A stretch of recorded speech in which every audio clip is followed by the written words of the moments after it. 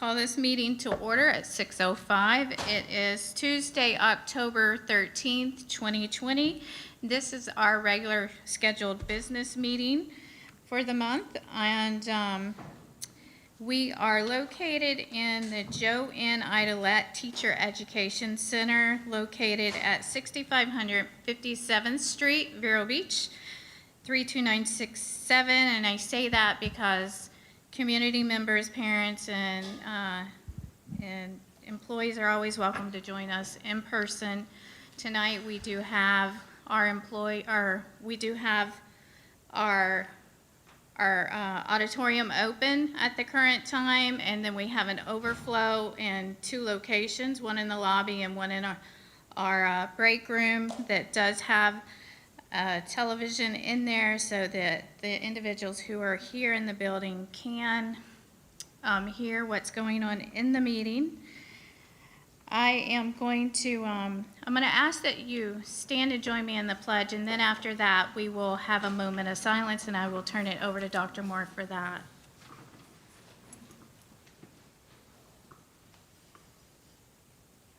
I pledge allegiance to the flag of the United States of America and to the republic for which it stands, one nation, under God, indivisible, with liberty and justice for all.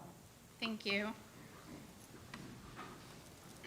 So at this time, I would like to turn the floor over to Dr. Moore, and I'm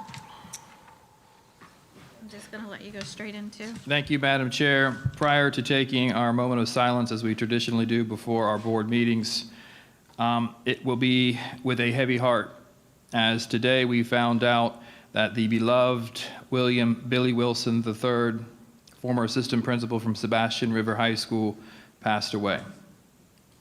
Billy is a legend. He is the voice of that school. He is a beloved part of our community, and to receive that information today is heartbreaking. As you take your moment of silence, I would ask you for prayers for the family.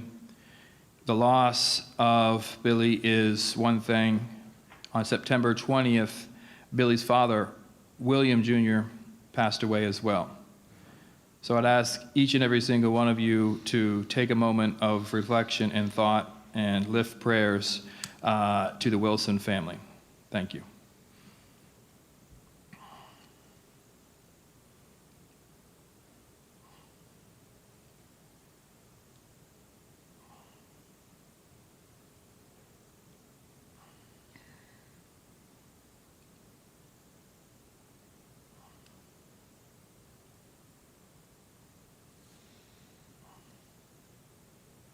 Thank you. Thank you, Madam Chair. Thank you. Thank you, Dr. Moore.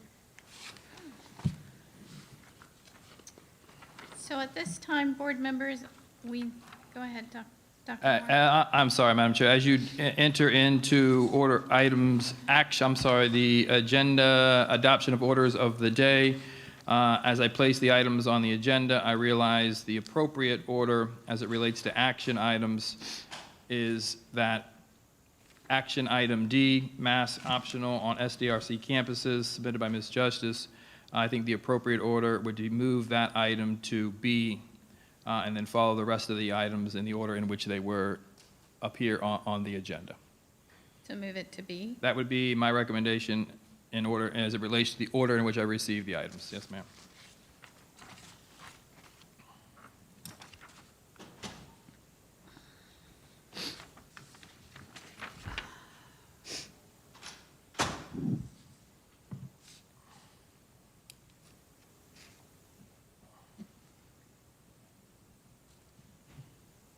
Okay. All right, board members. I need a motion to approve the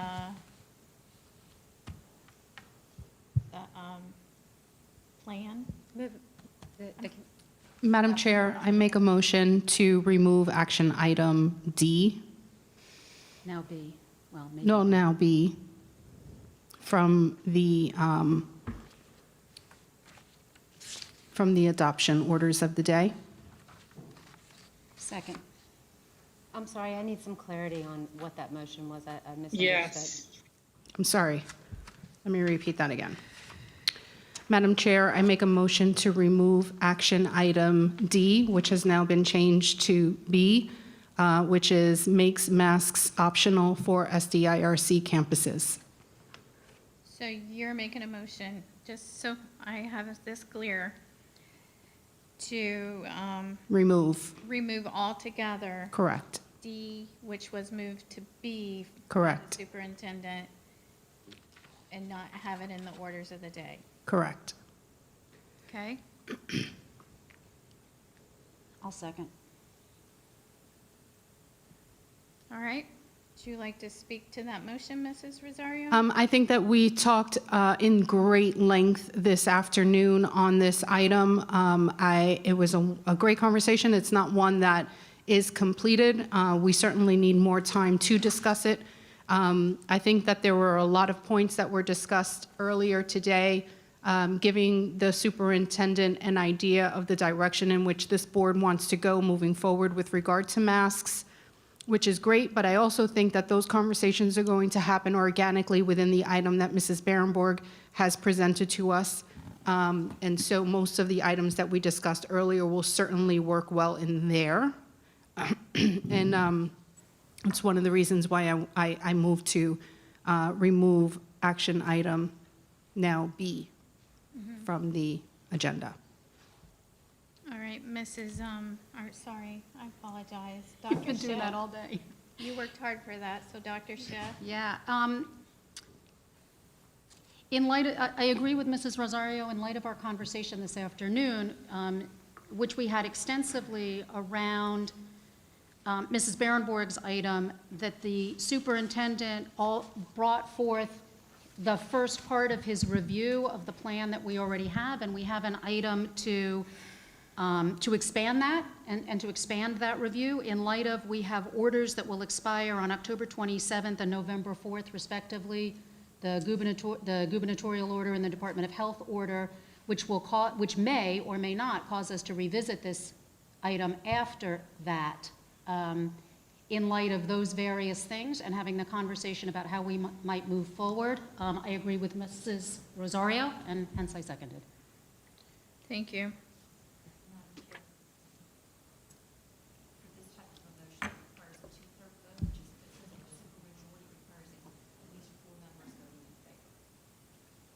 Okay. Chris, can you turn her mic on? So if you could repeat that? Yes, Mrs. Zork, this particular type of motion requires a two-third vote to pass, which is a supermajority, so 4 members must vote in favor in order for that motion to pass. Okay. And can I, just point of clarification? This is for Ms. DeGresta, I think. Okay. There had been a request by the superintendent to move the item up. Did we need to approve that, or was that presumed? And then moving forward into this motion? Dr. Schiff, at the moment, there is not a motion to approve the entire orders of the day. The only pending motion is to essentially to object to the consideration of something on the agenda. So that's really the only motion that's on the floor for action. Once that is resolved, then the board can approve the orders of the day as amended, or however you wish to do that. In Yes. whatever order? Yes, okay, ma'am. got Yes, it. ma'am. Mrs. Justice? Yes, thank you, Mrs. Sork. I am not in agreement of not bringing this action item forward. Thank you, Dr. Moore, for bringing it to the front of the action item, as I had requested this item be placed on the agenda for this meeting, not last Tuesday, but the previous Tuesday.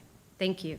Mrs. Zork, something as serious as limiting parental rights for a parent's minor child should be voted on by the elected representation proposing or asserting the limitation of rights. The idea that this school board or any other elected representatives would deny voters the opportunity of an up or down vote by the authority that currently holds the power to vote is really concerning to me as we face increased issues regarding parental rights and the violation of parental rights in many different instances across our country. The idea that this school board would deny parents the right to make healthcare decisions for their minor child unless otherwise prohibited by law, or the right to make medical decisions to address any needs of your minor child. This is a matter between you, your minor child, and a competent healthcare professional chosen by you. Again, is concerning as a parent. With a vaccine looming in the future, make no mistake, this vote is to set precedent that this school board must be held accountable for the decisions they make regarding your children. I respect everyone's opinion in this matter. It does not change the fact that we are denying parents their rights. As I've stated before, I am not comfortable with that as a school board member. I still believe this vote needs to take place tonight, and I humbly ask my fellow board members to give the respect of voters and parents a direct and clear vote, and give our superintendent direct and clear guidance. As I stated in the workshop earlier today, I worked with Dr. Moore to try to create an amendment for this motion, giving an extension of time during which the superintendent and his staff would have the opportunity to work through the many obstacles and challenges of making masks optional in our classrooms. Unfortunately, the superintendent did not want to make any commitment to me as to an amount of time that would be acceptable for him. I understand his reasoning, and he stated that today in the workshop, and I respect that. You're welcome. It does not change the fact that I do feel an obligation to bring this vote tonight, and I ask out of respect for our parents and many of the students that currently are struggling in our school system right now, that we take this vote in honor of them and respect of them. Thank you, Mrs. Sork. Thank you. Mrs. Berenborg? Yes, I'd like to just say, first of all, I'm sorry I'm not there. As I stated earlier today, I have been ill and my doctor advised me to stay home until I get my COVID test results. I am checking them every 10 minutes, and if I do get my results, and I'm praying that I get a negative result, I will drive up there and listen to comments on my way. But as far as removing an item that a school board member puts on the agenda, I think that's a dangerous precedent. You can vote it down, and you can choose not to discuss it. You can just choose to just vote. Our items are slightly different. I'd say a lot different. And I do offer a different item than what Mrs. Justice put on the agenda. So I don't think that we should remove any board member's action item when they place it there. We can vote it down, we can vote with it, or we can discuss it, or we cannot discuss it and just vote. Okay. Would you like to keep that? I still would like to keep it, just the same way that we have an opportunity to hear an opinion as to whether we should or should not vote down a board member's item. We still have the opportunity and the right to vote to remove an item. It is not one particular person's agenda. At this point, the agenda belongs to all of us.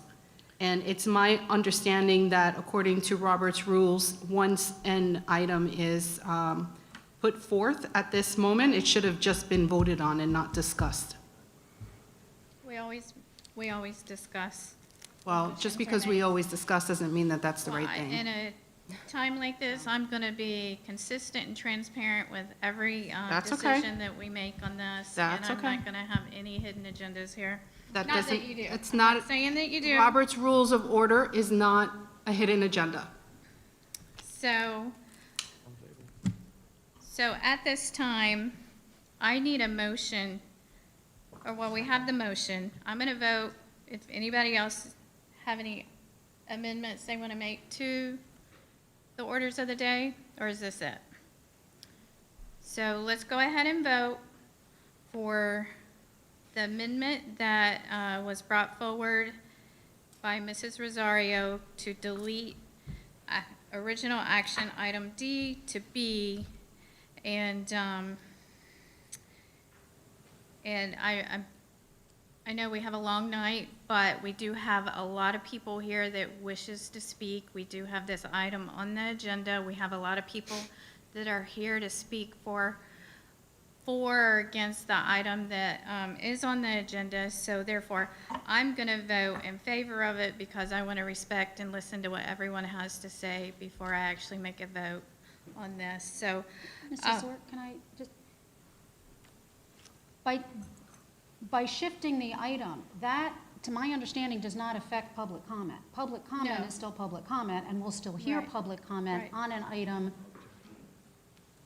that, whether it's before the board tonight or maybe before the board at some future date, still warrants public comment, correct?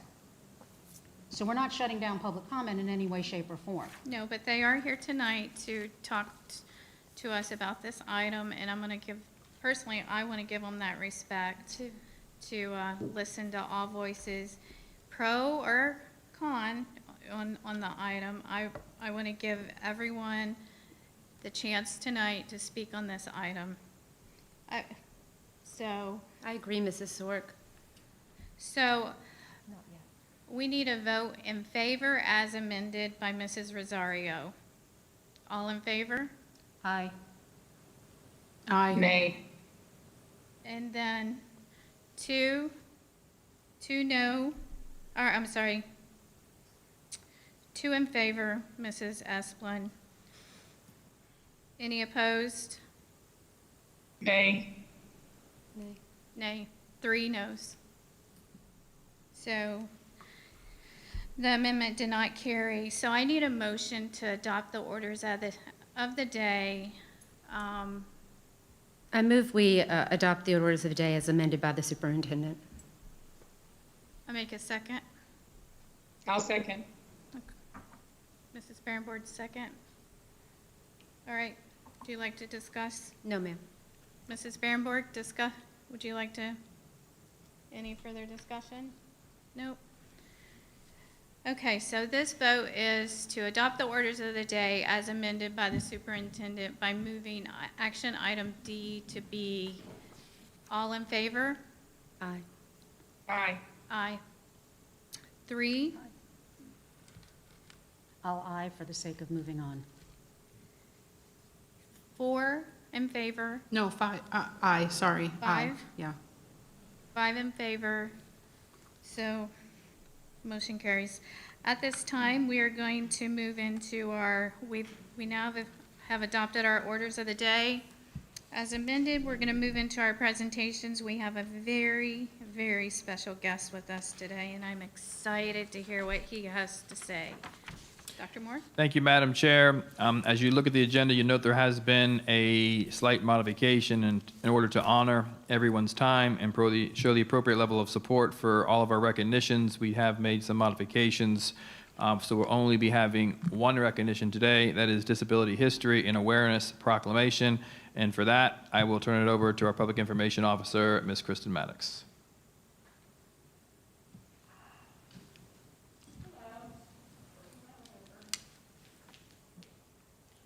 Good evening, everyone. Thank you for being with us here tonight. We have one special presentation tonight, which includes a proclamation for Disability History and Awareness Month. And we have some special guests with us here on Teams. Mrs. Klim, if you would make sure that your mic is unmuted. And first, I would like to introduce Matina Papalardo, who is the Director of Exceptional Student Education, who will introduce our special guests. Good evening. The first 2 weeks in October are designated by the state of Florida as Disability History and Awareness Weeks. The Florida Department of Education passed a statute that defines how schools may provide disability history and awareness education and information. We are providing activities and resources to staff, and that information is listed on the SDIRC ESE website for the community to take a look at and access. The dates are October 5th through the 16th. And this evening, we have Jackson Klim, who is a student at Storm Grove Middle School, to read the proclamation.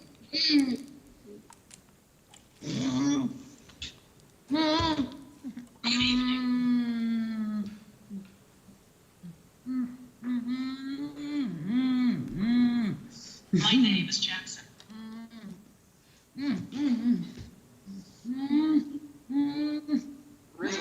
designating the first 2 weeks in October of every year as Disability History and Awareness Weeks, and encouraging our schools and universities to provide instruction on disability history, people with disabilities, and the disability rights movement. Whereas, there are approximately 375,000 students with disabilities in Florida's K-12 education system, and whereas, the Americans with Disabilities Act of 1990 is founded on 4 principles: inclusion, full participation, economic self-sufficiency, and equality of opportunity for all people with disabilities, and whereas, a key method of promoting these 4 principles is for our schools to recognize the contributions by people with disabilities to our society and provide instruction in disability history, people with disabilities, and the disability rights movement through school curriculum, school assemblies, and other school activities, and it is desirable that state post-secondary institutions promote activities that provide education, awareness, and understanding regarding people with disabilities. And whereas, the legislature also encourages cooperation between the school system, post-secondary institutions, and the community at large to promote better treatment and fairer hiring practices for people with disabilities. Now, therefore, be it resolved by the School Board of Indian River County that the board urges our schools to provide intensive instruction on disability history, people with disabilities, and the disability rights movement, especially during the first 2 weeks of October, and periodically throughout the school year, and encourages other institutions to conduct and promote educational activities on those subjects. Be it further resolved that the first 2 weeks in October of every year be recognized as Disability History and Awareness Weeks in Indian River County, Florida. That's it.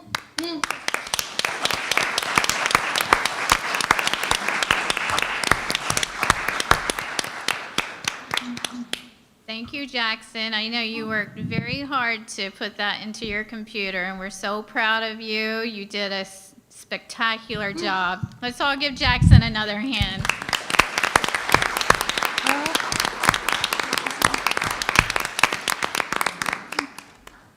Yeah, I want to say something, and I'm going to get a little personal for a minute.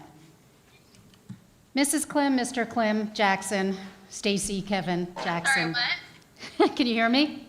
I'm speaking as much into the mic as I can. Can you hear me? Okay. Yeah. I want to personally acknowledge how much I have learned about disability awareness, about what it's like to be the parent of a disabled child, about what it's like to be differently abled. I have learned more through knowing you than I have learned in the previous 6 decades of my life.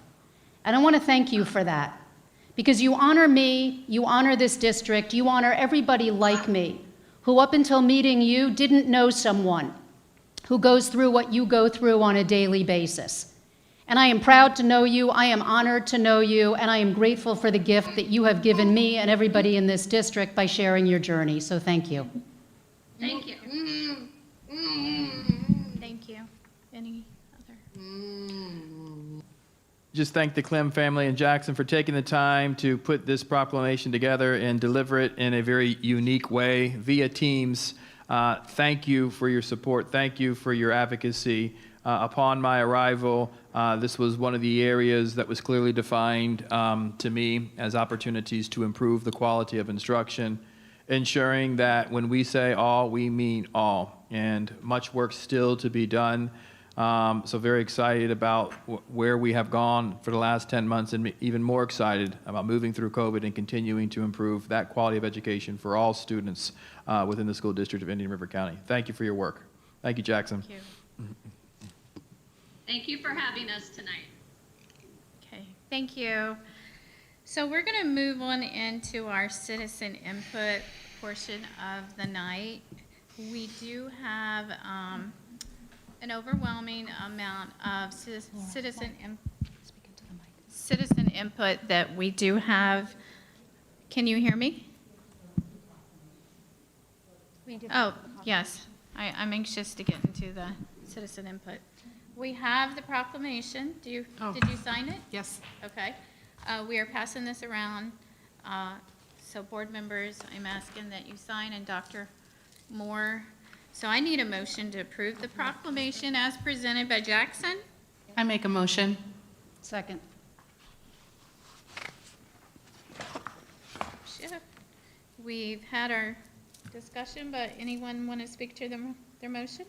I just want to say, if I can, that I am extremely happy and proud that Jackson was the requested student to read the proclamation. I don't think there could have been better students. So what can I say? I don't think that there was a better opportunity to have Jackson to present than this proclamation. I think it was perfect for him. I am happy to advocate on behalf of students with disabilities in our entire district. In all of Indian River County, I think it's very, very important. I would like to ask Dr. Moore, when appropriate, Madam Chair, whenever it would fall in the agenda, to please allow himself or staff member to let us know what's happening in the district with regard to Disabilities Awareness Month. And I think that that would be a nice celebration as we close this item. Thank you. Any other? Go ahead, Dr. Moore. Through the chair, a lot of us like to provide a quick update on things that we're doing as it relates to ESE history from Ms. Jean-Pierre. Hey, go to the, do you want to? So we have prepared a number of different things for the period. We've prepared a number of different items. Sorry. Thank you.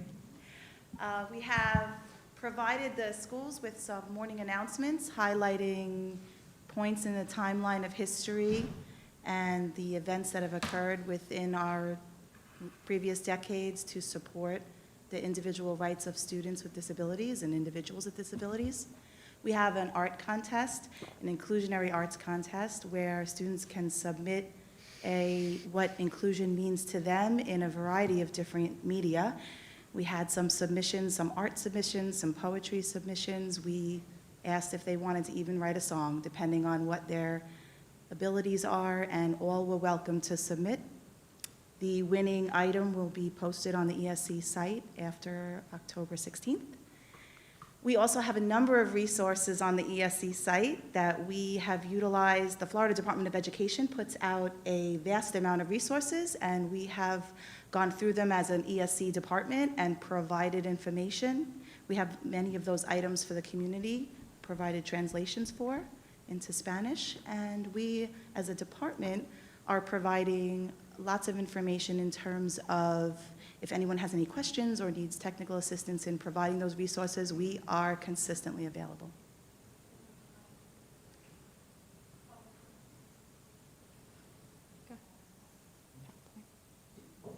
Very Oh, excited about the most PowerPoint, important thing, our yes. PowerPoint. So we had I'm so sorry, please forgive me.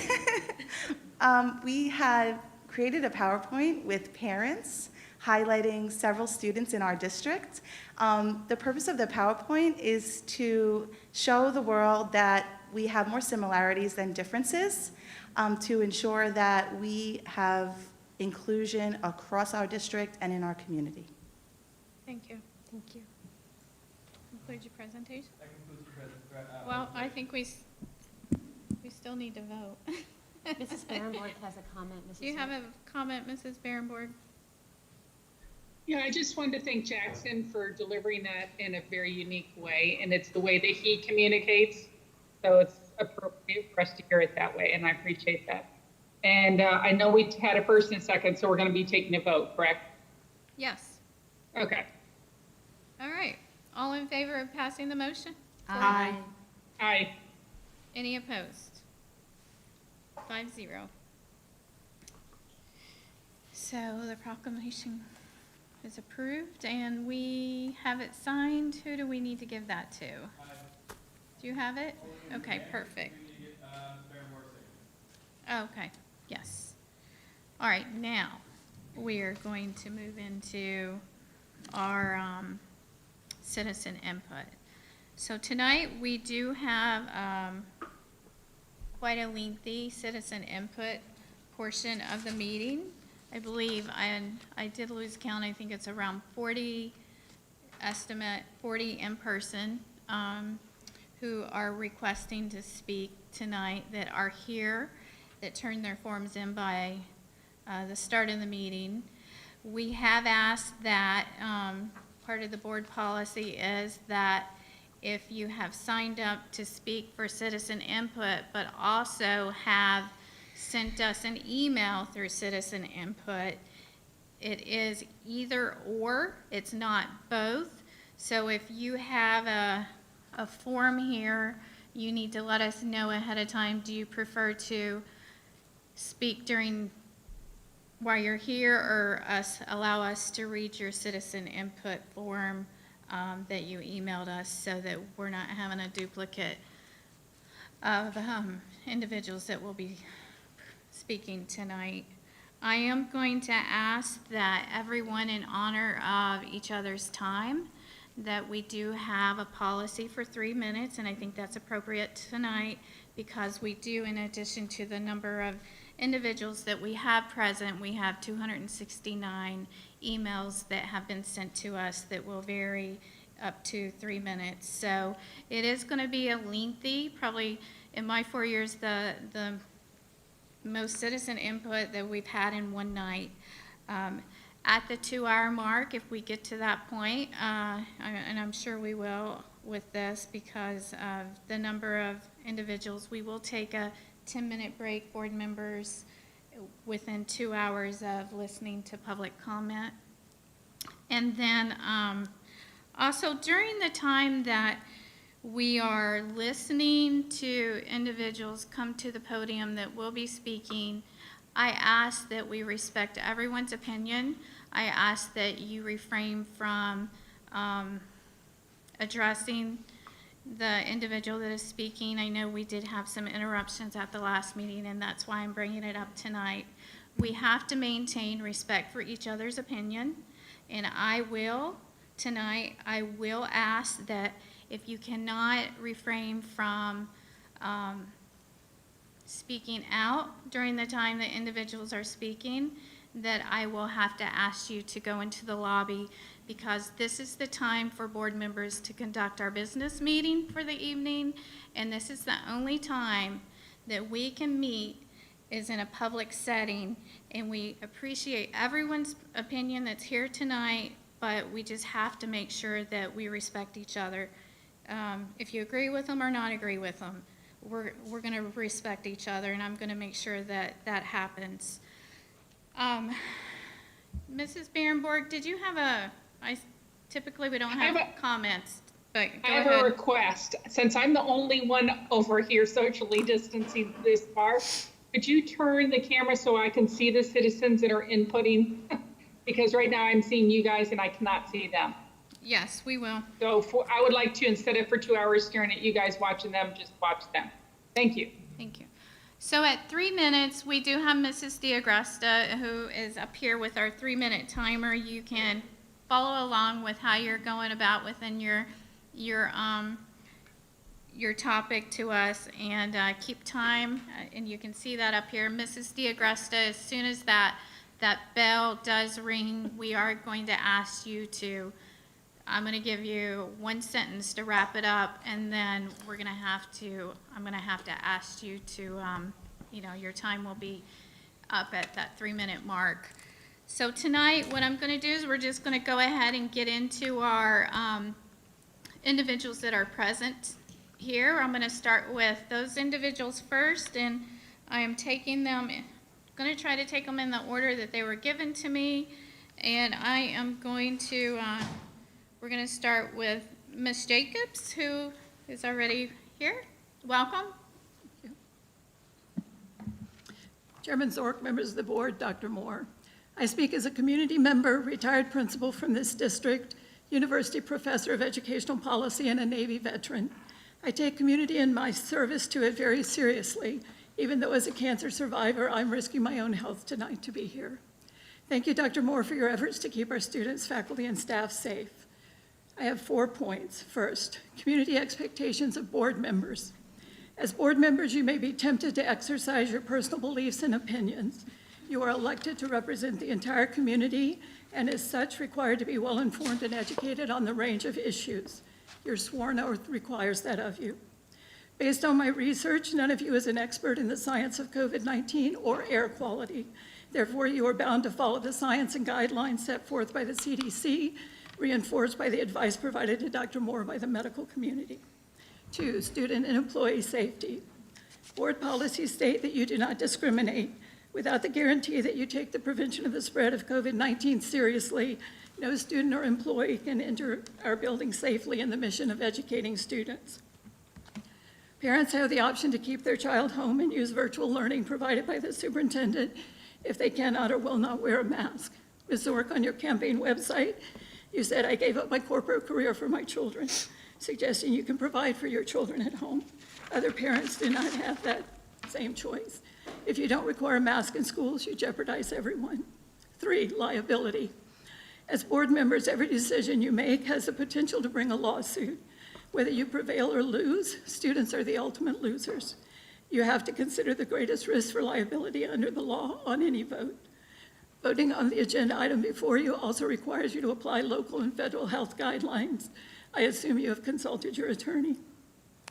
A vote not to require masks based on a special interest group or your own views has the potential to cause the death of a student or teacher. I assume your attorney has also advised you on this risk. 4, freedom.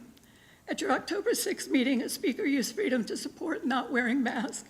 I stand here as a veteran and tell you that freedom is not free. The blood of others earned our freedom. That freedom does not give us the right to do what we want just because we want. We are members of a community. Unless you are individually and collectively willing to be responsible for the potential infection and death of a student or employee, you must continue to support your superintendent and his requirement to wear masks. Not following CDC guidelines puts students and employees at risk of ill health, perhaps death, and this school district and the taxpayers at risk for potentially legitimate lawsuits. It is your responsibility to protect and serve students, employees, and the community. I trust you to do that. Thank you. Thank you. All right, Miss Cambalia, and then Miss Wilkerson, and then Miss Camanila, Campanelli, I'm sorry. Who's the first one you called?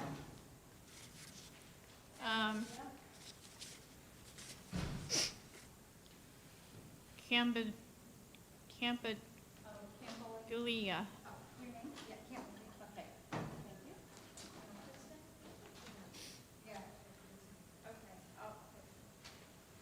And if you don't mind, when you come to the podium, if you could say your name so that we can make sure that we have it correctly. Sure. Hi, I'm Sandy Campiglia, resident of Indian River County, and my son is a student at Citrus Elementary. Most recently, as I think most of you are aware, my son has developed a serious mouth infection. And I took him to the dentist on Thursday. He has salivary gland that is completely infected with pus underneath his tongue. He has candida, a yeast infection on his tongue. He has inflammation of his gums, and he has terrible, rancid breath. The dentist attributes it to wearing a mask 6 to 7 hours a day, most of which every time I pick him up is completely soggy and wet. I send him with 2 masks and a neck buff every day. I've had to keep him home from school because I can't put him back in a mask and send him back home. Eric Seymour called me yesterday and said he was going to talk to the principal and then get back with me and come up with a solution. I asked him what would that solution be. He said extra mask breaks so he could breathe. No. I never heard back. Caden is currently home from school. I won't send him back. We have an appointment tomorrow morning again at the dentist because they may have to lancet this thing underneath his tongue because it's full of pus. He has an impeccable dentist record, which I can provide. No cavities, no issues every 6 months, and it is 100% contributed to him wearing a mask all day long. He doesn't wear it anywhere other than at school. So, you know, this is a major challenge. I spoke to a critical care nurse, an RN, that's on the COVID floor in a hospital that's local, and she said that they have been expecting this, especially periodontal disease, but it was too soon, and it still is. And periodontal disease leads to strokes and heart attacks, not necessarily for any people under 30, but over 30. And they are, and her husband is a doctor as well. They're expecting it. And she said mask mouth is that's what they're calling it. Is honestly, it's an issue, but right now it's kind of at least the future issues are the biggest concern. So I will follow up with you guys tomorrow after his appointment. In addition, CDC's newest guidelines that they released, in regards to considerations for wearing masks, they use words like CDC recommends. Masks may help prevent people. Masks are more likely. Masks with exhalation valves, should not be worn. They also stated that, again, while masks are strongly encouraged to reduce the spread, masks are recommended as a barrier. I absolutely respect anybody who wants to wear one. My parents do, but at the end of the day, I mean, I think that, the whole thing here is your mask protects you. We are using our children as a science experiment. This has never been done before. So I vote optional masking. Thank you. Ms. Wilkerson?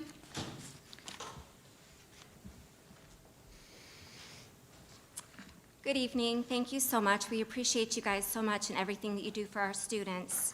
As a concerned resident of Vero Beach with children in kindergarten and first grade, I am respectfully requesting that you please say no to a mask mandate. I am not allowing my children to attend school and would not with the mask mandate. The FDA considers masks to be a type of medical device. It obstructs breathing and changes the physiology of your body. There are risks involved with wearing a mask. I have done extensive research, and the science does not support them. I believe strongly that the negatives associated with wearing a mask far outweigh the positives. Masks can reduce the intake of oxygen, leading to headaches. I know many students and many teachers that are complaining of this, shortness of breath, carbon dioxide toxicity. Germs are trapped near your mouth and your nose. Children touch the masks, then they touch surfaces and they're actually spreading germs. These are from findings from the British Medical Journal, published in 2015. Often with children's face coverings being reworn, it makes them hotbeds for bacteria and increases the risk for infection. Wearing a mask causes you to touch your face more frequently. Masks obscure facial features and impede normal social interaction. In developing children, this time is critical for them to be able to read the faces of their peers and their teachers as part of their mental and their social development. How can a person be forced by any business or government entity to wear a mask, which affects the respiratory system, without having a physical exam by a licensed doctor to approve such an action? I would also like to add that by requiring kids to wear masks, whether in stores, schools, public places, you are robbing them of their one hope of being found if they have been abducted, their faces. How can someone see a child word the mouths for help when their face is covered? And I've sent this picture in to all the school board members, and I ask you, can you tell the difference between these kids? Can you tell if they're sad or asking for help? Could you pick them out from a crowd of 1,000 people? So what do masks and human sex trafficking and child abductions have to do with each other? Well, it just got way easier to abduct children.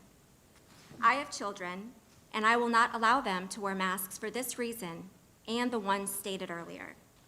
The most responsible thing that we can do at this time for our children and parents is to allow for options to wear masks or not wear one. Please allow for parental rights, parental choice. May we pursue what is best for our children's physical, social, and mental well-being. Thank you very much. Thank you. Thank you for being here. Let's see. Campanelli? First name? Nicole? And then Kelly Foster? And I have 1, 2, 3, 4, I have 4 individuals on this. It looks like the same family. Honey Smith, Yvette Smith, Aaron Smith is up after Kelly Foster.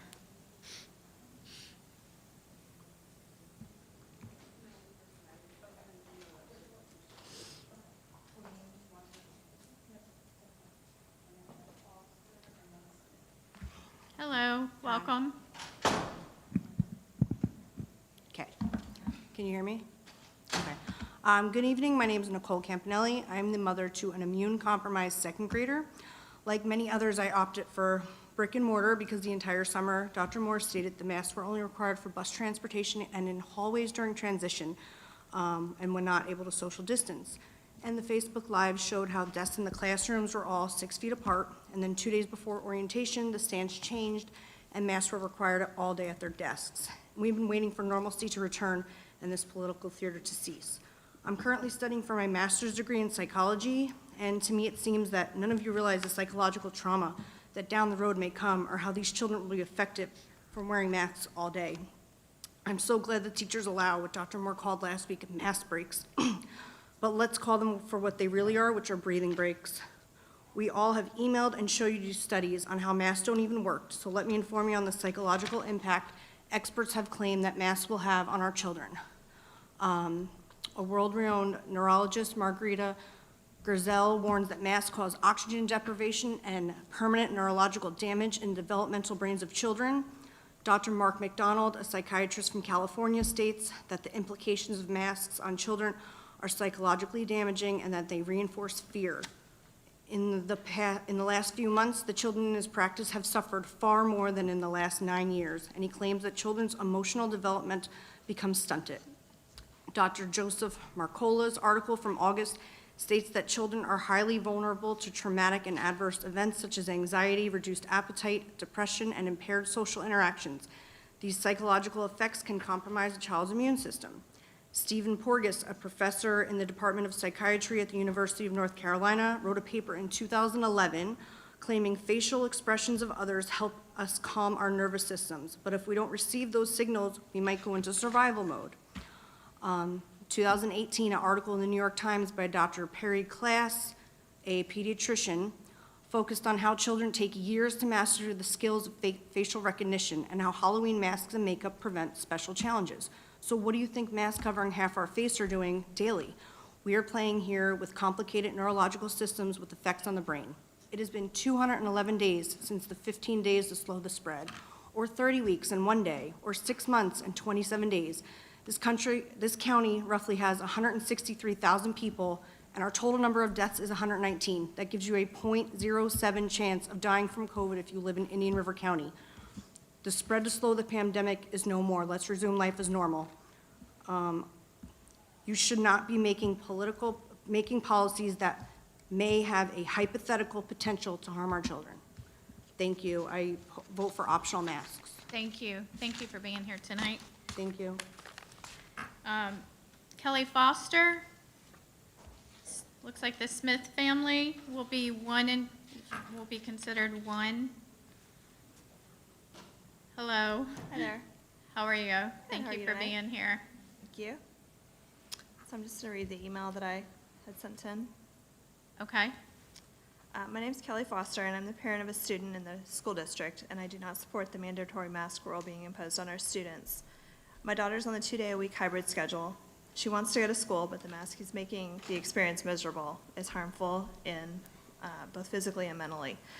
She comes home with headaches when she attends in person. She gets sores behind the ears from the straps. She feels like she can't breathe. The skin around her mouth is peeling. Doesn't feel like she can wear her glasses because of the fogging. Mentally, a lot of the kids are struggling because of the lack of the social interaction, the intimidation of not feeling that they can speak up if they have a question. It inhibits that personal interaction, which with the social distancing, the rule is designed to do that. And they don't feel like they can reach out when they're struggling and falling behind. I feel the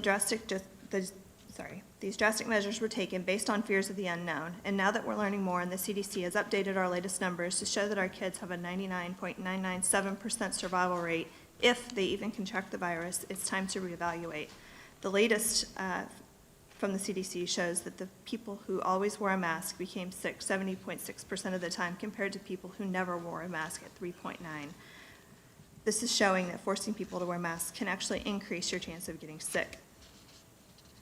It also can inhibit the children's ability to concentrate and learn. An article in Children's Health Defense Study cited that in separate studies performed by Harvard and Yale, student volunteers engaged in game-like simulations over 3 short trials where they breathed in air containing 1,000 and 2,500 ppms of carbon dioxide. The results were astounding in that they were moderate declines in decision-making performance at 1,000 ppm compared to 600, and at 2,500 ppm, the drop in mental clarity was astonishingly large. Alarmingly, cloth masks raise CO2 levels to over 5,000 ppm, well above that 2,500 ppm level demonstrated to have the astonishingly high cognitive impairment on our students. The original plan for return to school included optional masking. I believe the most recent parent survey showed that there are many of us that supported and still do support that plan. Many of us felt betrayed by the school district when it was changed at the last minute. We are asking for the optional plan. If there are parents that prefer their kids wear a mask, then that is their right, but the school board needs to also support all parents' rights, not just a few. That includes those of us that support not forcing our children to wear masks. There are many of us that believe our kids need normalcy that doesn't include mask wearing, and we're basing our beliefs on science, contrary to what many are claiming. Studies haven't shown that masks work, but they have been shown to cause headaches. They cause many to touch their face and eyes more, which is counterproductive. Thank you. 3 minutes? Thank you. Yes. Okay. Ms. Smith, and then Kelly Barnum.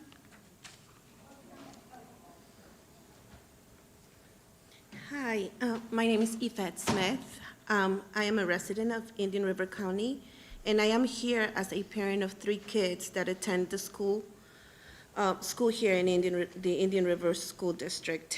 I am here to be able to choose what is best for my kids because that is my right as their parent. My kids are home doing homework, and they wrote their own little thing. One of them is Aaron. He says, "My name is Aaron." He's in 6th grade. "I do not appreciate masks. I had to go to the nurse because it made me feel lightheaded and nauseous. It makes me feel sick, and I do not like it. I have asthma, and I need to be able to breathe fresh air. Also, all of my kids wear glasses." This is from Elias. He's in 8th grade. "Hello there, my name is Elias Smith in 8th grade. Now, on the matter of masks," yes, this is how he talks, "I believe that they should be taken away. Masks make it harder to breathe, thus making it harder to focus. I hope that you vote wisely." He is also not able to breathe through his nose because he actually does have a condition which is chronic, and he actually always has to breathe through his mouth. And this is from my daughter. She is in 10th grade. And she says, "Masks should be optional. What I have witnessed at school is sad. It's the feeling of being around people and feeling alone. The guessing if someone is smiling towards you or being unsure of who the person is. But that's not the only thing. It's a constant complaining from others and myself, being short of breath. Masks become damp from the sweat because, after all, this is Florida. Being told to wear a mask when performing physical activities, there's more, but this is the gist of it. If you feel uncomfortable sending your kid with school without mask, well, then your child can wear one. Don't force it on others. After all, these masks are not really doing their job. Otherwise, we wouldn't have any cases at school." These are my kids talking to you. And I would I'm not giving you studies because I know plenty of people have given you that. I'm just asking, as a parent, to allow me to make those decisions. Thank you. Thank you. Kelly Farnham, and then Carrie Cusino.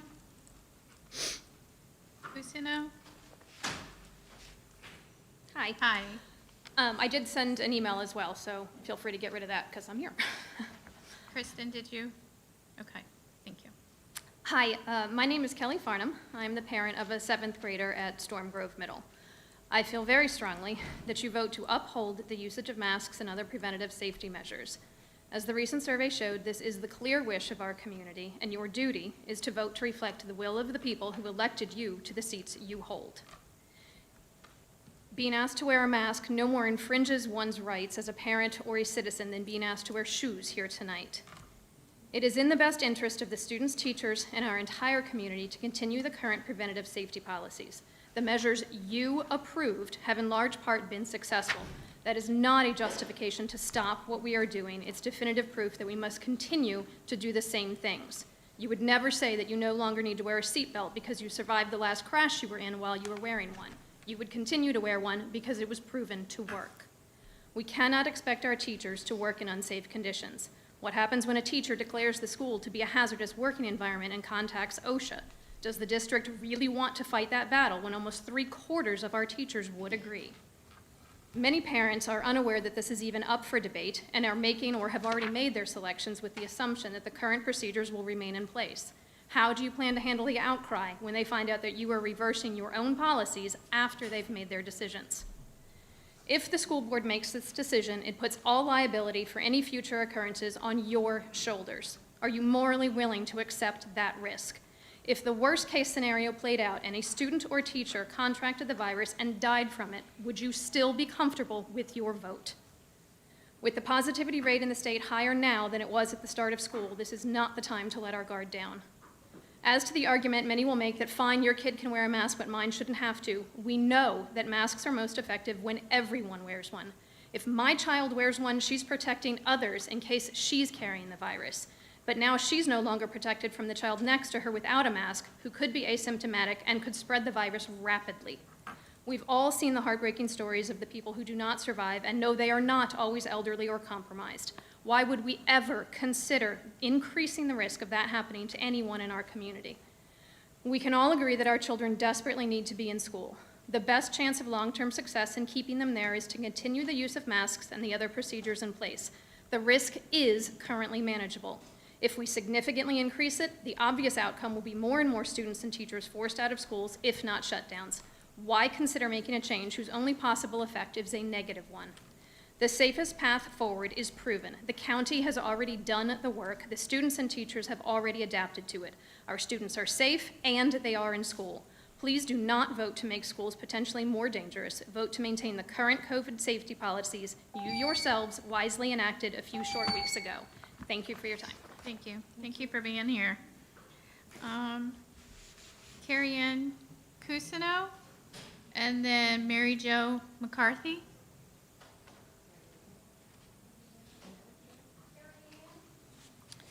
And then after Mary Jo McCarthy, we have Dr. Nikki Moshblack.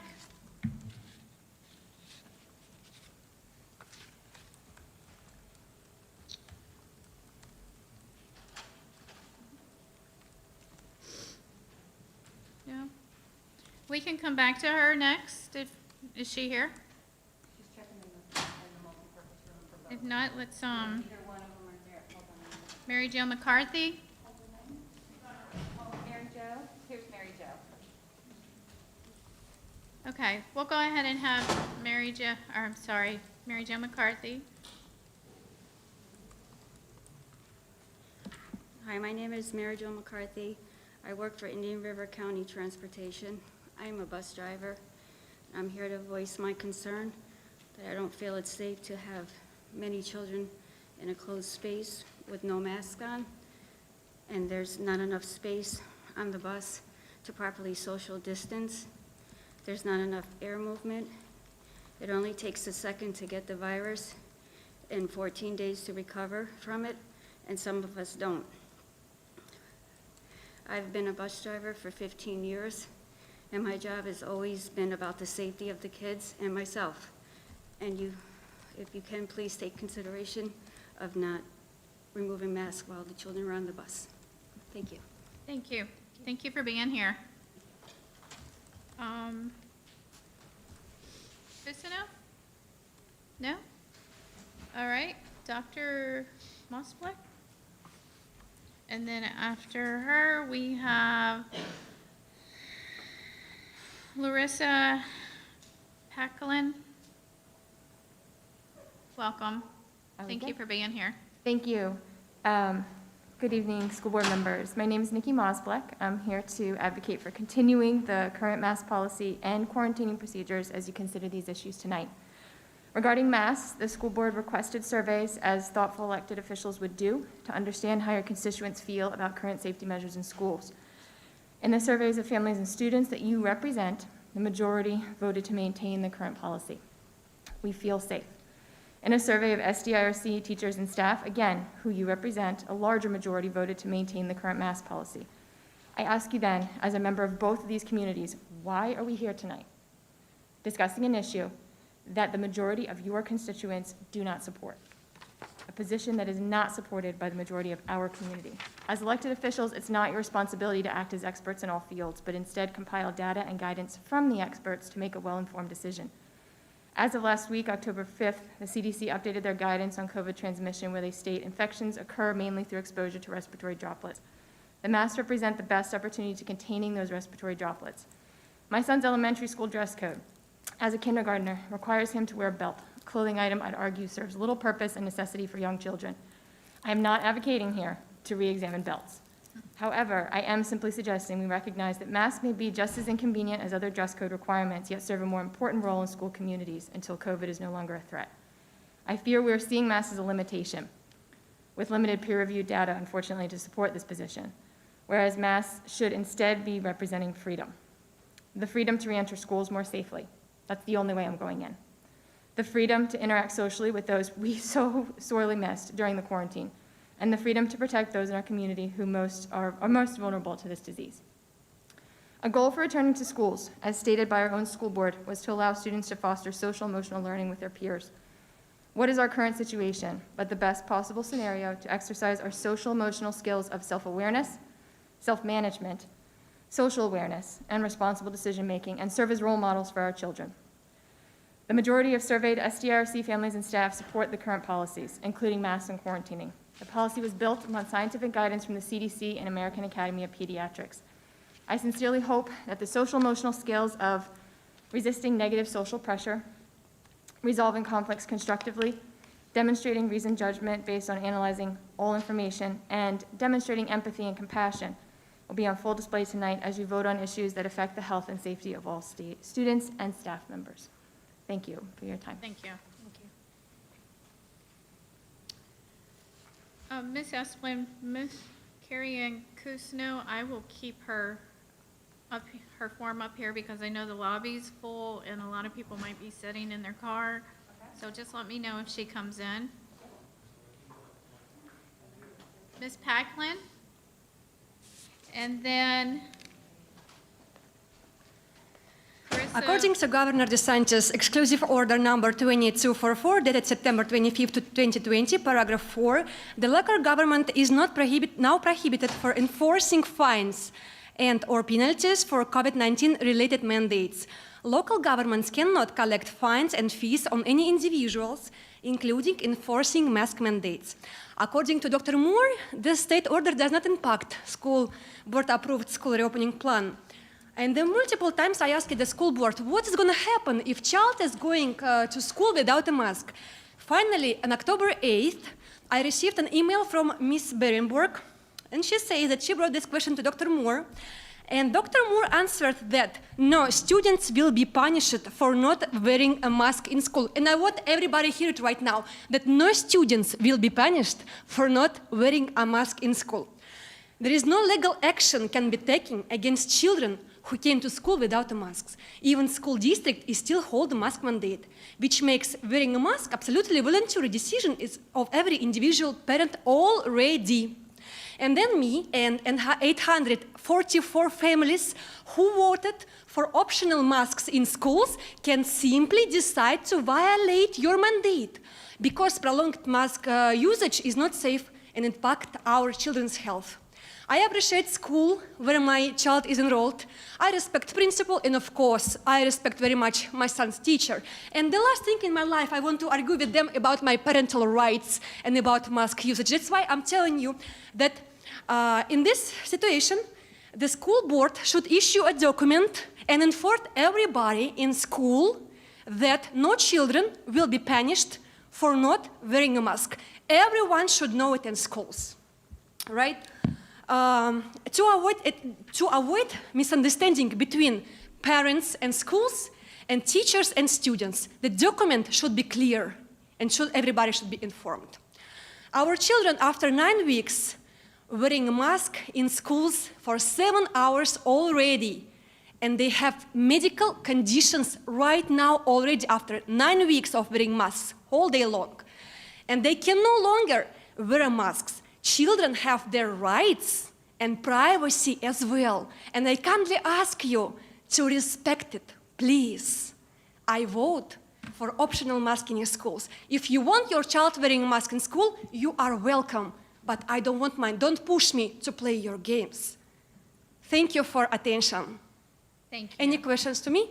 No, thank you for being here I would like to hear the answer for my question, for my statement today, that it should be clear. No punishment for students who is not wearing mask in school. Should be clear. Everybody should be informed. Thank you so much. Thank you.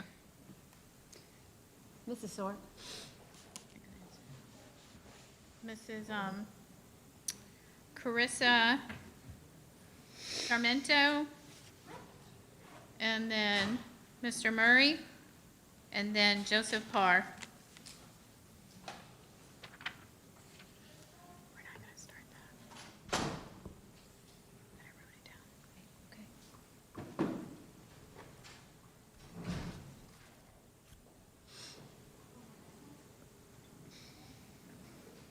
But I had 3 minutes. Hello. Hi, Welcome. do you say my name again? Okay, I'm Carissa Sarmento, and I have a packet I could leave or I can take. I just want to hit a few key points. We're bringing up the CDC a lot. On the CDC website now, it says that available evidence shows that cloth masks may increase the risk of infection due to moisture, liquid diffusion, and retention of the virus. Basically, their masks are wet all day, and they're keeping them on their face. They're going to be more likely to get this virus or to get sick. Also, Ms. Justice brought up a good point last week at the meeting. You cannot sit there and tell me that these masks are not going to do psychological damage to my kid 5 minutes down the road, 5 months down the road, 6 months down the road, a year. You can't sit there and tell me that these masks are better for my kid right now than they will be 5 years from now. Because if my kid suffers any kind of psychological damage, we'll bring a lawsuit. I mean, you bring them up, it is what it is. Everyone's threatening to sue. That's not my intention. That's not any of our intention. We just want the rights that we were given when we gave birth to our children. My rights are not yours. My kids' rights are not yours, Dr. Moore. And your presentation shows that you believe that the parents of Indian River County are not competent enough to make their own decisions for their own children. And I'm competent enough to make my decisions for my kids. And so are all these parents, even the ones that want the masks. Everybody in this room, if you have kids, you can make those decisions for your kid, and that's okay. But don't tell me that my mask putting on my kid is better for my kid because I don't agree with you. And because I don't agree that I'm wrong, I have that option, and I should be given that option. And thankfully, my kids are in a school where I have that option, and I can tell you they're much happier than the kids that are not. I can promise you that. It's also stated in here that the textile materials that can be used for these cloth masks contain harmful chemicals and dye, like formaldehyde. There's no research available regarding the safety of breathing through such materials, but formaldehyde is a gas that can irritate a person's eyes, nose, throat, and lungs, and trigger an asthma attack, even at low concentrations. It's all here, it's all documented. There's plenty of research done on that. So you're gonna tell me you want my kid to sit and breathe in formaldehyde for 8 hours a day plus? Because Dr. Moore, last week you said that already at the capacity that you have of your students, they're not able to socially distance. And you want, what, 70+% to come back is what you're looking at in this transition? They're definitely not gonna be able to socially distance. So you're gonna force parents to make their children breathe in formaldehyde? Because it's a proven fact. It's there, and they are. So I vote optional masking, and I feel like that's the only way that you can really vote, because our rights as parents supersede your right on the school board. Up there. Thank you. Thank you. Thank you for being here. Thank you. Mr. Murray? You ready? Yes, ma'am. Okay.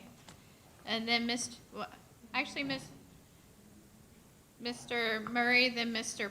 Parr, unless.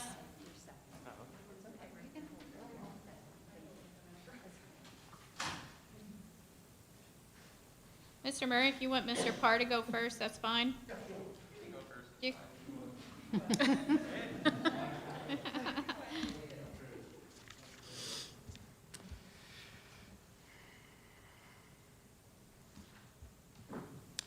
Members of the board, I want to tell you a story from a book by a 19th century philosopher named William Clifford called The Ethics of Belief. It's about a ship owner who was selling tickets for a long voyage. When he checked on the condition of his ship, he observed that it was potentially unfit for sea. Since repairs were expensive, he pushed his doubts aside based on faith on his ship. He sent off the ship full of passengers and then collected the insurance money when it sank mid-voyage. This is a case, albeit hypothetical, of someone who knew of the evidence against sending this ship out to sea and sent it out anyway based on only mere faith. Clifford later writes one of my favorite philosophical principles. It reads, "It is wrong always, everywhere, and for anyone to believe anything on insufficient evidence." Let's talk about what is about to happen tonight. This board is about to make decisions that will have a huge impact on the safety of our students, faculty, staff, and our entire county.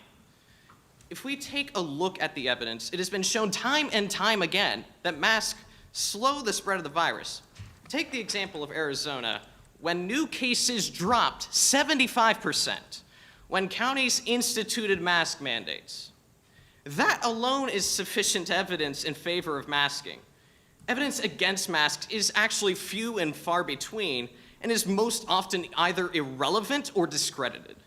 Now let's take a look at the risks associated with the proposed mask optional policy. If this policy passes, it will create a situation where the virus will run rampant through our schools.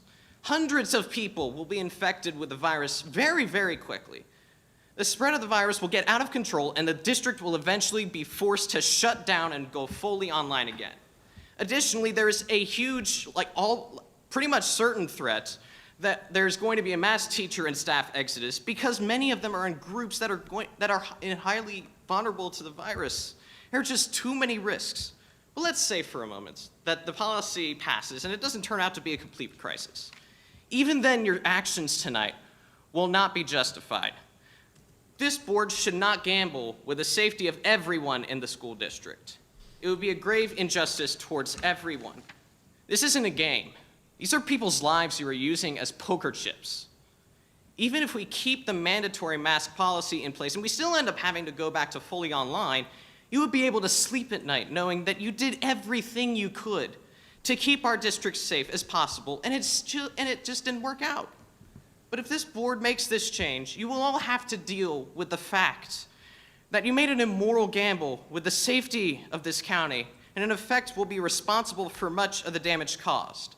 The choice is yours. I would choose the option where you'll be able to sleep at night. Thank you. Thank you, Mr. Parr. We aren't going to have that just because we need to move forward as quickly as possible. Mr. Murray, and then appropriately Ms. Freeland will be next. Good morning, board members. Good evening, board members, Dr. Moore. Good morning. District staff. I think it's going to be long. My name is Mike Murray, President of CWA Local 3180. The CW represents approximately 700 support staff members whose lives may be in danger after tonight's board meeting. During last Tuesday's board meeting, Ms. Justice brought up that she'd be making a motion to make the mandate of wearing masks optional. How dare you put our employees' lives in jeopardy because of a few loud parents? Don't you hear the cries of the employees? And what about our children? Is it not the focus of the district being what's best by students? Making the wearing of masks optional will put the lives in jeopardy of many of our students who want to wear masks.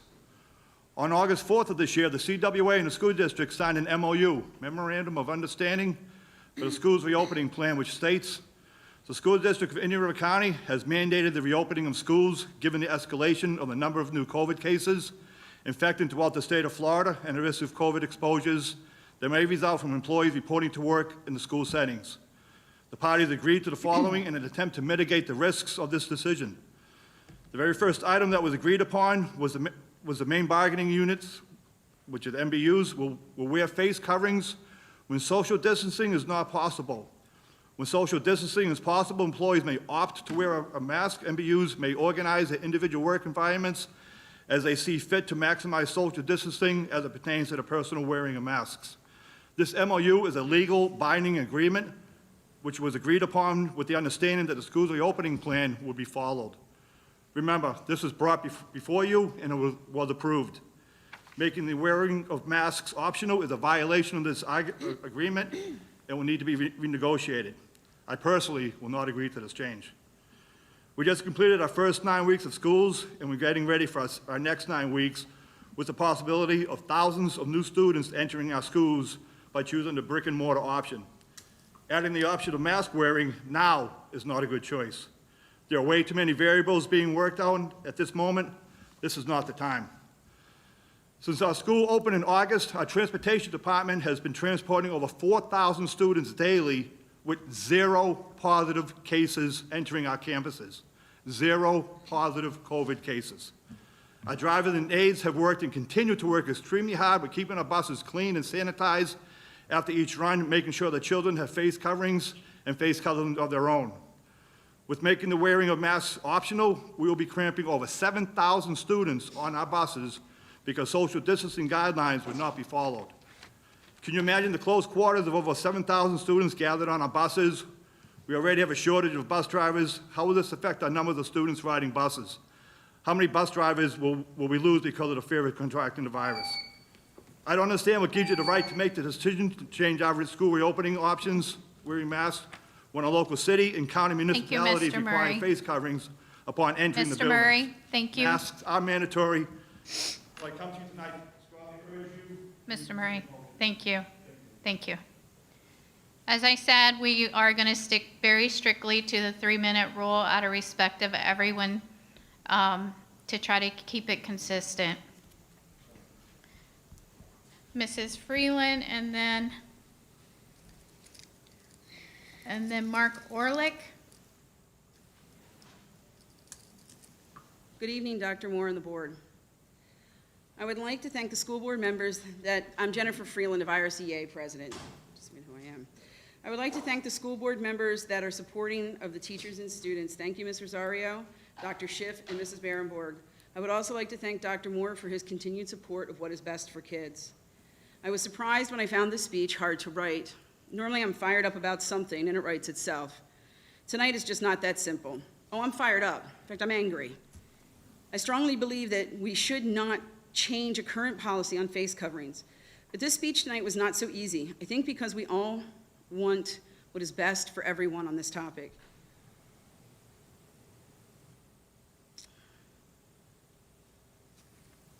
It is not often that we get to see democracy at work in such a loud and visual way. We are all allowed to have our opinions, and frankly, that is wonderful. It is the very ideology that our country is built on. I asked last meeting at what point is one's rights supersede another's, and I didn't get to finish that thought. If you follow the same reasoning the board has followed in the past, it can be easy. For example, dress codes are a limit of freedom of expression, but the district, using extensive research, limited this freedom of expression in favor of continuity of educational process. Now, following the same rule of thought, if a student becomes ill, that student and maybe a few others are out of school and must make up their work either at home or when they return. But if a teacher or countless other employees is out, every student who has that teacher is now affected, and so is their educational continuity. It is rare that a substitute teacher can maintain the high level of instruction that a highly qualified teacher provides, if there is even a substitute available at this time. By maintaining a face covering mandate, it limits our teachers' exposure and maintains the continuity of our education process. When is it okay to supersede one's rights for another? The answer is clear in a democracy: when there is a majority. Staff, teachers, and a majority of parents have made it clear the majority does not want the current mask policy to change, at least not yet. No one, including staff and teachers, wants to be wearing masks. No one wants to be arguing over this until late tonight. And I promise you there isn't a single teacher that doesn't want all their kids back in the classroom where they belong.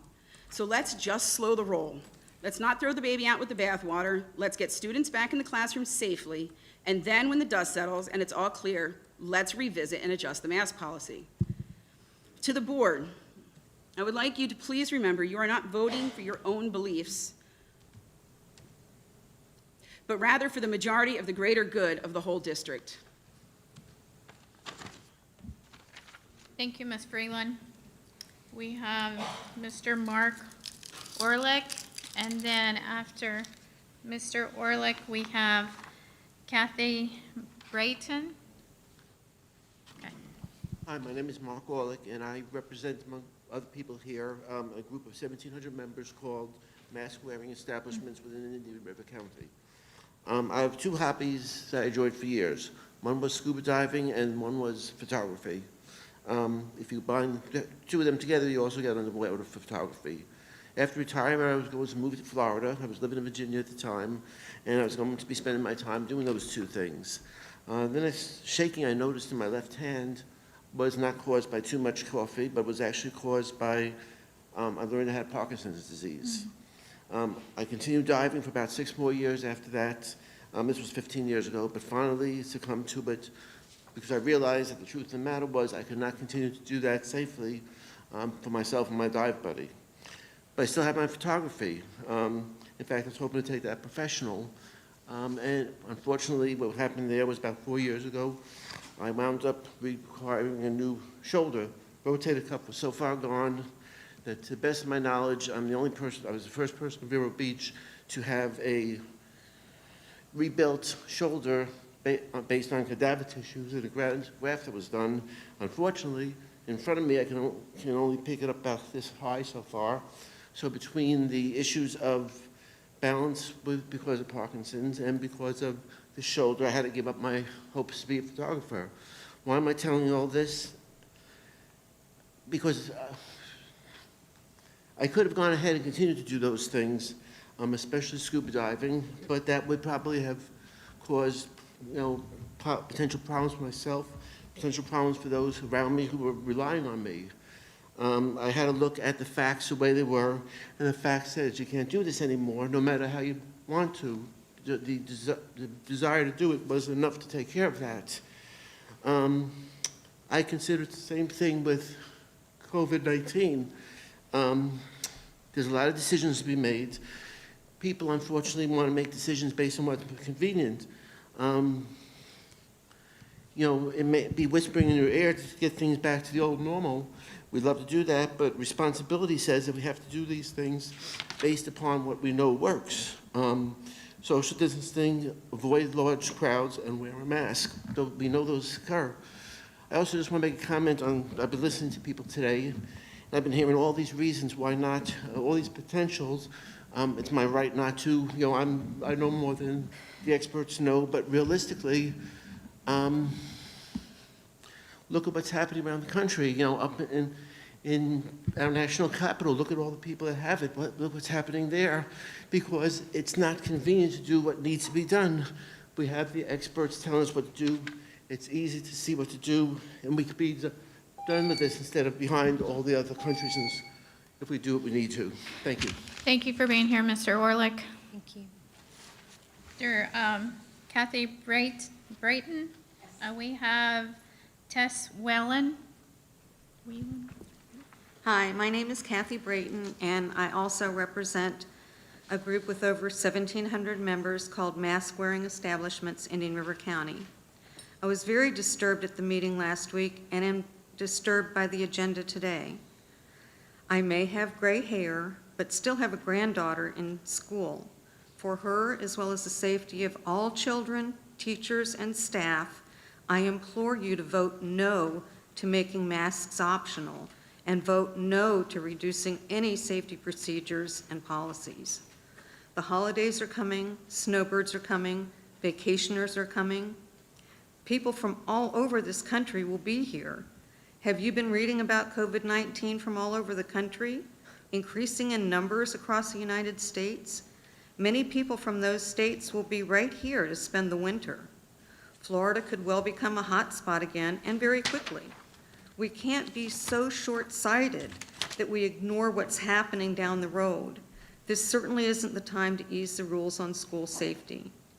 The emotional toll our children will bear if their friends or teachers become seriously ill or die will be far worse than the inconvenience of wearing a mask. On Friday, the state's COVID-19 death toll surpassed the 15,000 mark. On Sunday, the number of total daily infections topped 5,500. Dr. Anthony Fauci said he hopes the worrisome numbers jolt Americans to take steps to stem the spread of COVID-19, and continued by saying, it's on a trajectory of getting worse and worse. Science, that same science that we teach in our school system, shows that social distancing is not enough. We now know that this disease is airborne, so having children in close quarters, especially without masks, is a recipe for widespread community contagion. Masks can help prevent that from happening. In the late 70s and early 80s, there was an HIV epidemic. Someone knowingly spread HIV was considered a criminal.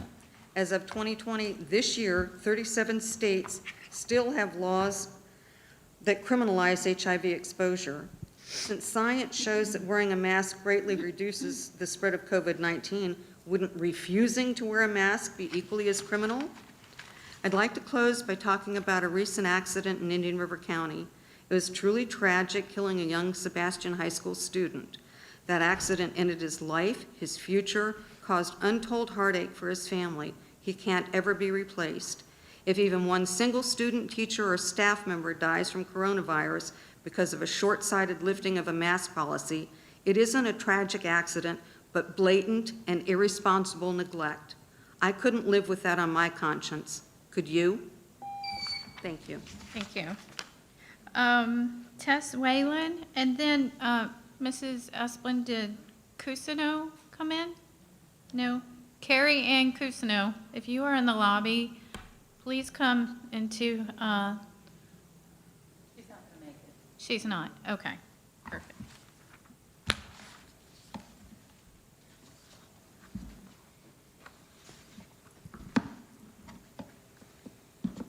Hello, welcome. Hello. Good evening, board members and Dr. Moore. I'm the founder of the 1,700-member mask-wearing establishments Indian River County group. I also teach college, so of course we're going to play with cheese. A lot of you have seen this Swiss cheese before, but we're going to do it with a twist. I want you to picture everybody in the audience as 5-year-olds in a class, and I'm COVID-19. The only thing coming in between me, COVID-19, and the children is this, a 5-layer wall made of Swiss cheese with, holes. Pile up enough of it, and it's protection. Each layer of cheese of the protection is imperfect, but together it's strong. So we've got 5 layers protecting these kids from me, COVID, 5 layers voted on by you, the school board, when you wisely followed the science and evidence. Now let's see what happens if I peel off 1 layer between these kids and me. That's the layer that was quarantining exposed students. Okay, the quarantines are gone, but the wall is still here. It's weaker, but it's still here. The CDC urges quarantine if you've been within 6 feet of an infected person for more than 15 minutes, but whatever, our kids probably never come within 6 feet of each other, right? So let's peel off another layer, and this layer is working with the Department of Health for contact tracing. Okay, that one's gone, even though the CDC calls contact tracing in schools crucial and says it's essential to break the chains of transmission. But who needs investigations of the impact of positive cases? Oh wait, a study of 500,000 people in India just found that children are especially contagious. But hey, the kids are hopefully okay. Here we go, we're gonna peel off another layer. That's layer 3, social distancing. We lose that layer when we start making kids come to school instead of schooling at home. We had 5 layers, and now we're down to 2, and I can see through it. Now it's time to peel away the school mask mandate, layer 4 of our wall of protection. There it goes, despite what we know about how effective masks are from a global preponderance of evidence. Gone. We have 1 layer left, y'all, and it's got holes. What's that layer? What's going to maybe keep these kids safe from COVID-19? It's hand washing. That's all you have left. Hand washing versus a global pandemic. Each imperfect layer of protection has been working very well with the others, but no, now we have to consider opinions over hard science. Thank you. We have Larry Hare, Greta Hare, and Phoebe Hare.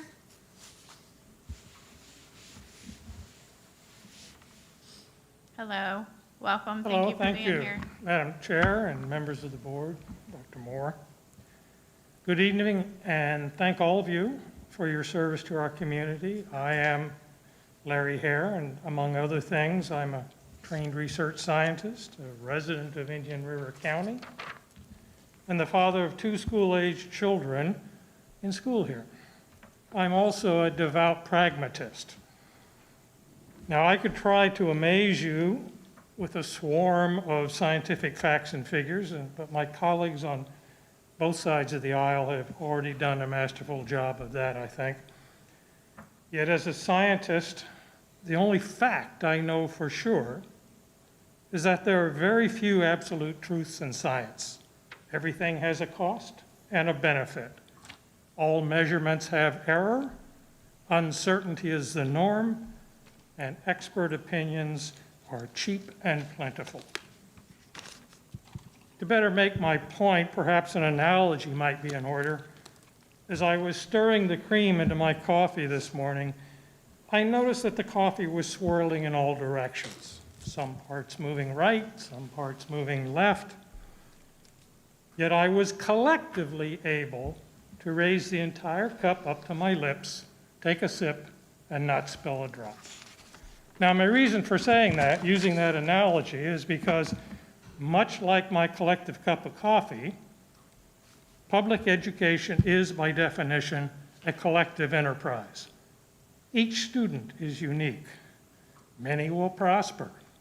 Others may not, and some, sadly, may even be harmed. And therein lies the rub. Because as parents, we have entrusted you with our highest duty to ensure, above all else, the well-being of our children. And if you can't do that, all you stand for here tonight is lost. Now look, I know that wearing a mask is not an absolute protection against disease, nor is social distancing. But I do know that I don't want my children to catch this disease. And the mask is a step in the right direction. It works to a degree. It's almost free, and it has few side effects. And I do acknowledge that for those disabled few who cannot wear a mask, this board has already graciously provided a reasonable accommodation through its distance learning option. So while others are shouting about constitutional rights, I think we can all agree that access to a public education is a right that you and I have effectively denied us if you cannot ensure the safety of our children. Thank you, Mr. Hare. Thank you. Greta or Phoebe?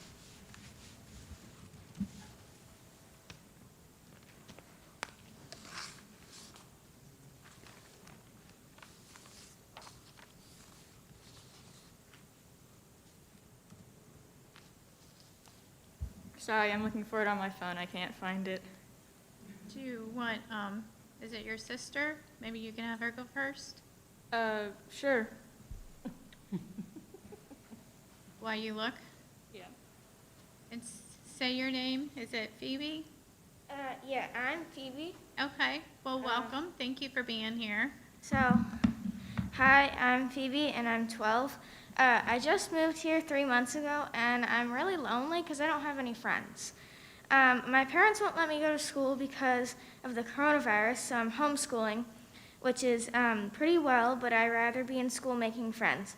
Please don't get rid of the mask rule because the schools will really not be safe, and I'd like to go to them someday soon. Thank you. Thank you for being here.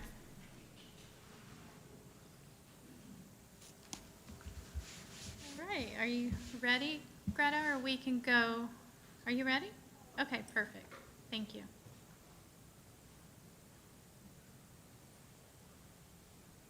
Hello, my name is Greta Hare. I am 15 in high school, and I wear a mask all day, every day, and right now. So does everyone else. Some kids complain here and there, but no one disobeys the school's rules about wearing masks, at least that I've seen. And sometimes I do feel uncomfortable in my mask, but I often forget that it's even on, and I don't take it off when I'm driving home from school. And mask wearing means understanding that it's important to not always think of yourself. People who are arguing that the school board is invading their kids' freedom are just wasting their time making arguments about opinion. Masks aren't a big deal. I mean, some people may be affected by having to wear a mask, and that's not good. And what you can do to change that is not go to school without a mask. You just stay home and then wait till we're allowed to go to school when the virus is over and it's safe to go without wearing a mask. Because if you don't wear a mask, then you risk others and yourself. And if you keep a mask on while you're at school and everyone's wearing a mask, then we have more likely of a chance that people won't get the virus. Thank you. Thank you. Thank you for being here. Thank you. Barry Shapiro, Mary Ann Bender, and then Rudy Argulo.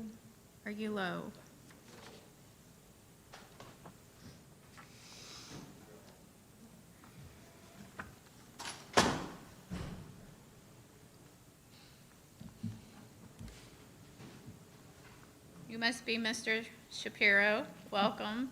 Thank you for being here.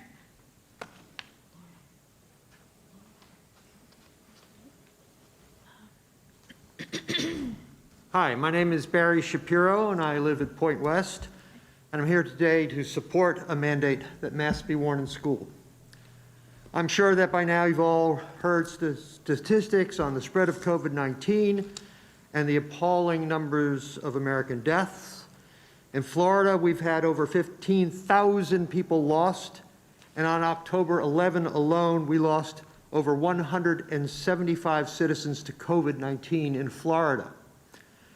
Even though the death count is low in our district, we must be vigilant in our adherence to the CDC guidelines to take every precaution against the spread of this disease, including, but not limited to, the wearing of masks. One more death is one too many. I'm 69 years old, and I have several health conditions, including cancer, that put me at high risk for COVID-19. And yet, I feel it is important that I do everything I can to lead a normal, productive life.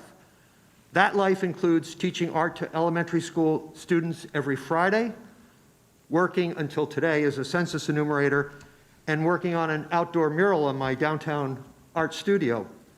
I cannot do these things, however, without taking precautions and knowing that the people around me will also take precautions.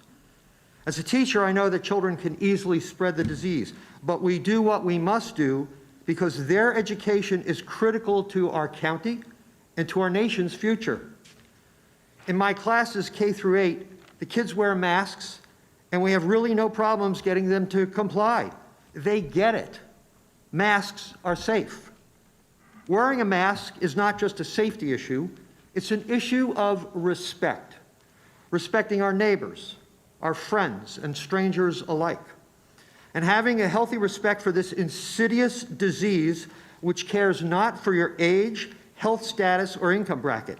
It only wants to feed and spread. The director of the CDC, Dr. Robert Redfield, has said publicly that wearing a mask is the best defense, better than a vaccine, which may not be perfected for months or years.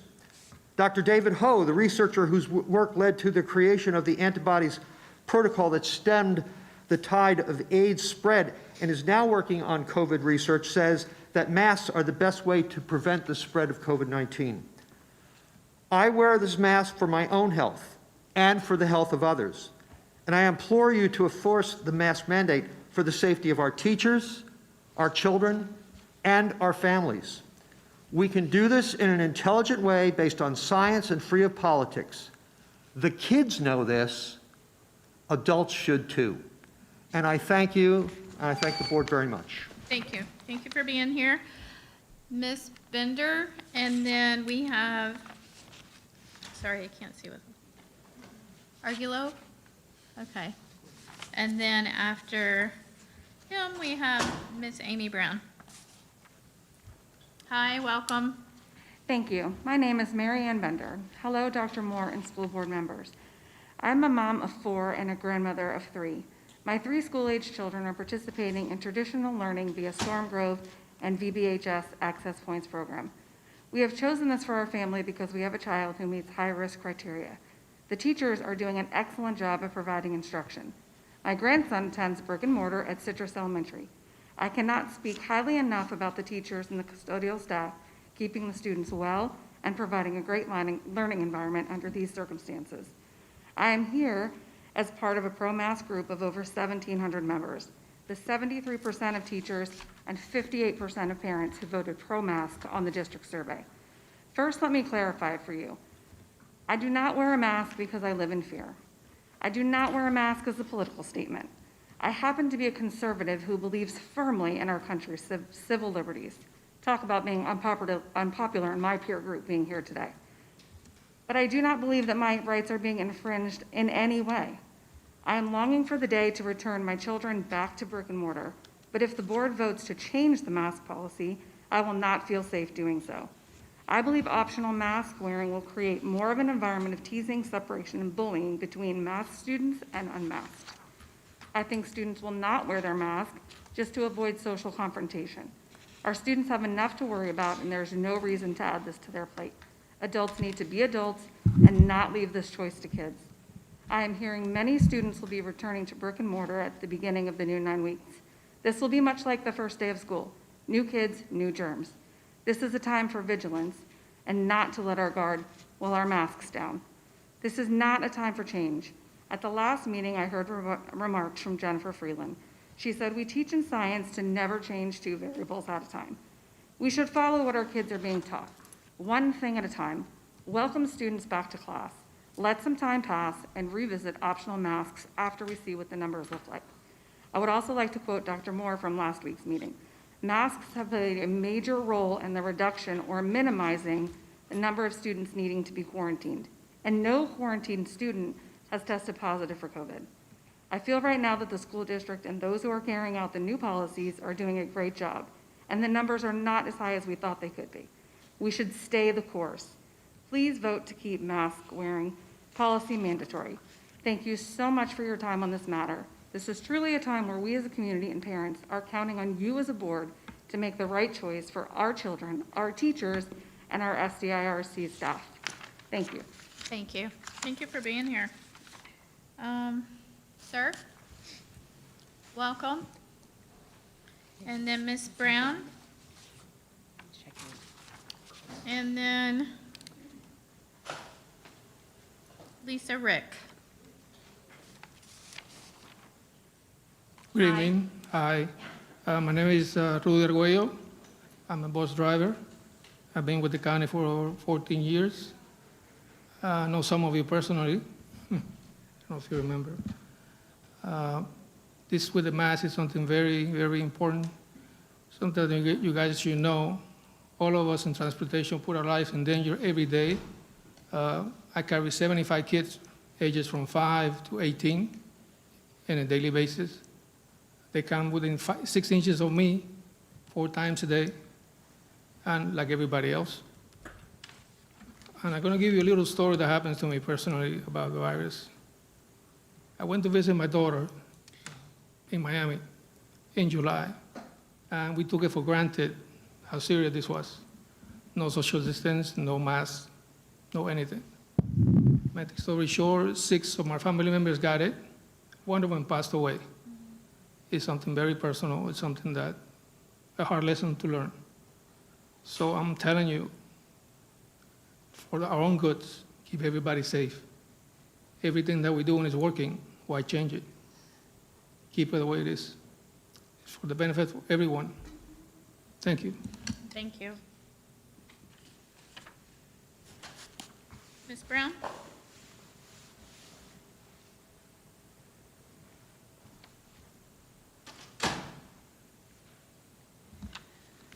Good evening, members of the board and Dr. Moore. My name is Amy Brown, and I've been a teacher in this district for 20 years. I'm also the mother of 2 Option 1 students, as well as this district's art coordinator. As a school board, it is your responsibility to ensure a safe and healthy working and learning environment for all students, teachers, and staff of this district. If you decide to make masks optional, you will be neglecting that responsibility. There is overwhelming scientific evidence by multiple health organizations that show masks work and are essential to help stop the spread of COVID-19. Positive cases and spread have been minimized in our schools because of the current mask mandate. However, I'm not here to speak about scientific facts that you should already know. Rather, I'm here to speak about what is actually occurring with the social, emotional well-being of my children, students, and colleagues. I'm an educator who is exposed to 600 students.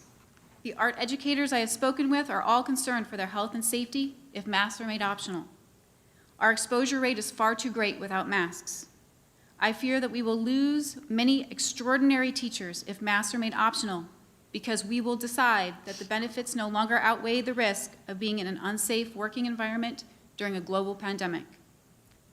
My daughter sits in a class with 23 children who are not able to be socially distant. My son attends Vero Beach High School. None of his classes are able to obtain social distancing. Despite this, my children feel safe and are thriving because they know that masks work. My son struggles with anxiety and panic disorder. He struggled immensely the first few weeks to feel safe returning to school. If masks are made optional, he will lose all progress he has gained feeling safe. My children are willing to wear a mask for the safety of their peers. Why should my children and many children like them have to sacrifice their education and social emotional well-being and be forced to leave school because some students refuse to wear a mask for the safety of everyone? Parents are concerned about their children wearing masks in school. However, they do not know what actually occurs on our campus. I can attest that not one of my 600 students struggle with wearing a mask, not even my ESE students. Wearing masks have become second nature to them. Wearing a mask empowers students to feel like they are contributing to the safety of their school community during a global pandemic where they may otherwise feel helpless. Children understand more than we give them credit for. Often, many things only become a big deal to children if adults make it one. I think we can all agree that we cannot wait for the day that masks are no longer needed and this pandemic is behind us. However, today is not that day. Now is not the time to lift the mask mandate. Masks are still needed to keep our students and staff safe from a deadly virus. I know I could not live with myself if I voted to take away a proven safety measure, and even one child or teacher was left with the lasting health effects or lost their life. I would hope that you wouldn't be able to either. Thank you for your time. Thank you. Ms. Rick? And thank you for the enunciation there. Yeah, nobody ever gets it right. Okay. But you did, thank you. My name is Lisa Rick, and I have been a loyal and dedicated middle school teacher in this county for the past 25 years. And this is only the second time that I have felt compelled to publicly address the school board. Teachers are overwhelmed, frustrated, and ready to walk out, and it's only October 13th. The expectations that are being placed on us are unrealistic at best, and we cannot continue this way. We are now considering just throwing out the safety protocols put in place to protect both students and staff.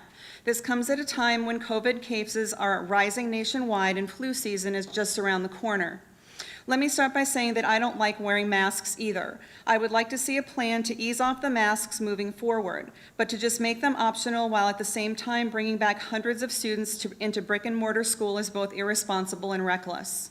The reopening plan outlines opportunities for students to be without masks in the classroom when possible. If there are those not following the plan as intended, then it is your job to address it with those individuals. I would not punish my entire class because a few students were not following the rules. Although my desks are about 5 feet apart, I give my students the option of taking their masks off, as long as they are seated, facing forward, and working independently. Yet approximately 80% choose to keep them on. I also give students opportunities to work collaboratively, but masks are required during those times. Making masks optional will no doubt have unintended consequences, and sadly for me, student collaboration will be off the table. Taking away my ability to enforce the use of masks really gives me no other option. And I have a couple of comments. Mrs. Zork, teachers are doing their best. In a near impossible situation, your angry negative comments at last week's board meeting were insulting. Do you really want to know how I spent those extra 2 weeks? When I wasn't attending meetings, I was in virtual trainings, most of which were so fast and above my skill level that I ended up in tears, wondering how I would ever be able to teach my transitional class.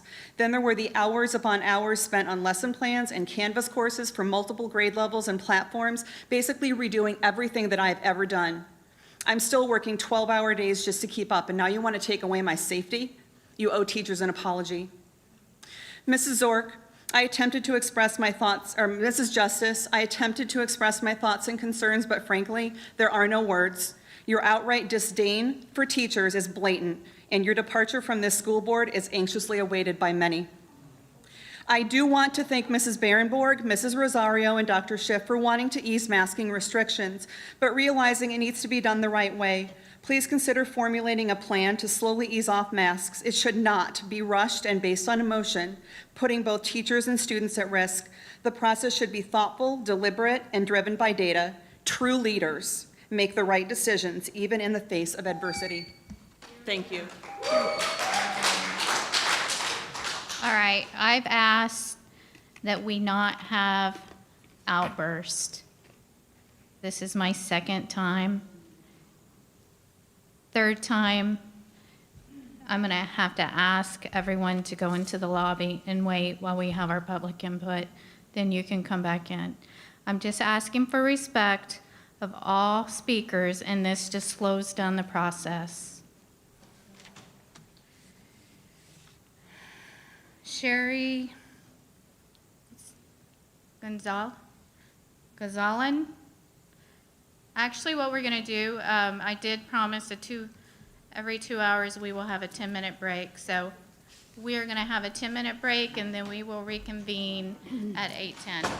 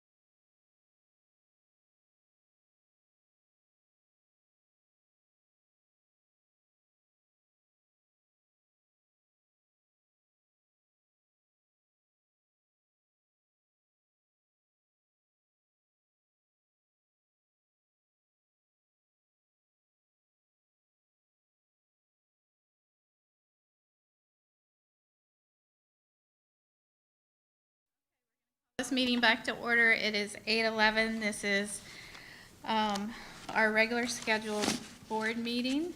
So we are going to go ahead and go back into our citizen input. And we have Ms. Gazalin.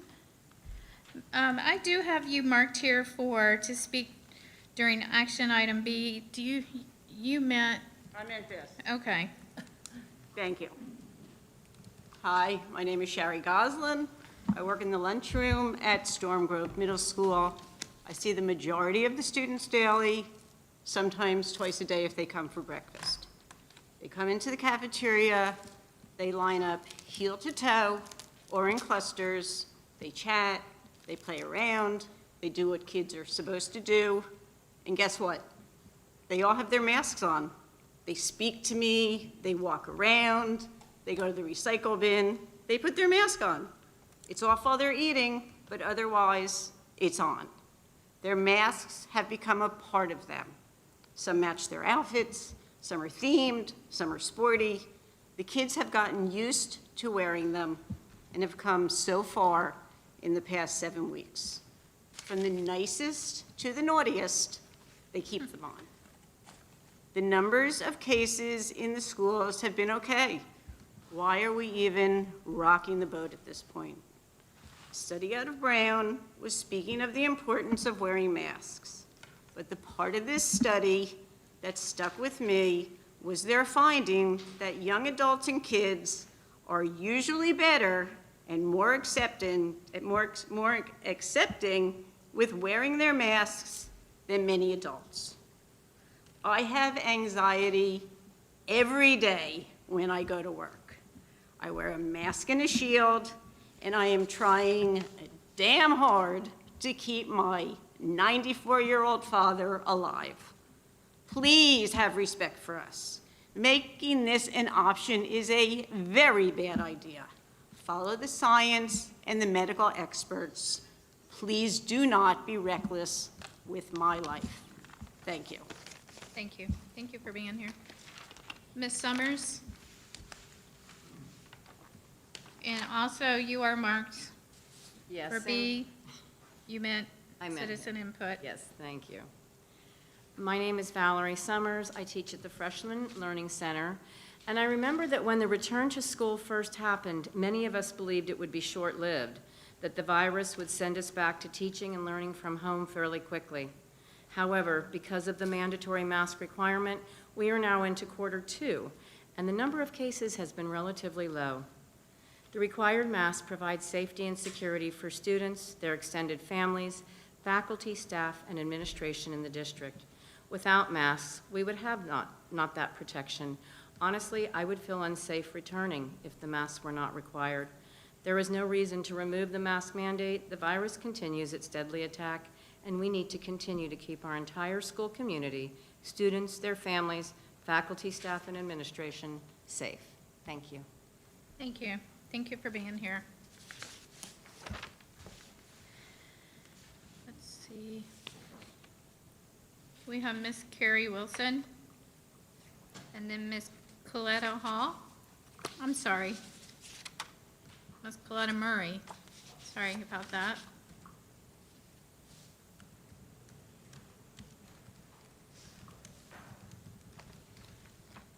Hello, my name is Carrie Wilson, and I want to say so far in Indian River County, I personally know of 3 children that were physically harmed from wearing these masks.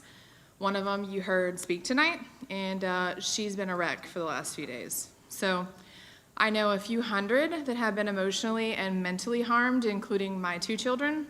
I guarantee these types of injuries are not covered under your school insurance policy, nor are the ones that have been physically done already. The kid that spoke earlier that said that our children are poker chips, I agree. My child feels like a science experiment. My children, luckily, are not wearing masks right now, but the fact that that took me a month with a doctor's note, with a medical diagnosis, with an autistic child to get them out of a mask, again, makes me really upset. When is enough enough? When do we as parents stop playing along with all this nonsense and just say that we've had it? The answer to that is today. Did the teachers here know that by enforcing the mask to be worn in school, when a child is harmed from it, the parent can come after you personally? I know you say that they can't, but go ahead and ask the superintendent. Please let him tell you that you're covered when me and about 100 other parents come after these teachers for practicing medicine without a license. Don't say I didn't warn you. The next bit I'm going to credit is the Parent Florida Rights Org, which talks about our rights as a parent, and it's called the Parent Bill of Rights. As a parent in Florida, you have a right to make healthcare decisions for your minor child, unless otherwise prohibited by law. You have the right to make medical decisions to address your needs of your minor child. This is a matter between you, your minor child, and a competent healthcare professional chosen by you. You have the right to opt for minor child out of any services offered under the school health services program by submitting a request in writing. Why do we need this Parents' Bill of Rights? The confusion for parents and government agencies results in undue infringements upon the rights of parents. I do not think that you get it. What the school board is doing by making them mandatory to wear a mask to school is against the law. Me and about 30 other families in this room will be going after the school board after tonight if it is not optional, because as of today, we've had enough. For those parents here last time that said our children can stay home, that have disabilities, autism, we can stay home, that makes me mad. How about your children stay home? If you're scared your children can stay home, doesn't feel good when I say that to you. Doesn't feel good when you tell me that my child has to stay home because they can't wear a mask. So if you guys feel like that, I don't have a problem with anybody wearing a mask. I have a problem with someone telling me that I have to. I have a problem with someone telling me that my children have to. I vote to make it optional. Thank you. Ms. Murray. And then Mr. Josh Arce.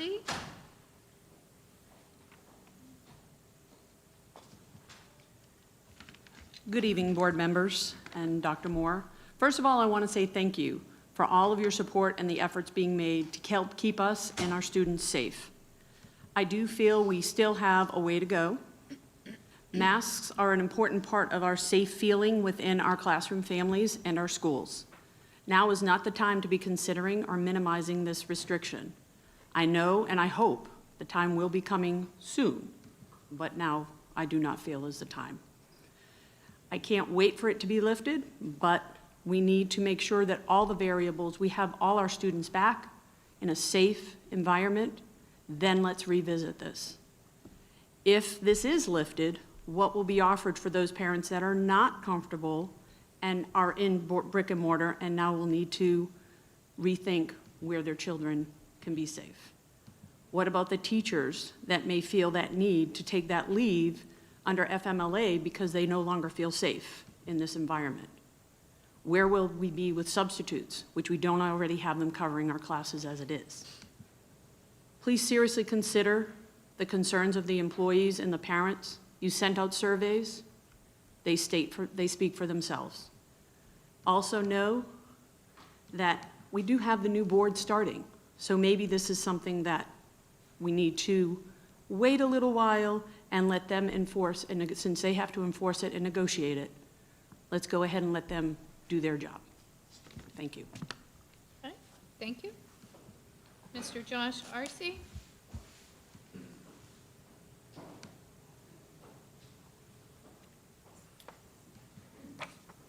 My name is Joshua Arce, and I've been a teacher for the district for 15 years. I was recently quoted in the paper for reconsidering whether or not my wife and I should go back to teaching because we are afforded being remote teachers under the Family Cares Act, okay? Last week during your special meeting, some people pointed out that decisions were being made out of fear and pointed out that we should be forced to go back to teaching because we are essential workers. First, I am not afraid. My wife and I do not make decisions out of being afraid. Teachers don't make decisions out of fear. We teachers are just asking you to do the same thing that we ask of our students. That is, learn to make decisions with intelligence. Utilize resources and data that are valid and reliable. Let people who are experts in the health be your guide. Do what's best for all students, parents, teachers, as well as the community as a whole. Mrs. Rosario, you were on the right track, and your thinking was logical to devise a plan to keep this decision in-house and reduce the use of masks slowly. That's admirable and reasonable. Ms. Barenborg, your acknowledgement that you have to follow Governor DeSantis and the Department of Education's request to follow proper CDC guidelines is very smart.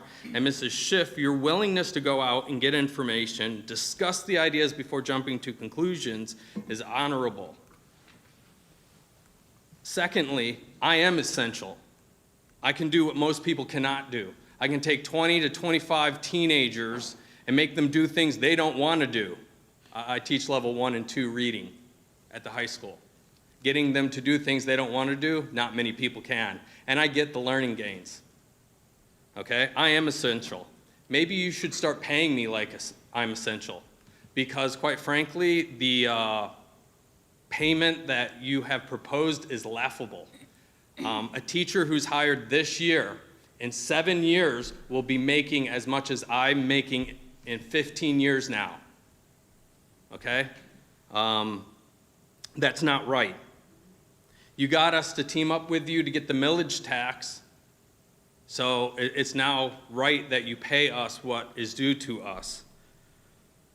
I beg of you to do the intellectual thing, trust in those that have the knowledge and skills in the health industry. I would like to also point out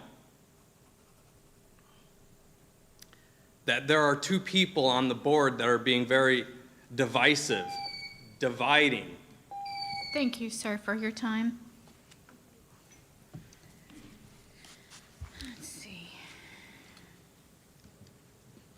Nobregas, Alexandra Nobregas, and then Chris Allen, and Rick Allen, and then Jennifer Pippin, Janine Heron,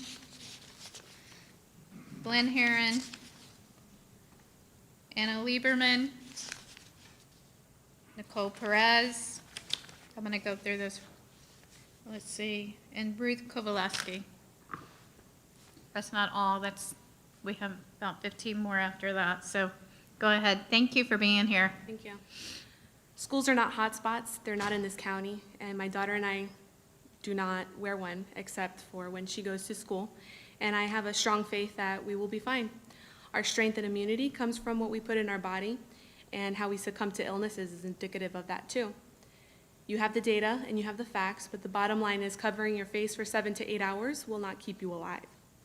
This isn't biosafety, this is poor theatrics, and little kids and teens make up 5% of confirmed cases, and there is also a severe lack of evidence that school-age children are super spreaders. I'm not a scientist or a professional speaker. I'm a parent that is asking others to back off on my decision on how I conduct my daughter's health care. Whether it falls on one side or the other, it is each individual's parent's cross to bear, and only time will tell. Free will is not to be infringed upon, bottom line. We see in our practices an increasing number of children and young people with complaints due to rules of conduct that have been imposed on them with the masks. To mandate face coverings isn't anything less than radical, and it is an affront to the principles of a free society. I believe that a parent knows their child better than the school board knows their child. We're not asking to force parents to not mask their children, those who believe in the safety of them. We are asking for the option to not mask them. What does it say about a school board who favors the overreach of parental rights? Absolutism about masks and disregard for scientific uncertainties may promote a false sense of security. Mask requirements are a slippery slope and will lead to more government mandates, bureaucracy, and regulations. How much more technical do we have to be? It inhibits communication and it can cause other health problems, and we're tired of it. I vote optional mask. Thank you. Thank you. Let's see. Chris Allen, and then Rick Allen. Not to be a public speaker, you did a very good job. Ma'am? Hi, my name is Chris Allen, and I sent most of you an email about a report earlier this year. I'm sure most of you saw these being on news reports about how talking, sneezing, or just laughing puts all of these in a petri dish. But did you know that these are actually germs? These say nothing about masks. So all of these are just from a few seconds of doing, in this case, sneezing or laughing. So just imagine a child having this in their face for hours on end at school. Yeah, all that mentioned was germs transmission. And let me see, I'll skip ahead. So every touch, every sneeze, laugh, word, it's all trapped in their faces. And germs, as you know, love a nice, warm, moist environment because they thrive on it. So the people who leave their mess in the car, it actually makes it worse. It kills the virus, it does not kill germs. More and more parents are reporting of their children suffering from rashes in their face, peeling around the mask area, and having mask mouth, which is inflammation of gums and increase in cavities, and that is caused from mouth breathing and impetigo, which is a highly contagious rash from a bacterial infection that can be worsened by wearing contaminated masks. And you know what else loves moist areas? Yeast. There's one person here that mentioned that their child has a yeast infection because of your mask mandate. So are you going to pay for that? Are you going to pay for the damage that it causes? The mask and stopping viruses is inconclusive. It's always been inconclusive, and all of a sudden it's implemented out of fear. It's not implemented out of science. And aside from that, there's also a few things I wanted to say about the psychological repercussions of wearing a mask. According to the Center for Developing Children, the paper called "Persistent Fear and Anxiety Can Cause on Young Children's Learning and Development." Science shows that early exposure to circumstances that produce persistent fear and chronic anxiety can have lifelong effects on brain architecture. So tell me how you quell the anxiety a child experiences from wearing a mask. Yes, some are okay with it. Some adults are okay with it, but some children and some adults are not. I know at least 2 parents here who have mentioned that their child gets anxiety attacks from wearing a mask. It's like people would rather teach indoctrination of compliance instead of teaching. People here, they mentioned they comply easily. So why do you care about comply instead of teaching? Do you ever tell your children that this virus has a 99.997 survival rate? As an engineer, that's a pretty big after decimal point. You don't normally go 3 decimal places unless you want to be very specific. Thank you, Ms. Allen. We have Rick Owen, Jennifer Pippin, and then the Herons. You're next. Hello. Hello. Hi, I'm Rick Allen. And I'm not anti-mask. A lot of people here say that me and my group, we are anti-mask. We're not. We just, what we are is we are for the parents' choice, the parents' rights to decide whether their children wear masks or not. If you want your children to wear masks, go ahead. And that actually had me thinking about something. What if the roles were a little bit reversed? What if the mandate from the school and from the board was no masks? Would the people who are fighting so hard for the mandate tonight, would they be so vigilant then? Or would they be actually more for choice in that circumstance? And that's all I'm asking at this point is, please, take a look at what's going on and how it is infringing upon the parents' right to decide the best thing for their children and their health. And let's keep masks optional. Let's get rid of the mandate, and let's keep the parents with the ones having the choice to decide their kids' futures. Thank you. Thank you.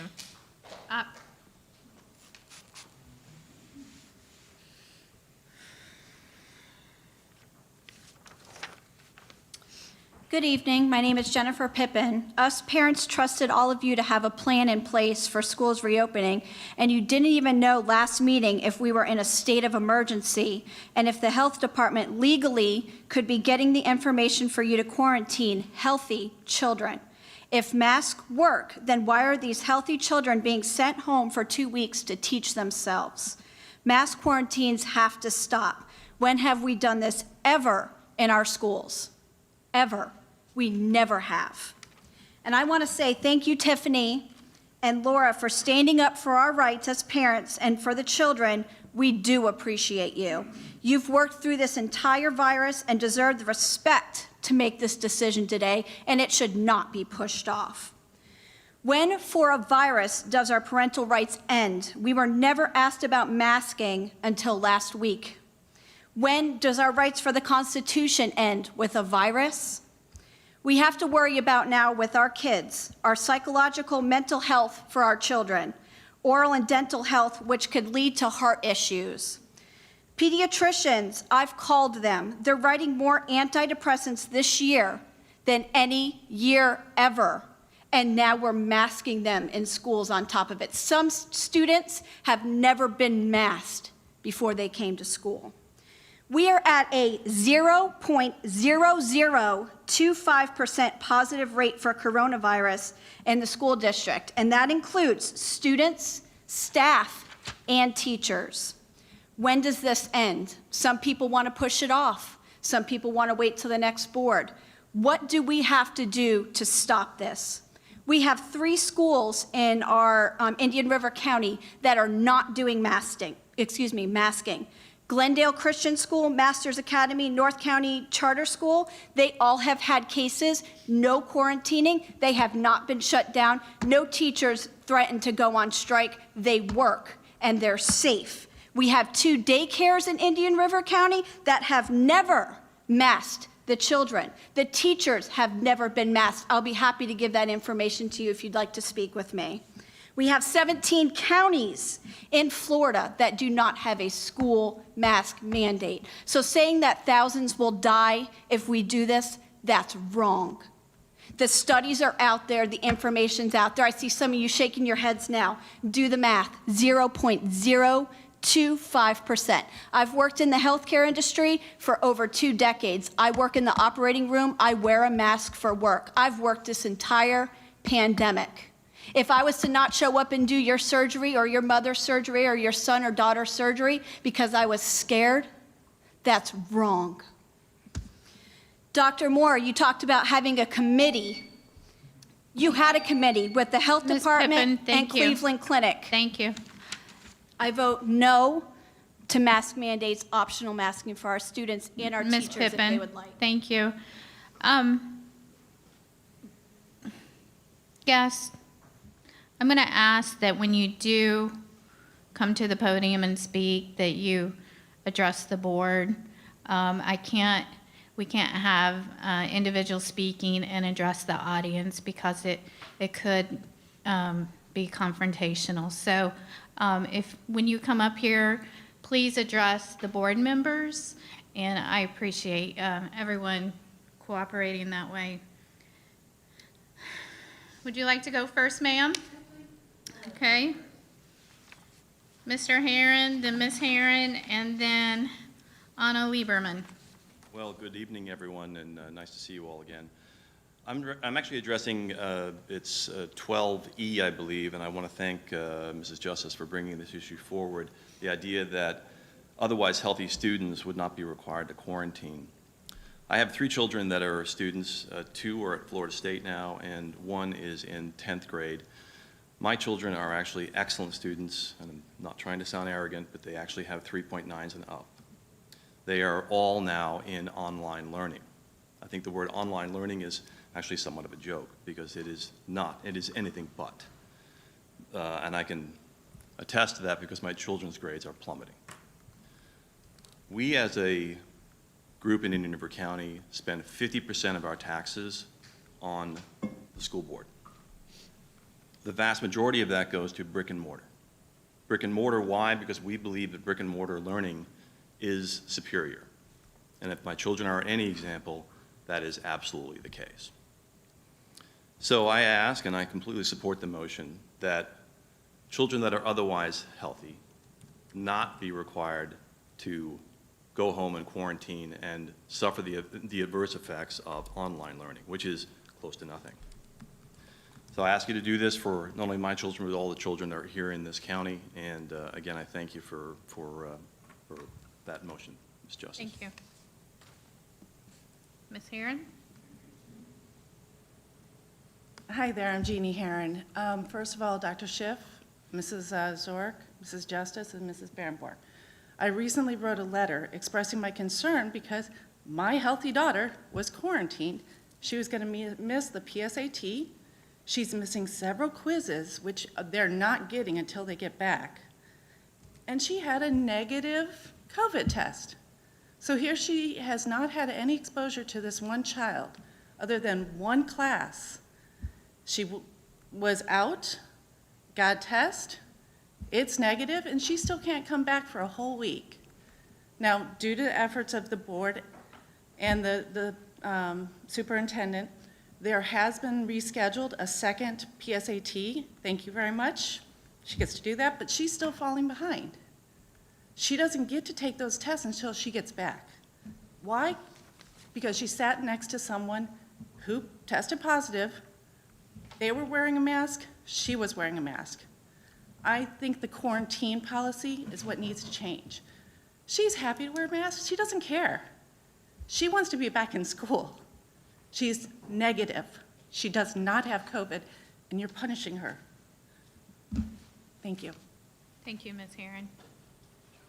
Let's see, we have Ms. Lieberman and Nicole Perez. You do have it marked here that you want to speak on item D, E, and F, but being that you are here now, and we have 260 citizen inputs after who's here, I'm going to give you the option to move that to citizen input now, so you don't have to wait until after the 360, if that's okay. Ms. Lieberman? You can speak now. Yes.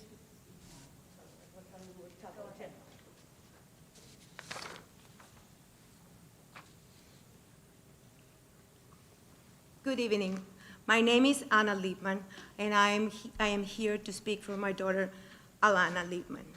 Good evening. My name is Alana Liebman. I am a former Vero Beach High School student who now attends the University of Florida. It has come to my attention that the school board is trying to repeal the mask mandate rule, and I am in disbelief. When this pandemic started, I did not understand the true effects of it. But now, being on the other side of the coin, I have a piece of advice: do not repeal the mask mandate. I am a healthy, physically fit 19-year-old who is still struggling with the effects of COVID-19 after testing positive over a month ago. Not only is my immune system beating up, but my mental health is also deteriorating. I am writing this from my home in Vero Beach next to my sister, who is a sophomore at Vero Beach High School, when in reality, I should be up in Gainesville worrying about nothing other than protecting myself and studying for my classes. I am struggling, I am weak, I am not the same person I was before. Take me in consideration when deciding if you want these young kids to be in a better state than I am in order for them to achieve their goals. Because at this point, I clearly am not. And it is because of the irresponsible decision of some of my peers made to not wear a mask and infect me with COVID-19. Take accountability for the lives you will put at risk: teachers, students, parents, children. I advise that you read up on what the University of Florida is doing to try to control a population of college students and the rest of the world, since they are one of the leading research teams for the pandemic. I am disgusted to note that repealing this rule is being considered at this time. Having coronavirus is not just a paper cut for young adults. Take accountability. If you have any further questions about the detrimental effects of COVID-19 in order to make the responsible decision, please feel free to contact her because she sent already the email to the school board.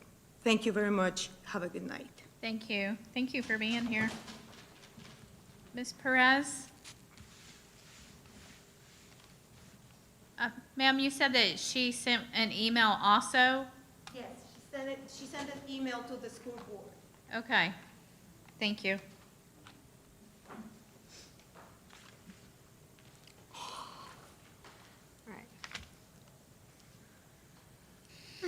All right. Good evening, and thank you for allowing me the opportunity to be here tonight. First off, like everyone else, I wish and I hope for normalcy, especially being able to send my kids to school without masks, boxes of wipes, sanitizers, all that stuff.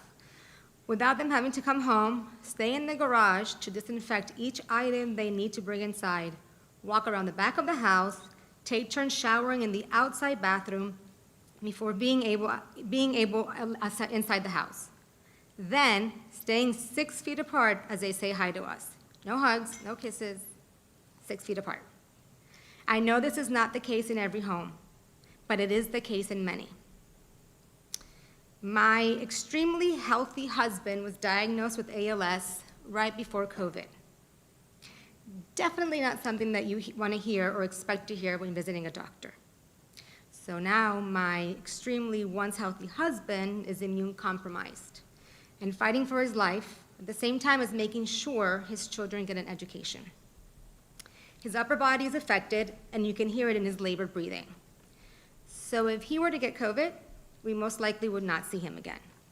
And the worst part, if he were to get COVID, he would be hospitalized, and neither myself nor my kids could be with him. Pretty sad. That is just the case behind our four walls. We're not the only ones. It could be your child getting sick, it could be your child's teacher getting sick, and who will teach them then? Students, teachers, administrators, custodians, SROs, county employees, and all their family members are affected if you take away the mask mandate in school. There are more people in Indian River County with pre-existing conditions than you know. And if I could, I would have them all up here. And I would want you to look at them in the eyes and tell them that masks are not mandatory. Why? Because healthy kids are sent home due to contact tracing? Because masks are annoying? Really? It's a piece of fabric that one day will not be there. That could be saving someone. Oh, and by the way, the healthy students that are sent home due to contact tracing may test negative and days later test positive, so that you really never know. Trust science. I mean, we ask our students to trust science. Trust science. Ms. Justice, you call for the schools to halt mass quarantines of healthy students because they have a right to a free and appropriate public education. I might be mistaken, but I could have sworn that is why you all provided laptops for students. So that this were to happen, a student has to be home, they can continue their education. Just like the students are sick. So if the kids are at the beach or binging on Netflix or driving parents crazy, that's their problem. This is a lesson about empathy. It is about learning about actions that affect others. In my eyes, wanting to get rid of masks is a selfish act. Have more empathy. Spread that to your children because this will one day end, and that lesson of compassion will last a lifetime. Have a good night. Thank you. Thank you for being here. We have Ms. Ruth Kowaleski, Mr. Richard Marini Sr., and then Mr. Hart.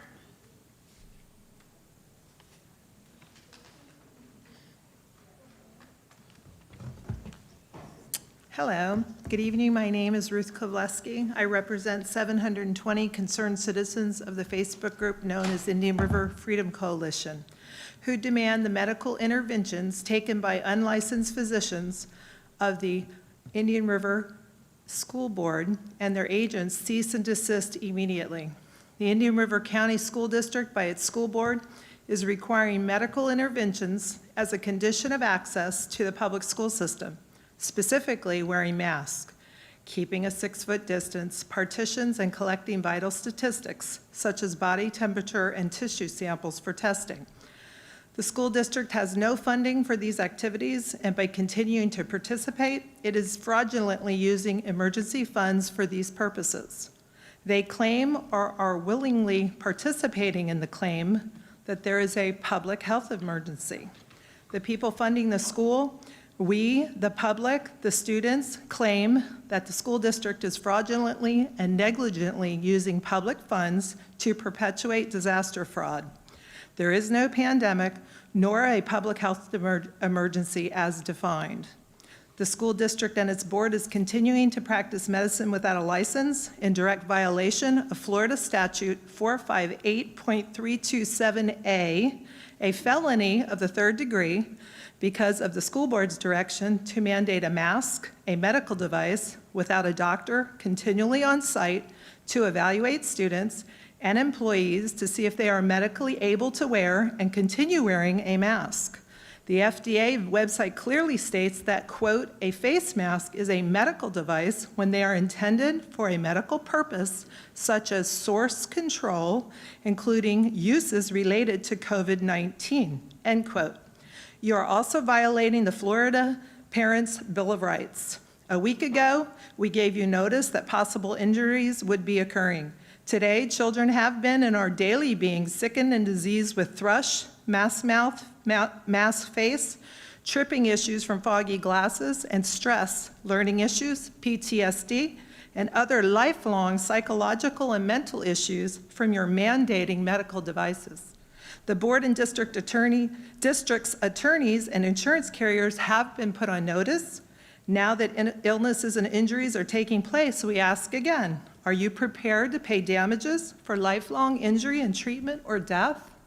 Formal litigation will begin if you do not rescind any mandates that constitute practicing medicine without a license, including mask wearing, selling and sharing our children's personal and medical information without express permission, and intentionally subjecting our children to lifelong psychological, physical, and learning issues as a result of mask shaming, mask wearing, and problems with understanding educational instruction.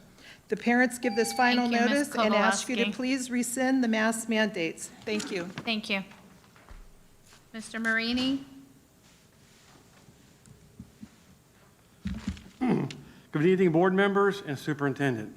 I'm here in person because when I emailed the board about school starting, none of you responded to me. I urge you to listen to medical professionals and keep the mask policy in place. As a first responder, I know the value of wearing proper PPE. Wearing a mask, you protect the people around you. Please follow the medical professionals and not our failed leadership. Thank you. Mr. Hart, and then Ms. Green?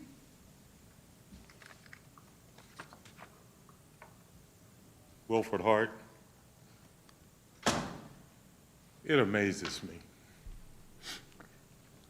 how we can go to Publix, and we can go to Dillard's and Walmart and all these other marts with our children with wipes in the bag and the children wearing their masks inside these places that tell you you can't even go inside of them. And then you come here and talking about, I can't put that on my child for a long period of time. Don't make any sense. You can go to the nail parlor and man can go to the barber shop and there's a sign on the door that says you can't enter without your mask. I believe someone said a little earlier that the numbers are low in the district, and that was sounding real good to me because I work for the district. I managed Kmart for 35 years, and as a manager, you can rest assured, Superintendent, I would have told you to get out my store as an employee until you did what you were supposed to do, or don't come back. It's business. And I believe today that we're gonna do some business here, and I'm hoping that we keep that policy in place about these masks. It's just that important. It's just that important to me as an employee of the district because I'm one of those with all those medical problems.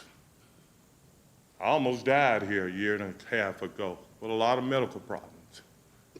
But the Lord blessed me to see another day.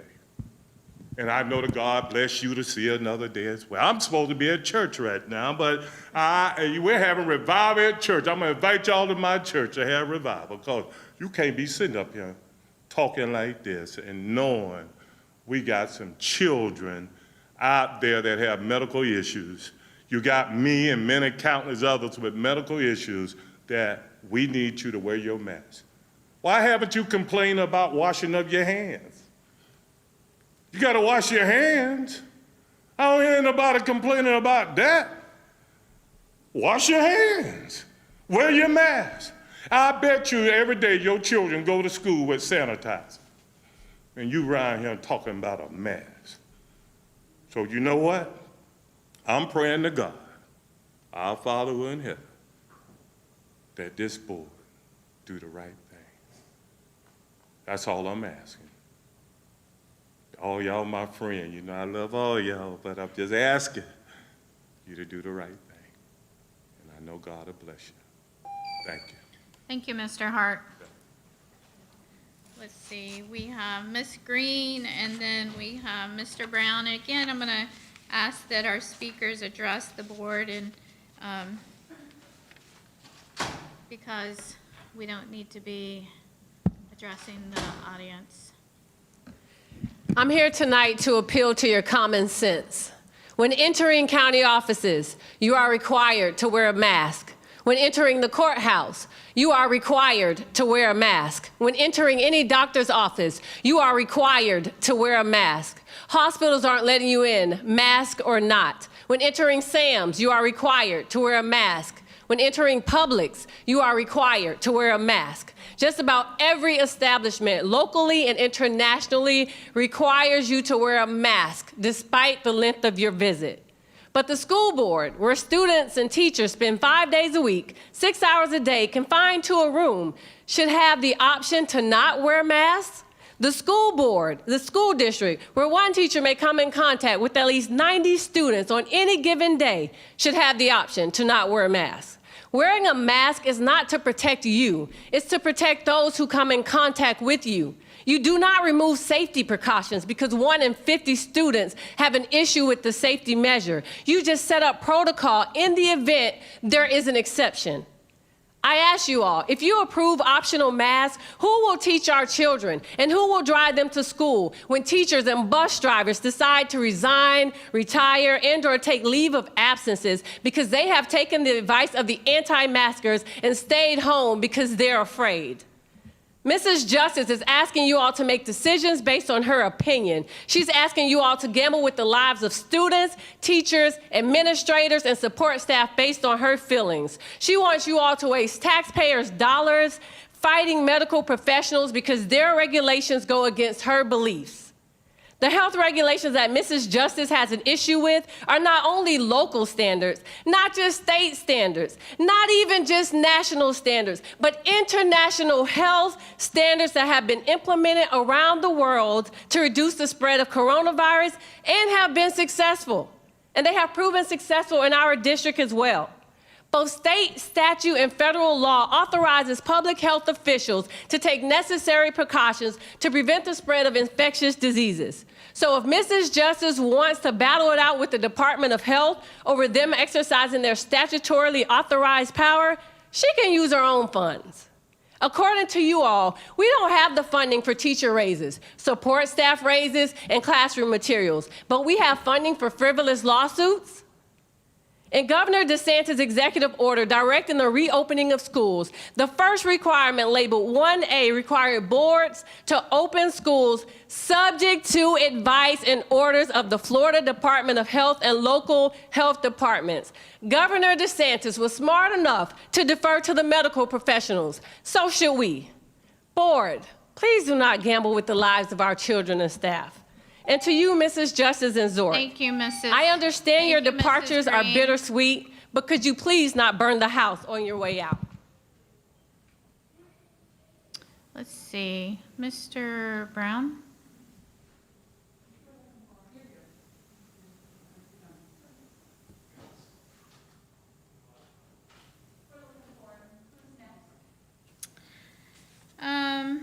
Leanne Lewis, Coletta Lou, Sandy Lee, Anthony Stewart.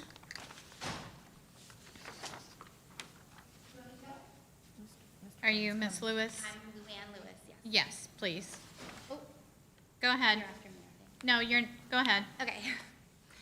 I've been a loyal and dedicated teacher in this district for 22 years, and I am outraged that I have to be here tonight begging my elected school board to keep my students' learning environment and my working conditions safe.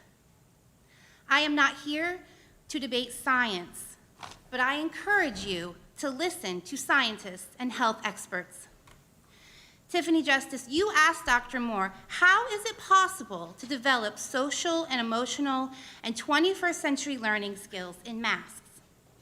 I am here to tell you that it is possible, and it is happening in my classroom and classrooms across our district every day.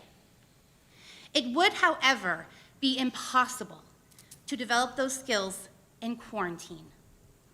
Mourning the death of a loved one, gasping for breath, or on a ventilator. I care about my students, and I wear a mask for them. I care about their families, and I wear a mask for them. And I care about my colleagues, and I wear a mask for them. And I care about my own dear family, and I wear a mask for them. Why do I have to stand here and beg you to care about me? Wear a mask for me. Okay. Is Mr. Brown here? No? He did leave. Okay. Sorry, I don't have my glasses. Lou? Miss Lou? And then Miss Sandy Lee. Good evening. My name is Colette Lowe, a resident of Indian River County, and I had a child attend the school district here. I am very concerned about the psychological effects that wearing masks is creating, both short and long term. I have friends who have children attending schools in the district and have heard the concerns about masks being physically and psychologically harmful. However, I will be addressing the latter. Dr. Aaron Weiner, a board-certified and licensed clinical psychologist, states, the psychological aspect of masks we need to be most worried about for children is that they internalize the idea that the world outside and the people living in it are inherently dangerous. This perspective can lead to long-lasting anxiety disorders and difficulty with their ability to function socially after guidelines are relaxed. Psychiatrist Dr. Carol Lieberman states, for children of all ages, they might find that wearing a mask feels isolating. It can make people feel as if their voice is muted or that they are not allowed to speak. Columbia University professor of psychology, Catherine Pike, wrote an article titled, Why a Mask is Not Just a Mask. She writes, joy, anger, fear, surprise, sadness, contempt, and disgust. All of humanity expresses these 7 core feelings in ways that we universally comprehend. We depend on facial expression to know and understand each other. Nonverbal communication accounts for the majority of what we understand in our social exchanges. With our faces half covered, we lose key nonverbal information. The effect leaves us feeling less able to communicate and less able to understand each other. How frustrating this must be for our children. I have even read studies that state wearing masks prevents social development, which in turn affects a child's intellectual development. Forcing children to wear masks is doing more harm than you realize. The virus has a survival rate in children of 99.99%. In adults age 70 and under, a 99.95% survival rate. There are now medical treatments in place to combat the virus. please, I implore you to make masks optional. I have a coworker whose children go to Indian River Classical Academy, where masks are not required. They are optional and have no issue with the virus. Why can't we take this model and implement it in our schools here? Thank you. Thank you. Ms. Lee, Sandy Lee? Mr. Brown is here. He was here. No, that's Mr. Stewart. Oh, got it, sorry. We'll go with Mr. Stewart, and then if Ms. Lee comes in, let me know. Mr. Stewart, looks like we saved the best for last. I'm sorry? I said we saved the best for last. I certainly hope so. Thank you so much, Dr. Moore. Appreciate you. You're doing an excellent job. And I'm just so sorry you had to come in your inaugural year to such mess we're having. Because when you first came in, you had to go down to Miami for the DSEG order. But I like to say, first of all, I hated getting masked when I was in the military. That M40, Mr. Meyer, we didn't have nowhere to put it. And it was very inconvenient to carry it. And I just hated masks so bad because I didn't see no use for carrying it around until we went to the gas chamber. You go into the gas chamber and you put the mask on and you have it strapped on, and all of a sudden one of the officers tell you to take it off. And when you take it off, you become contaminated. You can't breathe. Your eyes begin to run. Your skin begin to burn. You begin to snot come out your nose, makes you sick like you're dying. It takes all the breath away from you, just like COVID-19. And I want you to understand that when I look at this, I see this thing the same way I see the DSEG order, Ms. Zork, Ms. Justice. I see wherein a certain people are adversely affected more so than anybody else. I see black people dying from this disease 60% more than white people. As a matter of fact, I have some statistics I'd like to share with you.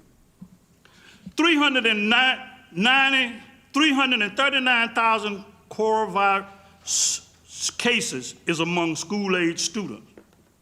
70% of all new cases reported among children in July came from the South and the West of America.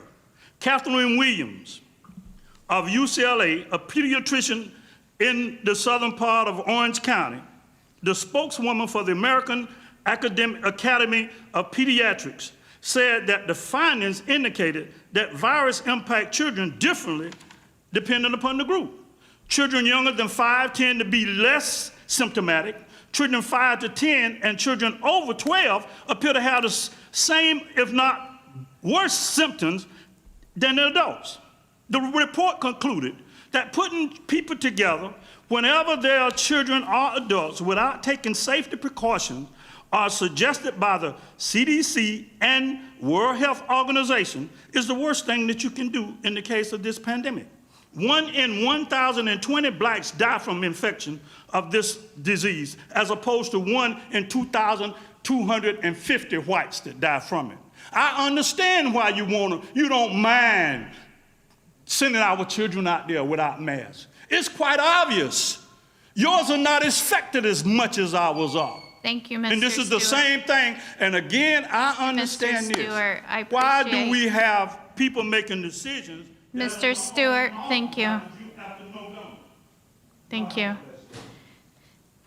Was that Ms. Lee that come in? She did leave, okay. All right, so that is the end of our speakers that we do have present. What we're gonna do, because we have to gear up for the 200 and, how many, 63? Okay, so they need time to set up for that. We only need, what, 5 minutes for that? Let's go ahead and do 10 minutes so we don't have to take a break and. Madam Chair, can I ask a question? If we were to allow 20 people at 3 minutes each, that would be an hour. For 200 people, if we started at 6 o'clock, that would probably bring us to 4 o'clock in the morning. So since this is the first time this has happened, Can we have some guidance from Mrs. Diagresta on how that would happen? Because I cannot sit here until 4 o'clock in the morning. Not, and I don't want to, Right. us to be in any liable situation.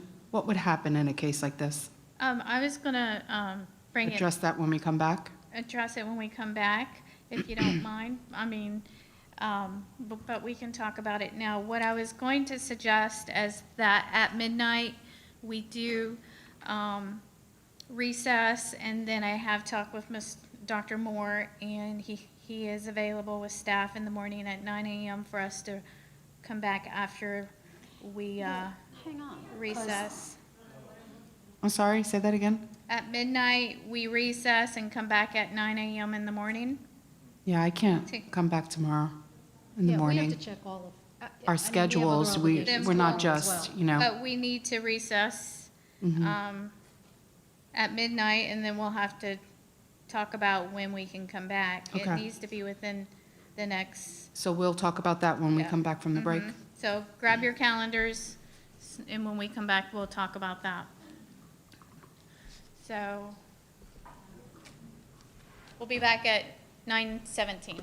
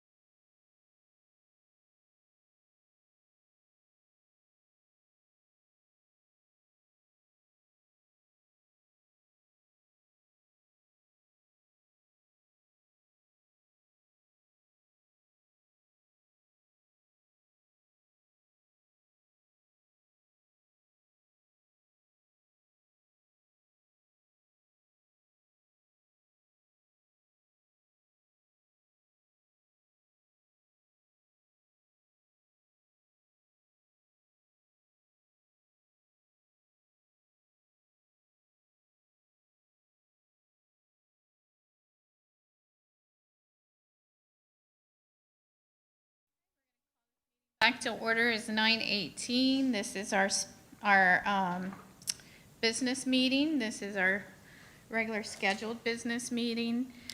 At this time, we are still in the middle of our citizen input. We just wrapped up having all citizens that are present who have spoken, and we're getting ready to dive into our citizen input that had emailed us before noon today to have their comments read. And right now we have 200 and, how many? Total, around 263. 263 times 3 minutes. So what we're going to do before we dive into that, board members, Mrs. Rosario brought up a good question, is how we're going to go forward with all the comments that we have. So what my suggestion was, we end at midnight, and we don't end, we recess, and then as a board, we decide when we want to come back to open the meeting back up to continue. So, thank you. Mrs. D'Agresta and I talked about it. She kind of made it clear for me what the process is. 263 at, 3 minutes each is a good 5 hours worth of listening to public comment.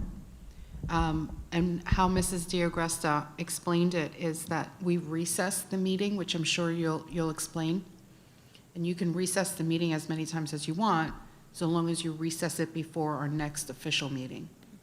And if you recess the meeting, if we listen to public comment for 3 hours tomorrow, and the next day 3 hours, and then until it's done, as long as we are recessing it, even if we're going to recess it before we vote or discuss on the action items,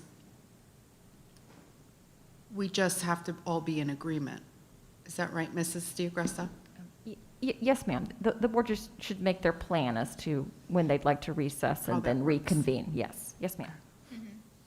So I'm hearing that 2 board members are not available tomorrow. What does Thursday look like? No, I didn't say I wasn't available tomorrow. Okay. I said that I had meetings tomorrow, and I Okay. would have to work around those. I wasn't available Okay. at 9 tomorrow. Okay, But I can be available later in the Okay. afternoon tomorrow. Depending on. Well, one let's thing I have to let's find talk out. about tomorrow then. Is tomorrow a good day for everyone if it's in the afternoon? I'm okay in the afternoon, but it would have to be on Teams. Okay. Thursday, 9 o'clock available? For how?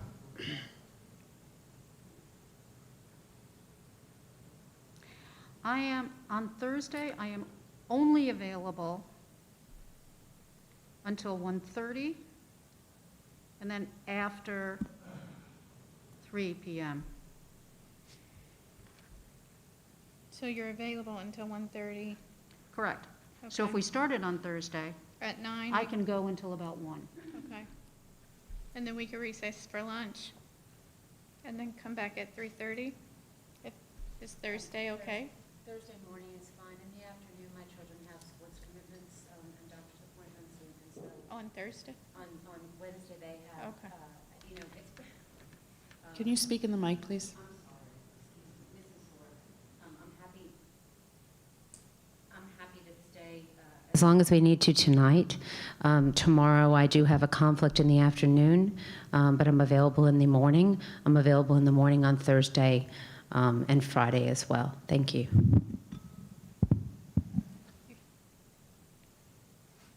Can we ask Mrs. Berenborg her flexibility tomorrow? Tomorrow, She said she's, Right, tomorrow's not good for me. Thursday, I'm available. We can't hear you. I'm unmuted, so I am not available tomorrow. Thursday, I can make myself available. okay. Mrs. Justice, are you available on Friday? I'm available on Friday morning, Mrs. Sork. Just in the mornings Yes, until ma'am. what time? Until about 2 o'clock. All right. Friday, I am not available on Friday. Let's go with Thursday. We could start at 8 o'clock. That's fine. That's I have a question for Mrs. DeAgresta. Mrs. DeAgresta, do we all have to be present? Or if one of us is missing or comes in late, does that serve as like, a sick day? This is, Or is it that we all have to be here? As long as there's a quorum of the board present in the meeting can occur. Quorum is 3 members, so if less than all 5 members are present, you may still meet as long as there are 3 members present for the meeting. Quorum. And can we meet on Saturdays as well? Yes, ma'am. I am unavailable to meet on Saturday and Sunday. Thank you. And Mrs. DeGresta, are you available? Because you have to be here with us too, correct? she is. What was the suggested date? Well, we're still working on that, but Okay. but we need to Thursday. consider your availability as well. Yes, mornings, I've been hearing mornings this week are Yes. fine. I can do mornings, and Saturday, if that's needed, it's not a problem, I can make something work. Board members, I suggest that we, if we do have 5 hours, what, I'm good Friday afternoon after 1 o'clock. we're still gonna run into the same problem and going into, what if we, why don't we plan on meeting Thursday at 9 o'clock, try to finish up our citizen input, and we perhaps could be finished by 1:30. Mrs. Zork, the problem, however, and this may be a question for Dr. Moore, is that parents have to make their choice by tomorrow. So what do we do about that?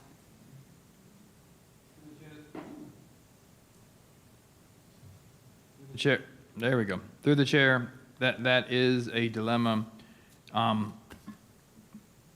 The truth of the reality is, if this team needs to work with principals over the course of the weekend to not work, Thursday and Friday, but work Saturday and Sunday to do the logistical work, that is what we're going to do.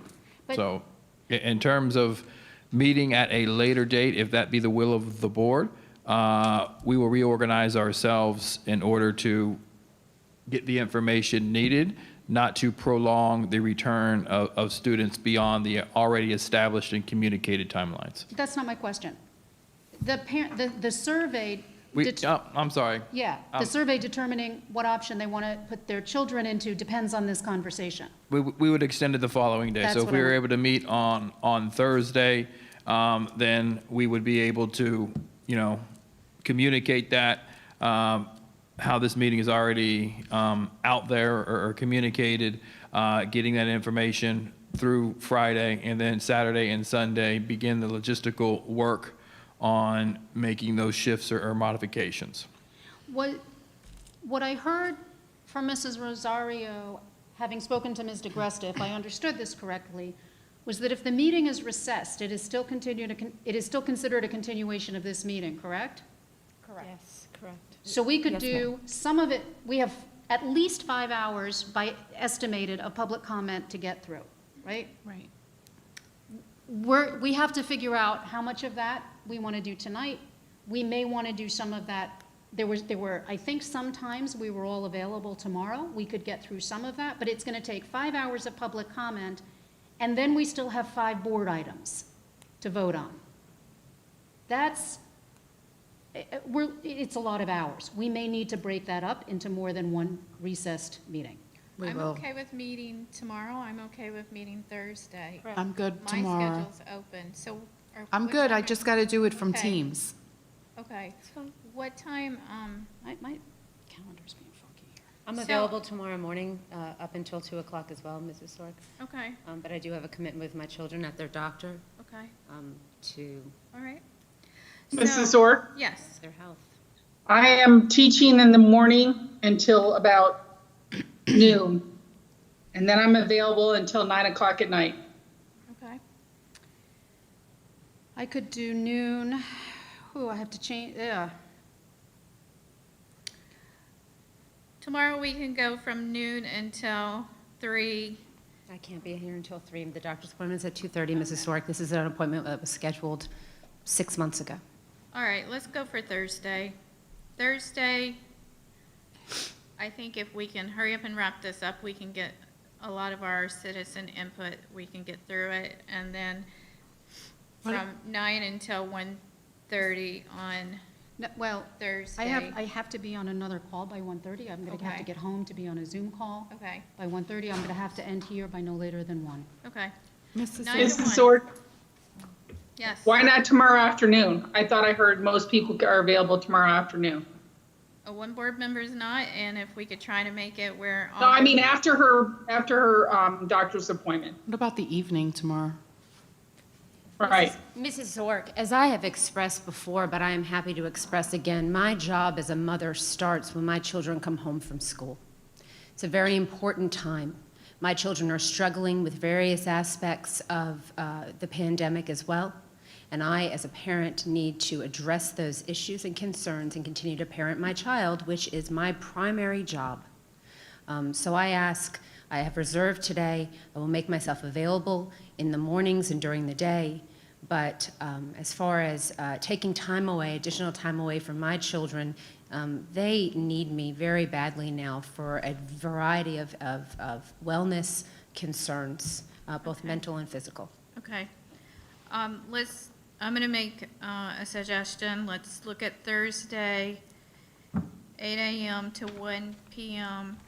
And then Friday, if everyone could send me their schedule for Friday so that I can look at availability if we have to extend it. If we don't. Can get we this. ask Dr. Moore if he is available? Through the chair, I work at the will of the board, therefore I'm available. So, Mrs. Zork, could we start on Thursday at 8 instead of 9? That's what she said. yes, I said that. So 8 would Okay. work. 8 to 1 Thursday, but let's go ahead and, it's 9:30. Let's go ahead and start hearing our public input until midnight, and then we will recess and come back on Thursday at 8 a.m. until 1, and then before we leave on Thursday, we will look at if we need to extending the time on Friday, and then wrap this meeting up. Mrs. Zork, can we set a second date now that we have everybody together in the event that Thursday is not enough? Let's just pencil it in the calendar now instead of waiting until Thursday and going through this whole thing all over again. Well, we talked about Friday. I'm good Friday, I'm good Friday evening, I'm good. Friday. Not in the morning, sorry, I'm not in the morning. But listen, we gotta set a date. So let's set a date. Friday will be the day, because we need to wrap it up before the weekend, so that. I'm good anytime after 1 o'clock. And you can come on Zoom, correct?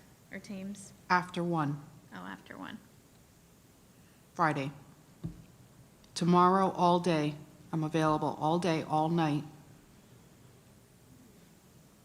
All right, let's just get into our public input.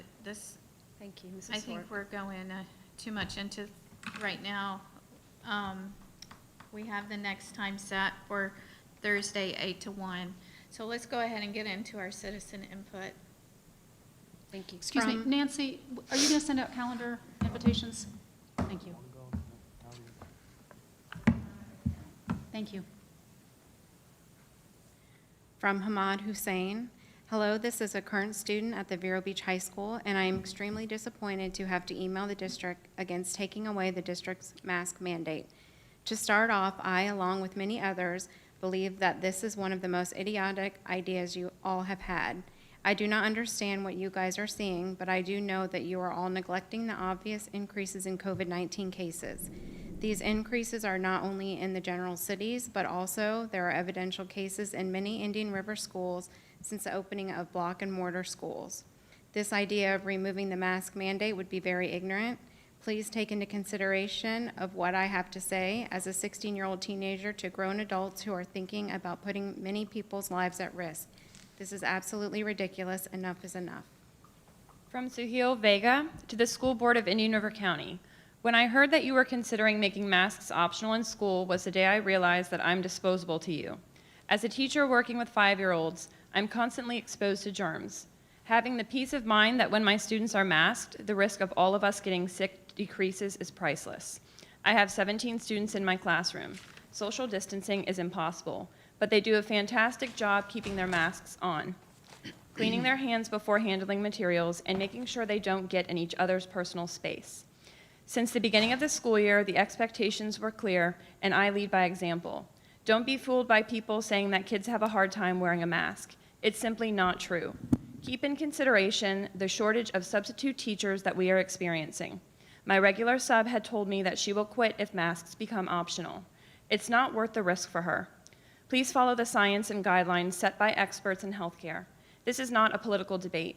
This is about the safety of our students and therefore the safety of our community. Be true to SDIRC Stronger Together. When Ask This began, we were assured that our safety was the #1 priority. Don't make me lose faith in you, a concerned teacher. From Marie Dami and Gaston Dami. I learned from a cousin who teaches in Indian River that there was a meeting recently where parents showed up and asked that masks be optional and that the school board is entertaining this idea, with some members being in favor of this action. I would like to share with you 2 statements by Dr. Fauci, Anthony Fauci. When schools opened, Dr. Fauci recommended a number of steps to keep infections down, such as being outdoors as much as possible, using masks, enforcing social distancing as much as possible, avoiding crowds, and keeping windows open if weather permits. And in an interview on ABC News, World News Tonight with David Muir, Dr. Anthony Fauci said that he feels that universal wearing of masks, in addition to other public health measures, are very important in preventing the spread of COVID-19 as schools reopen. I urge you to consider the science behind these statements and reconsider your position to entertain students wearing masks as optional. Not wearing masks is not only dangerous among the students themselves, but also for the teachers who must spend many hours with them in the classrooms. Currently, the only protection during this pandemic is to wear masks. Best regards, and keep everyone safe. From Jason Brown, honorable school board members, first I would like to thank you for your service to our community. I know that you're all committed to ensuring the best educational system for our students and the community as a whole.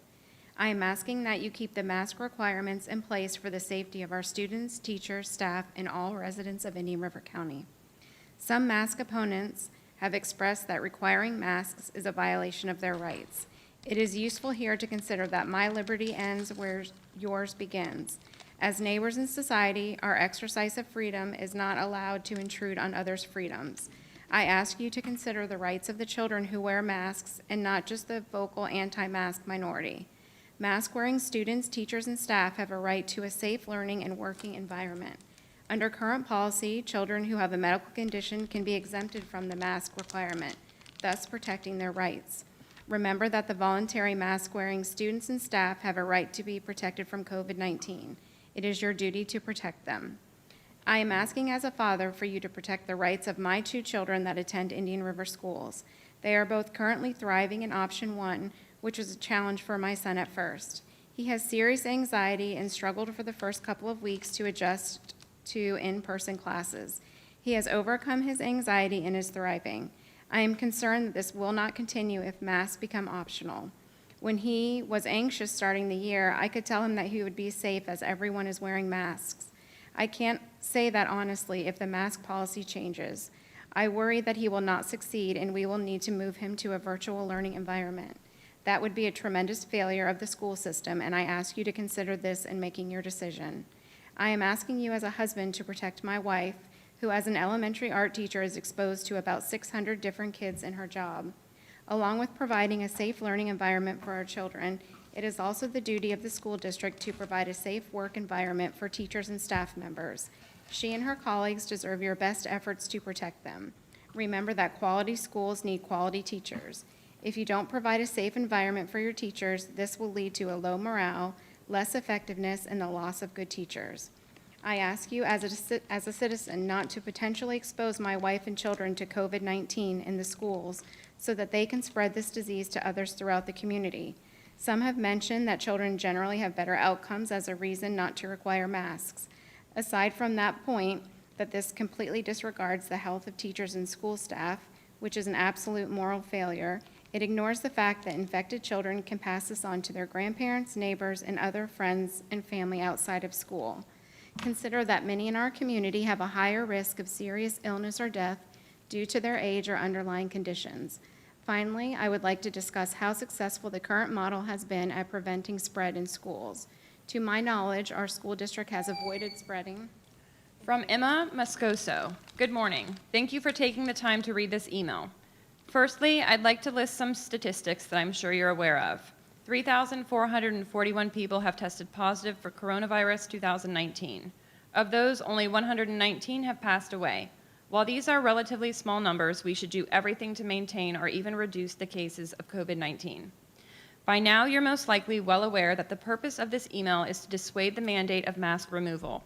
I understand that the use of masks is somewhat obstructing at times. Believe me, I got my braces off this year, and the last thing I wanted to do was cover my perfect teeth. But the usage of masks is necessary to prevent more cases of COVID-19, lessen the strain on the medical system, and just protect the wonderful district of Indian River. As a student at Vero Beach High, I was amazed at how well everyone was following rules about wearing their masks. I genuinely was enjoying school again, which I was so nervous about in July. However, the lenience and blatant disregard of the severity and imminence of coronavirus 2019 is harmful. I do not encourage fear-mongering. The coronavirus itself should be enough. The millions of deaths due to the virus should be enough. Now it's our turn to do enough, and that should be enforcing masks. I highly respect the school district and owe it my education. I know that the well-being of the students and staff is in their best interests, and I hope to see more from the SDIRC in the future. Please do not hesitate to contact me, as I'd be glad to help or speak on the subject. I'm open to any new information or advice. Please feel free to forward this to anyone regarding the situation. Once again, thank you for taking the time to read this thoroughly. I look forward to hearing from the school district. Best wishes, Emma Moscaso, junior at Vero Beach High and resident of Vero Beach. P.S. The following are some sources that I highly recommend reading over. I found them to be incredibly insightful on the matter. And there's 2 websites listed. From Paul Seldis. Dear school board members, I write to you not only as a concerned citizen of Indian River County, but also as a professional emergency manager here in Florida. We are facing unprecedented events. Across the U.S., we are seeing a new rise in cases of COVID-19 and a subsequent increase in fatalities. In addition, we continue to see evidence of long-term health effects of COVID-19 with the potential for pulmonary and cardiovascular damage. All of us will say that we will do whatever it takes to protect our families, whatever it takes to protect our children. All the relevant science tells us that it takes a mask. There is literally no real accepted science that says otherwise. In my EM role, I get to work with a number of esteemed epidemiologists and public health experts. Their take is very clear: wear a mask. We now know that through school-age children, those school-age children seem to be a less risk for contracting COVID-19. They do also seem to be a strong basis for the spread, as the mucous membranes of children are particularly good at carrying and spreading the virus. And though low, we have seen a number of serious complications and fatalities among children. If wearing a mask in our school saves the life of just one child, that is worth it. If wearing a mask in our schools saves the life of just one parent or grandparent, that is worth it. And if saving the life of that one child is not important enough to you, think about if it was your child. What would you do to keep your child safe? The DOH and Florida Division of Emergency Management is providing masks to school districts. Let's make sure we utilize those resources to keep our children and their families safe. Some people seem to grasp onto some twisted, misguided, ignorant political agenda. In my professional life, I do not have that luxury. I have responsibility for the actual lives of people, and so do you. I urge the school board to take the recommendations from our Department of Health seriously. Take the advice of the professionals. Follow the science. Wear the mask. Isolate suspected exposures. Ensure protections and alternate learning opportunities for at-risk students and teachers. Together we can achieve greatness. Together we can protect our families. Together we can protect our state and nation. But we must be smart together. I remain available to answer any questions that I can as I continue to serve and work for the people of the state of Florida. Regards. From Ava Knowles.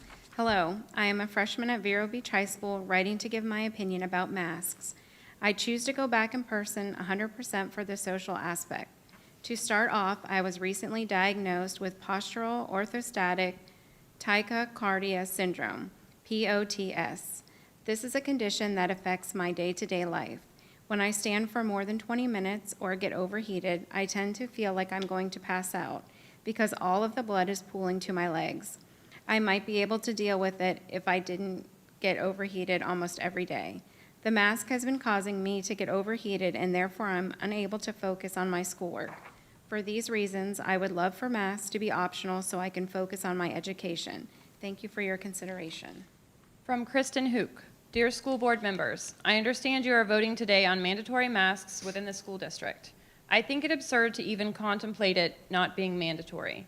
Are there some scientific studies that have now been published that show that they are not helpful in slowing the spread of the virus and protecting all, including the more vulnerable population? You are educators, and I know you teach science. Please listen to the guidance from the majority. Also, consider the demographics of our county and the season we are entering. If it starts to spread throughout the community, our businesses will suffer even more greatly. Please exercise common sense and keep the mask policy in place. From Damon O'Neill. I vote yes to optional masking in our schools. From Susan Alcaraz, to whom it may concern, I feel that masks should remain required for all students and staff. It has been one of the actions that have helped keep cases down in schools. There are families that have no choice but to send their child or children to school, and having to wear a mask may be giving them a peace of mind and comfort. If masks are made optional, I feel that more and more students and staff are going to get sick. That will cause an unnecessary hardship on parents who are not able to work due to having to stay home with their child or children, whether they are sick or having to quarantine. It will also cause a hardship on the district if it loses staff due to optional masks. They may not want to work where they don't feel protected. I know masks are not comfortable to wear, but it helps keep people safe and cases down. Wearing a mask will also help coming into flu season. Please keep masks a requirement in school. From Melissa Caudle. To whom it may concern, as a kindergarten teacher in the district, I am in full support of continuing to wear masks when social distancing isn't possible in the brick and mortar setting. My students are amazing at remembering and wearing their masks. They are not traumatized, upset, or even bothered in the least. Some are even comforted by the fact that they are wearing it because they have had family members die from the virus. Another positive is with flu season coming up, it is just added protection so that our students aren't hit with both the flu and COVID. As a spouse of someone who is extremely high risk, who was told due to his condition the likelihood of him surviving even a mild case was low by his doctor, I take comfort in knowing when I am at school with my school family, I am protected and comforted by everyone in masks. Without this accommodation, I'm not sure if I would be able to continue in this setting. Teaching is my passion, my career, and my students are my kids. I wouldn't want to ever walk into my classroom that is my safe place and feel fear. Taking away masks at this point would bring on that fear not only to me, but to some of my students. As for our school board members and parents who are trying to eliminate mandatory masks, until you are the person who is with these children 5 days a week, about 8 hours a day, you do not have the right to make a decision for me. I am the one on a day-to-day basis who is solely responsible for my students' safety and well-being. They look to me for guidance, comfort, support, and that feeling of complete safety in school. I would do anything to protect a student's life. If I am mandated to put 5-year-olds through active shooter drills monthly and explain why we have to do them, as well as fire drills and weather drills throughout the year to prepare the kids just in case, then I feel I should be respected and supported by my district to keep masks to help keep our children safe. If our district really is best by kids, then the best for them is any and all precautions given to us by the CDC, the experts in the field. I would hope that the district I love to teach in is also best by teachers. Your teachers are screaming to you, and they want masks to stay for now. I think listening would show them that their voices and opinions matter. From Macy Hurst, to whom it may concern, please consider making masks optional. Thank you. From Chris Erfurt, members of the board, with the upcoming vote on face masks at the October 13th meeting, I feel it is imperative that I speak up and to you directly as a parent and as a teacher at the largest school in the district. I am firmly opposed to making face coverings optional in the current climate. The face mask mandate should remain in place for the protection of students, their families, the community, and the faculty and staff members at all of our schools. Firstly, the comments from the public are citing sources, for the most part, that are not accepted by the CDC or NIH. Also, they willfully misinterpret what the CDC and other recognized medical experts are saying regarding face coverings. Face coverings are not meant to keep the virus from getting in, They are to keep the virus from getting out. Face masks reduce the transmission of respiratory droplets that have the potential to spread the virus. By making masks optional, you allow for the virus to spread to anyone within reach of those droplets and that person. I have classes that number anywhere from 22 to 27 students. We are in a classroom for 100 minutes at a time with recirculated air and no possible way to social distance. We make sure that we take 5-minute walk outside when possible so students can distance and take a mask break if they feel the need to do so. The expectation is that they comply so they will learn, and I will do anything I can to facilitate that learning in a safe and effective way. There are students in class that only feel safe in school because of the face coverings. They return to the brick and mortar option because they felt it was the best method for them to learn. If you make masks optional, they no longer have that feeling. I have students that said they would leave school if masks are not mandatory. There are teachers who have knowingly put themselves in reach of the virus by returning to school and have only done so because they were told would do the easiest, most effective method of mitigated spread possible within the brick and mortar system. I can say with absolute certainty that a number of teachers and staff members will use all available sick, personal, and vacation time rather than expose themselves to unnecessary dangers. We have already lost a number of highly effective, highly respected, and wonderfully dedicated teachers this year for reasons stemming from a very difficult and ineffective virtual transitional load or safety concerns at our schools, and that is a tremendous loss for us as a community. I can assure you that if the mask mandate is lifted, we will lose even more of gifted, respected, and caring teachers because we can in no way do the bare minimum to try and keep them safe.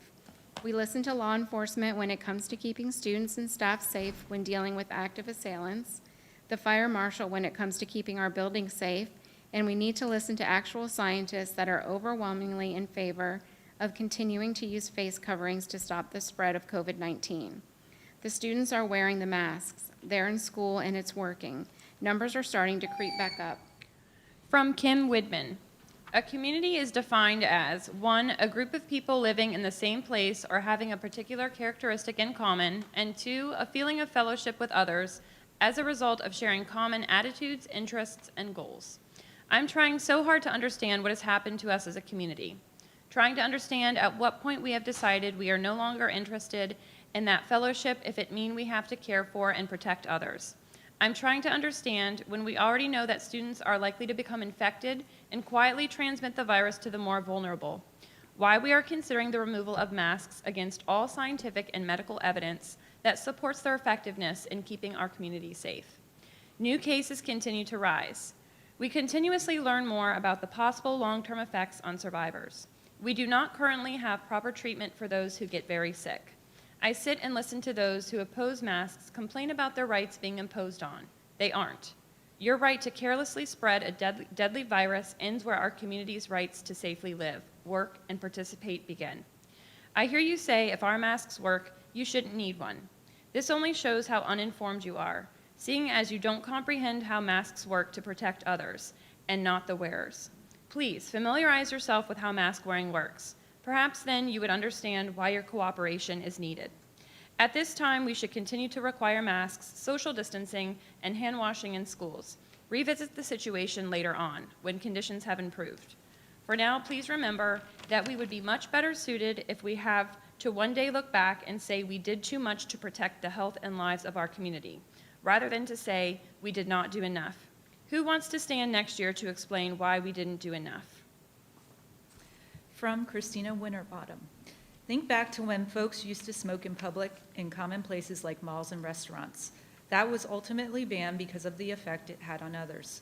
Wearing masks is no different. It is a courtesy for the health and protection of others. Masks are not hard to wear. Eliminating masks signals to the general public that it is safe to move on and resume normal life, and that could not be further from the truth. Numbers are still rising. While there may be effective treatments coming in the near future, they are not available to the public yet. It's just is not time. Have patience and do the correct thing. From Stephanie Grawl, I vote yes to make masks optional in schools. From Stephanie Herrera. I'm very surprised that making masks optional is even being given considered. Is the pandemic over? I personally know 6 people who have died. some in my surrounding neighborhood in Fellsmere. We know people personally who are at risk, people that I work with, neighbors, and myself. I am hoping that our school leadership will lead as necessary and not let this issue be political or bowing to the pressures of those who are misguided. Until we have been told that no one else will get the virus or spread the virus, we should follow what experts say and not non-experts. From Tom and Elena Cavill, good evening. I would like to first thank Dr. Moore and the teachers and staff for their continued support during these unprecedented times. We all have a different story to tell during this pandemic. We have all been affected differently by this pandemic. Parents of an elementary-age child may have a different story than ours. We have a middle school and a high school-age child. This is our story. Over the summer, our family sat down and discussed all the pros and cons of returning versus staying home for school. At the time our decision was made, many things were still not clear. When were masks mandatory? What happens if a classmate tests positive? Does my child in that class have to come home for 14 days? And so many other unanswered questions because this situation is new to all of us, students, teachers, staff, and parents. We decided to enroll our children in transitional model. What we are about to state is not in any way a poor reflection of the schools or teachers. This is not an easy situation. We are all learning together, but this was our reality. No internet, poor connection, teacher muted, student muted, camera not working, microphone not working, having to call the school to ask them to please tell the teacher who can't see the chat that after 30 minutes of teaching, none of the students heard anything they said, thunderstorms leading to the loss of power, so no internet, increased cost to the electrical bill, increased cost to the food bill, children interrupting parents working, work not being submitted even though it says that the assignment was submitted, children crying, parent crying, teacher crying, all true, all reality. Every student and every teacher deserves to be in the best possible learning situation, and that is in person at school. To all of you who state that your child has not been able to learn in the school because their mask is uncomfortable, is disruptive, is not allowing them to concentrate, I urge you to take your turn now. If you don't want your child to wear a mask, then keep them home. Or better yet, in a time of this country where there's so much negativity, so much anger, let's teach our children that one small act, one action of just being kind and unselfish can make a difference. Mask wearing isn't about protecting ourselves, it's about protecting others. Let's empower these kids to be part of something that can make history of being the school district with the lowest numbers of cases and absences. The school district that comes out of this with increased test scores, not lower ones. Something your children can look back on and say, I was part of that. I made a difference. I helped my classmates, my teachers. All it takes is one small act. Be kind, wear a mask. Thank you. From Carol Franchini, please vote to stop requiring mandatory masking of our kids. Stop quarantining healthy kids. Stop temperature checks. Please don't require vaccines and reopen our schools. Thank you. From Sydney Jones, I'm a junior at Vero Beach High School, and I believe we should continue to require masks for the safety of our staff and students. From Emily Gerklis, good afternoon. I'm a teacher at Osceola Magnet and wanted to express my thoughts regarding masks in schools. So far, the students have done an excellent job adhering to the mask wearing policies. As a whole, we've been pleasantly surprised at how well the students have adjusted to mask wearing in school. I certainly understand that wearing a mask all day isn't ideal, neither is teaching in one. That being said, we were assured upon the reopening of schools that student and staff safety would be the chief priority. It is my belief that mask wearing has limited the spread of COVID in our schools thus far. Soon, transitional students will be coming back to their respective brick and mortar settings. To remove the mask wearing policy prematurely, after teachers have spent so much time sanitizing daily, creating social distancing in their classrooms, separating all supplies, centers, etc., seems counterproductive and would put the entire school population, both student and adult, at a greater risk of spreading the virus. Per CDC recommendations, which my colleagues have been following tirelessly, CDC suggests that all school reopening plans address adherence to the behaviors that prevent the spread of COVID-19. When used consistently and correctly, along with important mitigation strategies, masks are important to help the slow spread of COVID-19. Other important mitigation strategies include social distancing, washing hands, and regular cleaning and disinfecting frequently touched surfaces in schools and buses. As an educator, I implore you to consider keeping this policy in place until all students have returned to their in-person settings. This is not a matter of politics. It is simply a desire to keep our children and hardworking staff safe. Thank you for your time. From Becca Harrison, dear members of the board, I recall that the last time I sat in your room, a very intelligent healthcare worker gave an informative presentation to you regarding coronavirus as you were assessing the school reopening date. There was no doubt, and there still is none, about how significant masks are in preventing the spread of COVID-19.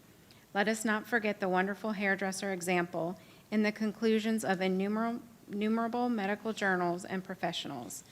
COVID is often spread airborne through respiratory droplets, and masks prevent this.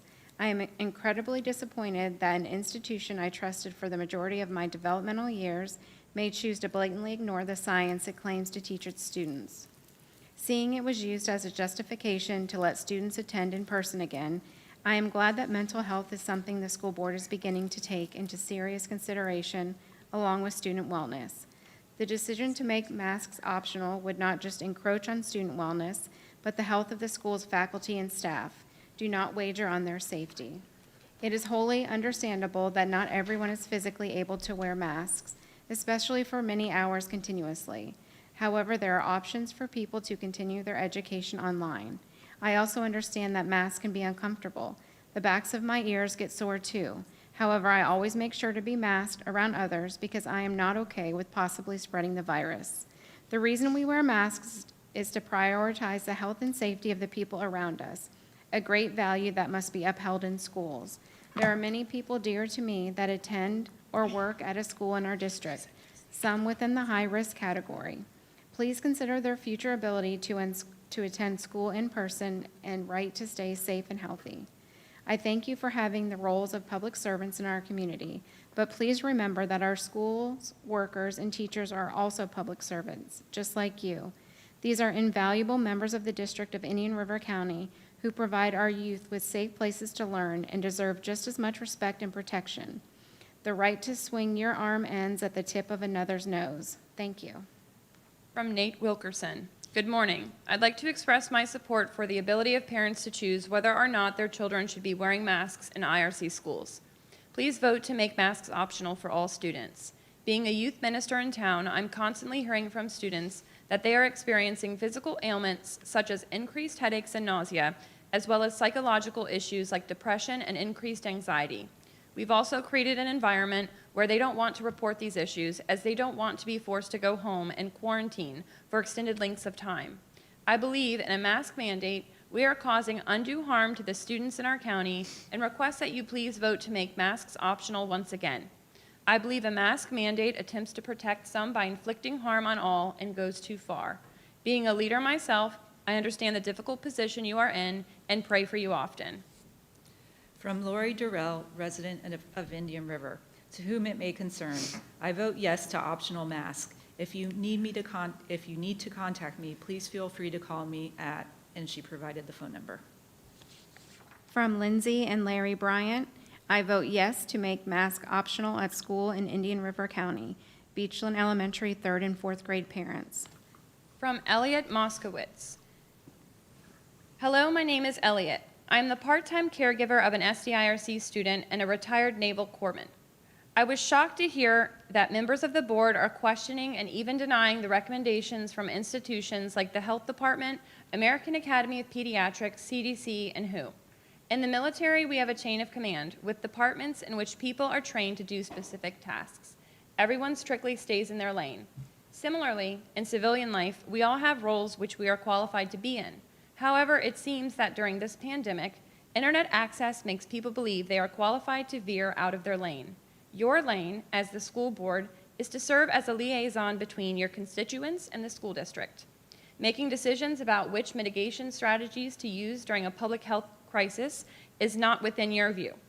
Unless you hold a degree in the field of epidemiology or infectious disease, you lack the training and expertise necessary to determine what is viable data, analyze it accurately, and derive appropriate recommendations.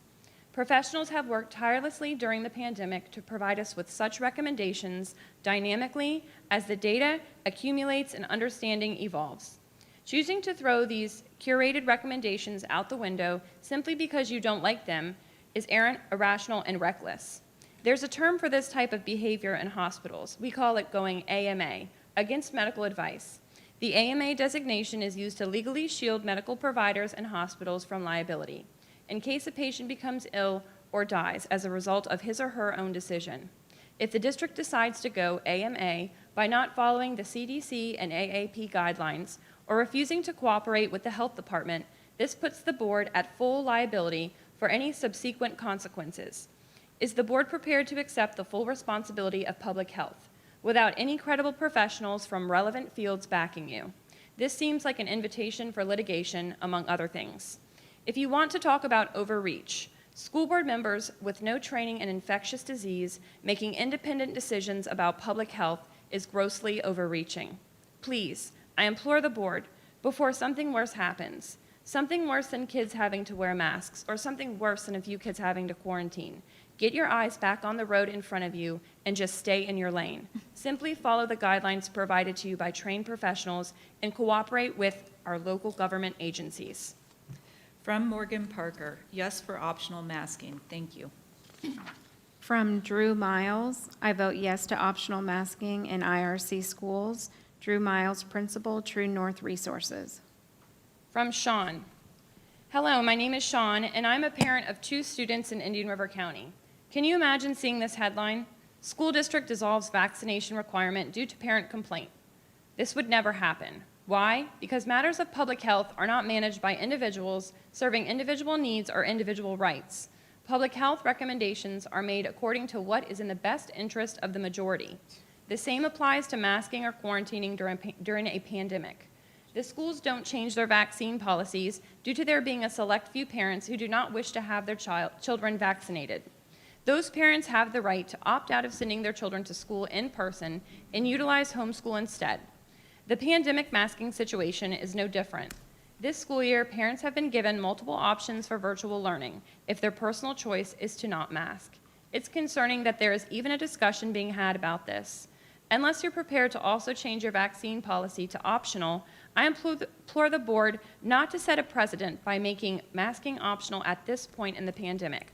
Our county's positivity rate is actually higher right now than it was when school started. Excuse me, Mrs. Sort, I didn't catch the name of that person. Could you repeat that? What was the first and last name? Sean. What was the last name? When we have people come and speak for public comment, just like the county commission, we ask them to state their name. If we're reading public comment, I think it's only appropriate that we also state the person's name. Is his last name on there? It is not in the body of the email. It could possibly be part of his email address, but the only name that I'm certain of is Sean. Out of respect for the citizen input members that come physically and speak, I think it's appropriate that we have the same rules and requirements for any citizen input that's being sent in. We do need the first and last name if you can, if You're going to read it. So if there isn't a first and last name, you would like us to skip that email?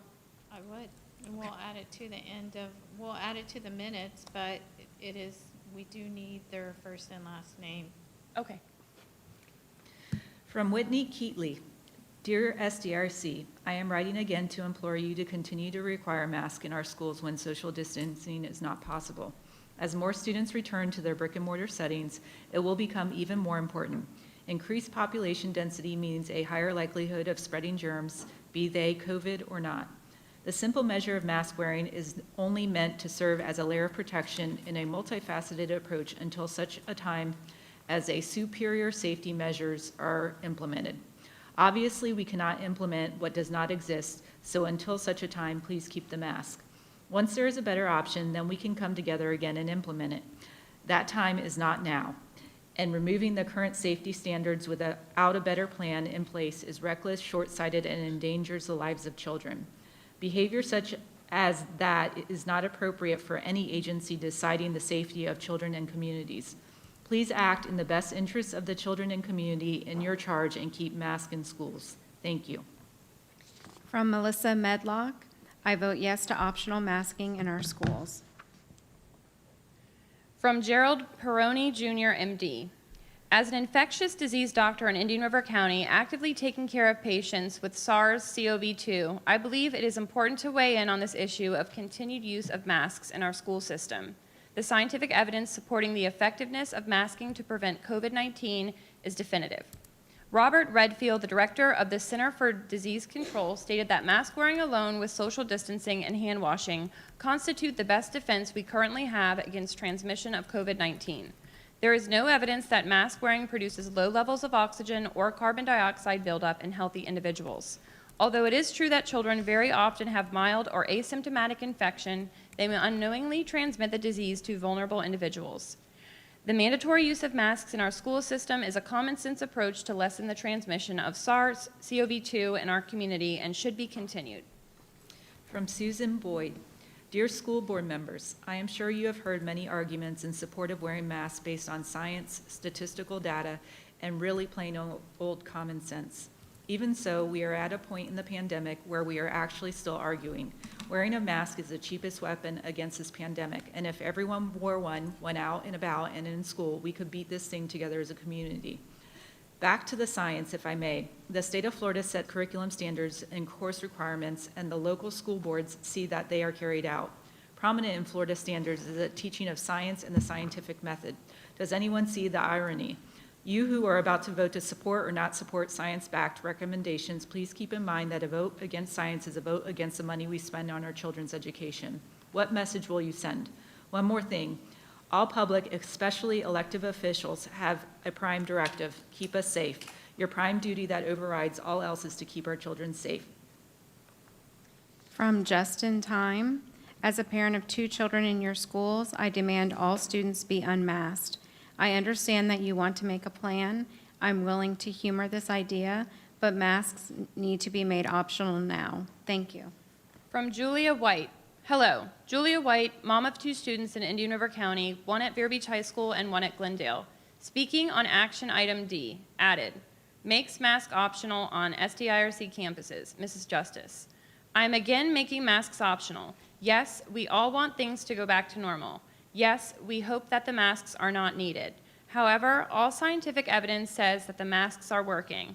I'm very upset that this item was snuck in at the last meeting, when it was very apparent that certain school board members loaded the room with citizens that backed their agenda. Yet, they were not the ones called out. It was our superintendent for providing one voice to give comment. Parent input is important, but this is a matter of public health. We should be hearing from more of our doctors, pediatricians, and health officials. More importantly, our school board members should be listening to these doctors and scientists. We should also be listening to our teachers. Back in March, everyone was all about supporting our teachers, yet now you refuse to hear them when they say they want their class to wear masks, because there is no way to socially distance in their classroom. Teachers did not sign up for a job that risks their lives or their families' lives. Stop acting like they did. Please stop trying to make a mark on your way out the door. Please stop this nonsense. Rushing to a point where masks are optional will prove devastating. From Debbie Morgan. School board members, I urge you to vote yes to optional masks for our students. There is plenty of evidence that has been provided that prove masks don't work and are a detriment to the physical and mental health of our children. Please vote for the parents to have the choice in their child's health care, as it should be. Kindly. From Jamie Flood, I vote yes to optional masks. From Jacqueline Lowry. Hello. The intent of this letter is to address the option of making face masks non-mandatory. I feel strongly that the face mask should continue to be mandatory. Most students are wearing them, and it gives protection for themselves and from others. For those of us who have medical disorders, this issue will only complicate matters and provide an interruption to the flow of providing a quality of education to our students. Some students have been quarantined multiple times. If there were not masks, I am sure that this would increase out of control. If we were not wearing masks, students and staff would be quarantined at a much larger rate. If this happens, we will fill up our medical treatment centers and put the whole public at risk for contracting the virus. Schools are the veins of our community, and we must keep everyone safe. I think we should look around and see that the medical profession has issued this for the entire world. Why would Indian River County be any different? I think the focus needs to be put back on education than to waste our time playing doctor to this deadly disease on our population. From Susan Ridlin. Good evening. Thank you for the opportunity to voice my concerns about changing the face mask policy without the risk of being around unmasked people. I appreciate and respect the thought that went into the school reopening plan. More people are exposed to each other in the schools of the district than anywhere else in the county. Comparing classrooms to being in Walmart is ridiculous. The faculty and staff who returned to school in August and the parents who chose to send their children did so based upon the policy of wearing masks when social distancing is not an option. The policy was based on science and advice of medical experts. The district is encouraging students to return to schools and at the same time voting on whether to change the current policy. Why are you considering a change in policy when the student population is about to increase? This is the time to remain vigilant and keep the safety of all as the #1 priority. 2 board members who will not be seated after October support this optional mask political agenda. I understand the protocol allows for this vote to occur. If you vote to change the policy, people will urge the new board members to ask for another vote. Hopefully, the new board members will understand the importance of making decisions in the best interest of the community based on science and the recommendations of medical experts. The people speaking out against mandatory mask wearing have a political agenda based on their ill-conceived notion that the rights and freedoms are being violated. This is an emotional appeal, not based on medical facts, science, and statistics. There has been no overreach of the health department. They exist to provide information that will guide decisions and policies that keep our entire community safe. Tracking the virus, quarantining students who may have been infected, and wearing masks are measures that are currently implemented in schools around the world. What makes Indian River County any different? There are many unknowns about the coronavirus. School district leaders have a responsibility to respond to the pandemic with caution and create situations that maximize the safety of all until a vaccine is widely available. The students are handling mask wearing very well. School has been open long enough that the students are in the routine of wearing masks. They are not the ones complaining. Students in some of our science classes have a better understanding of the importance of wearing masks than adults who are pushing for the optional mask. The students understand that we as citizens have the responsibility to help keep our community safe. You need to consider what message your vote sends to the students of this district. There are many tax-paying senior and high-risk citizens in our community who stay home as much as possible and take safety measures to minimize the risk of exposure. Many students, teachers, and staff members are related to or live with these citizens. Making masks optional will raise the risk of infection not only to those who are in schools, but to their family members as well. I urge you to vote to keep face masks mandatory when social distancing is not an option. Thank you. From Mary Miles, I vote yes to optional masking. Our children's health is important. Between headaches and nausea and the smelly mask mouth, we need to have the option to mask or not mask our children. From Samantha Pearsall, Dear Dr. Moore and school board members, I'm a parent of an Indian River County school student. I am writing today to make our family's voice heard in regards to some of the items that were added to the agenda by Mrs. Justice. In response to Mrs. Justice's motion to make masks optional in Indian River County schools, our family implores the board to maintain, at a minimum, the masking requirements in place in schools at this time. Our son is enrolled in the transitional model as a kindergartner, and the strain has been incredible for our family. We chose this instructional model in hopes that safety measures would demonstrate success at keeping numbers low. Unfortunately, cases are still occurring in our county, and I wonder how we can possibly reduce numbers once masks become optional. With a newborn and a compromised immune system, I cannot take that risk as a mother. In response to sentiments that masks are debilitating, my 5-year-old son wears his correctly without complaint.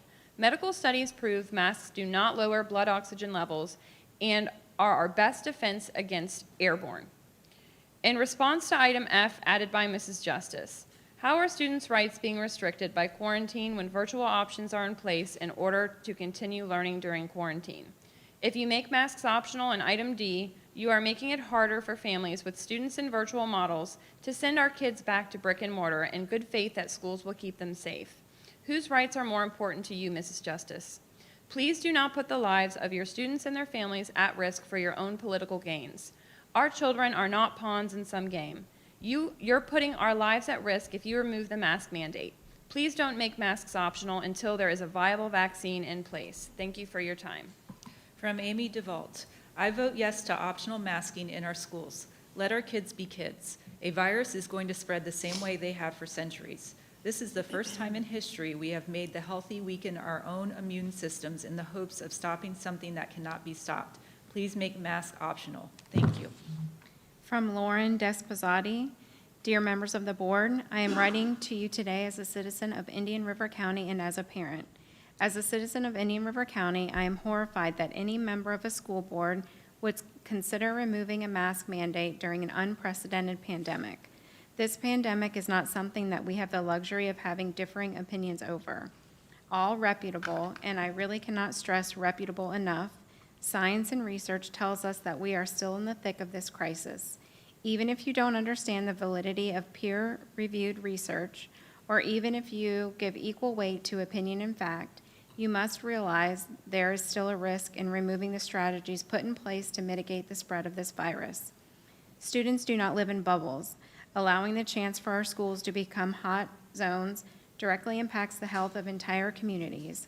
I am aware of the We the People Indian River County movement, and I can assure you that, while they may be the loudest and most emotional, they do not represent the majority of our community. As a parent, I would not be able to, in good conscience, entrust my child's education to this district as it stands today. I am troubled by the ease in which the board treats the emotions and opinions of misguided, ill-informed, and willfully ignorant anti-maskers as though their rhetoric is based in any proven science. I know that parents, teachers, and citizens have provided reputable data to the board. I also know that the board has been flooded with non-reputable data. From the responses I have received to prior letters concerning the face mask mandate, I do not have confidence that all members can discern good information from bad information. As elected officials, I beseech you to keep all safety protocol developed by the experts in place at this time. The education of the members of this board, while impressive, does not replace the medical and scientific community, and you cannot make the same decisions, nor can you presume to know better. From Dr. Juan J. Rodriguez. I, J. Rodriguez, PhD, former counselor, school psychologist from Indian River School District, and former IRSC professor, wish to support the use of a mask for teachers and students in our district. Science tells us that the evidence so far is that the coronavirus causing COVID-19 spreads predominantly in respiratory droplets expelled when an infected person coughs, sneezes, or even speaks. Evidence also suggests that a third to half of transmissions occur from people who have not yet developed symptoms. Wearing a face covering helps protect people who are uninfected. Please consider keeping this practice at least until a vaccine is available to us all. It is a matter of life and death for many teachers, parents, and grandparents. From Adina Bernholtz, Vero Beach School Senior. When I found out the district was considering removing the mask mandate in schools, I was deeply and utterly shocked. As a student in the district, the only reason I feel safe doing in-person schooling was the mask requirements. I have been following the pandemic as closely as possible, and every study I have read has concluded that masks significantly reduce the spread of COVID-19. Dr. Fauci has consistently asserted that a mask mandate coupled with social distancing would nearly stop the spread. Throughout my schooling, I have learned that we should make decisions and arguments based on facts and evidence. The purest form of evidence is science experimentation. I have attached a Duke University study that shows the benefits of wearing masks. If the school district cares about stopping the spread and the health of our students, they would keep the mask requirements. While some people might argue that mask requirements violate the Constitution, they are sorely mistaken. Through various Supreme Court cases, namely Ingold versus Vitale, it had been established that personal liberties can be taken away or limited when a situation presents a clear and present danger. In my opinion, a deadly virus is a clear and present danger. Masks are uncomfortable, but no one has died from wearing a mask or even been injured. However, 210,000 people in the United States alone have died of the coronavirus. I hope this information will allow you to make a wise and informed decision about keeping masks required. Kristen?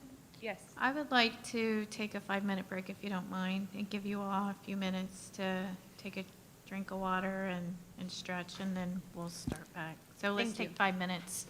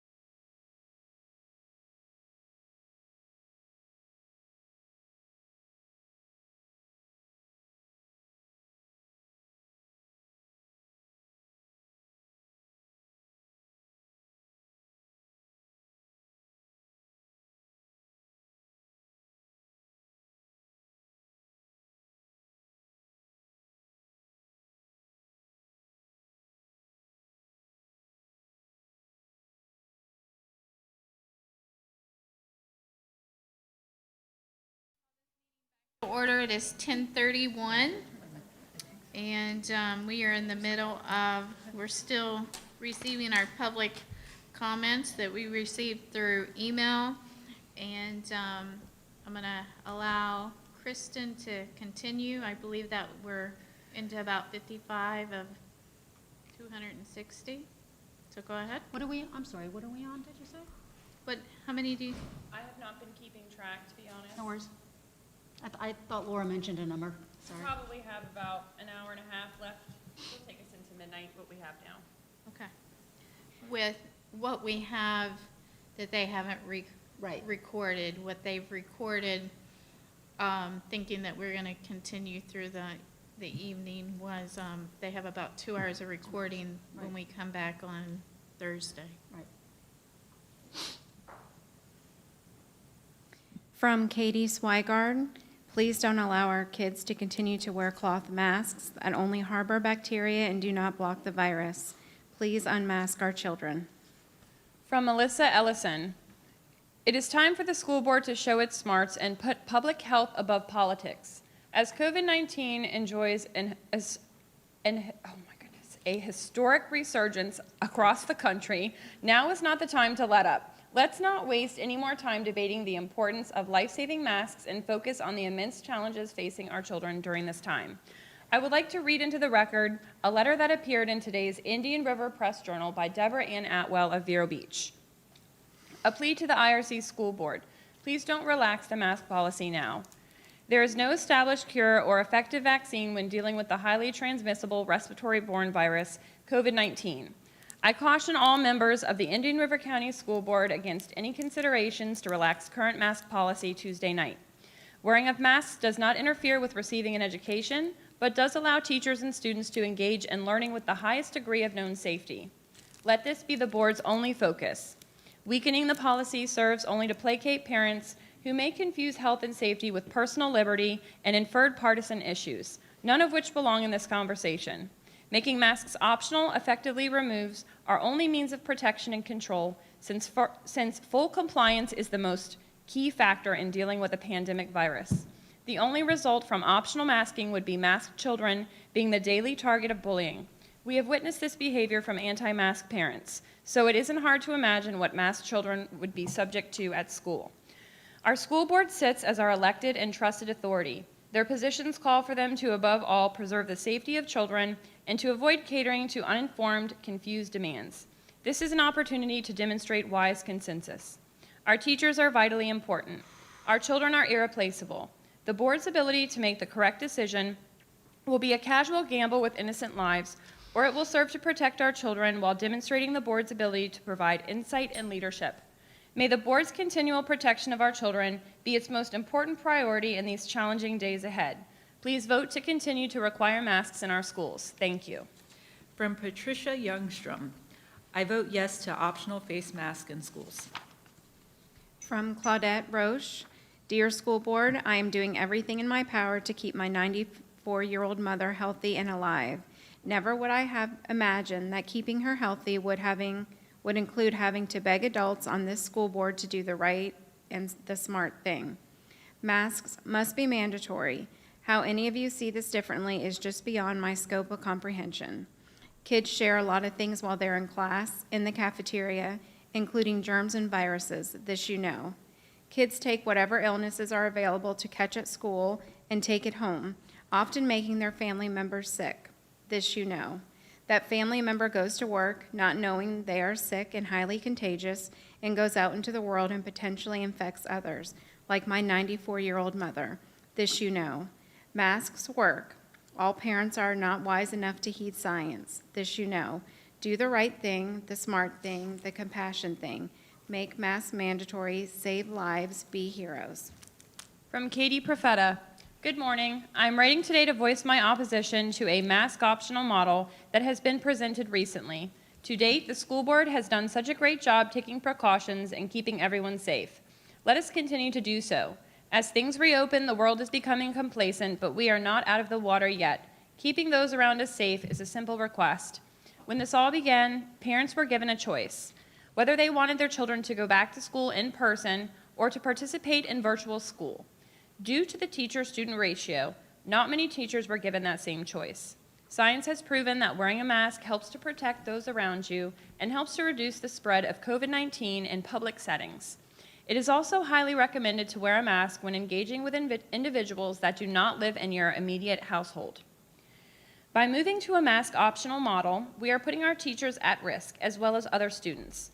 Teachers that then have to go back to their own families and home environments and potentially put their families at risk too. If a student does not want to wear a mask, or if their parent does not want them to, they did not have the option to participate in school virtually. They did have the option to participate in school virtually. By wearing masks, we are keeping everyone safe by reducing the spread of COVID-19. Another lens to look at this through is that the bullying peer pressure. Will students be bullied for their choice to wear a mask or not wear a mask if it becomes optional? Will students be ostracized for these decisions? Will they be peer pressured into not wearing a mask just to fit in? If you go to a mask optional model, will parents be able to opt out of in-person schooling and opt for virtual schooling now that we are well into the school year? Many of these decisions were made with the assumption that the school board would be taking action and following CDC guidelines, which do suggest a mask in a public setting. In the past few weeks, as schools are reopening across the country, there have been more and more reports of teachers contracting COVID-19 and many even passing away from the virus itself. Let's not allow teachers in our district to become part of those statistics. Please do not strip away one of the protections in place that protects both students and teachers alike. The last I checked, wearing a mask didn't hurt anyone. Annoying maybe, but this isn't forever. There's several links, and thanks for your time and consideration. From Tina Clark, thank you for allowing concerned parent and active community input. As a family nurse practitioner and mother of 3 sons attending brick and mortar, I am an advocate for continued mask use. I am an advocate of following the CDC guidelines and protecting our teachers and children that may be high risk due to underlying health conditions. Please do not make masks optional unless the CDC lifts the mask recommendations. Thank you. From Alta Feldman, School Board of Indian River County, I am amazed that consideration is being given to making masks optional in Indian River schools. We are approaching the time of year when, without a doubt, there will be an increase in COVID-19 cases, and we are far from having this under control. This is science, not politics. Why would we want to do anything that could possibly increase the number of COVID cases, hospitalizations, and deaths in our county? Wearing a mask is not asking a lot, and if it can keep COVID from spreading in the community, it is worth the small sacrifice. Our children are so much smarter than you are giving them credit for. They understand the science and they want to contribute to doing the right thing. Please vote against an optional mask mandate. Excuse me, can I have that name again? I'm sorry, I missed it. Alta Feldman. Thank you. From Cynthia Ferreira, all science points to wearing masks as being an effective tool in preventing the spread of COVID-19. We must follow science rather than people's opinions. People's lives are at stake. From Barbara Busutil, as a resident of Indian River County, I am very concerned that the school board is considering making masks optional in schools. Not only will this endanger the students and their families, but this will also endanger all school employees, their families, and the community at large. At a time when COVID-19 infections are rising in the state of Florida, I believe that making masks optional at this time is a reckless decision. All competent health professionals agree that at this time, our best protection against COVID-19 is wearing a mask, along with social distancing and avoiding large groups. Please side with science and protect our children, teachers, staff, school employees, and community by requiring masks in schools. Thank you. From Kate Megji, to the esteemed members of our school board and leaderships of Indian River County School District. I saw with dismay that the board is considering making masks optional for the students, staff, and teachers at our public schools, and also considering discounting the expertise and authority of our health department regarding the quarantine procedures tomorrow evening. Despite our state leadership determining that it is appropriate to move to phase 3 opening, our numbers do not support that. Pretending the pandemic of COVID-19 is over is foolish at best and deadly at worst. Putting our children and the school's employees at risk before this pandemic is actually under control is not justifiable. As a parent of a student who is currently participating in virtual school, who desperately would like life to get back to normal, I do understand that getting back to normal won't be possible until we have a working vaccine with wide distribution and access, and will not be sending my child back until that time, and certainly will not be if masks are optional. I feel deeply for the parents who do not have the means to keep their children home, and also for the committed staff and educators who are in an impossible situation right now. Please do not take the drastic actions outlined in tomorrow night's agenda. Making masks optional and acting against our public health department's recommendations for quarantine. It's unwise, uneducated, and inequitable. From Susan Lovelace. Dear School District of Indian River County School Board members, my name is Susan Lovelace, and I retired 3 years ago from 20 years of teaching at Sebastian River High School. I witnessed firsthand many changes and transitions that were successful because we had knowledgeable, well-informed leadership who made decisions, sometimes difficult ones, and stood behind those decisions for the good of all involved. It is imperative that the board votes to support Dr. Moore's decision to require all students, teachers, staff, and administration to continue to wear masks and socially distance during this difficult time. Changing the rules when there is so much uncertainty surrounding the spread of COVID could very well mean life or death for anyone working in or attending our schools. Adding to a teacher's already stressful workload by having maskless students in his or her classes only creates more anxiety and chaos. It's quite simple. Parents who do not want their children to wear masks have the option of keeping them home. Those who cannot keep children home or choose to have their children attend brick and mortar must abide by the rules set at the beginning of the school year. From Kelly Von Gall. Dear board members, there shouldn't even be a question. From a health perspective, this needs no explanation. An education is being provided and parents and students have been given a choice. Wear a mask at school or be a virtual student. Students in school districts all over the country are cooperating with these exact same rules. There is no grounds for even bringing this to a vote. There has been an agreement made with teachers, schools, students, and parents, and the board cannot just make changes whenever it wants. Changing the agreement now will bring lawsuits from teachers, the teachers union, and families who chose a masked in-person option and are not allowed to switch midterm. We can't afford another lawsuit or to lose even one teacher over this. Again, from a health perspective, a mask option is ridiculous. From a legal standpoint, changing a contract halfway through its term is ridiculous. From a political standpoint, allowing outgoing members to light the place on fire as they leave is ridiculous. This political posturing should be below the board, but it hasn't been for some time. We should at the very least let the new board vote on this. It makes no sense for the old board to vote weeks away from 2 members retiring. Enjoy your retirement, Mrs. Justice. I know I sure will. From Jill Bernholtz to the school board members of Indian River County.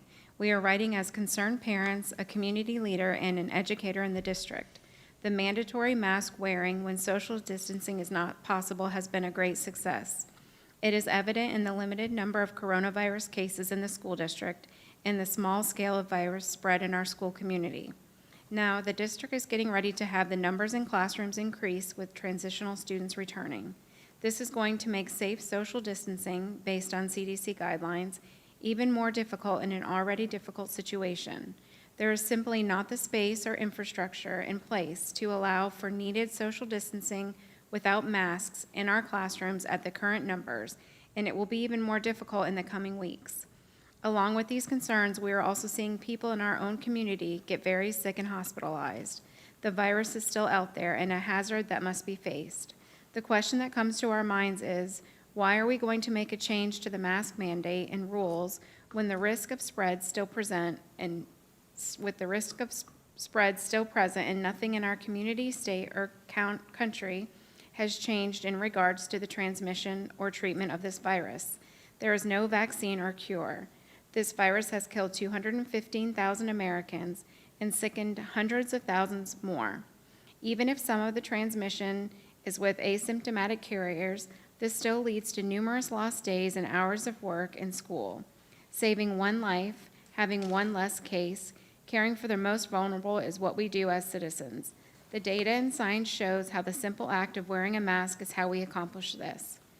Speaking from experience, the students in my classroom are not struggling with the act of wearing a mask. They realize mask wearing is to help keep everyone safe. They are more than willing to do so for their friends, classmates, and community of learners. They enjoy the breaks at recess and lunch. If they need a moment at their seats to get a drink, they do so. If they prefer a shield, they wear one. It is a non-issue in my classroom. We look forward to the day there is a vaccine or a cure and things can get back to normal.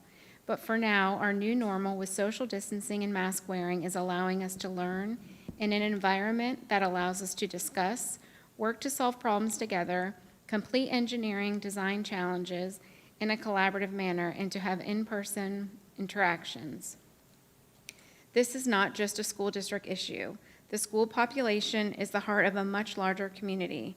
Transmission that happens in the school district will spread outward, impacting others, businesses, organizations, faith communities, and beyond.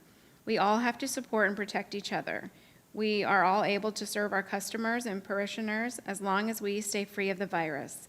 In the Jewish community, we observed almost our entire High Holy Days virtually with much expense. From Pat Stewart, wear mask. From Gail Bruce, I feel that if we do not require masks for students and staff, we are going to have massive outbreaks. We have already seen outbreaks at many schools throughout the county.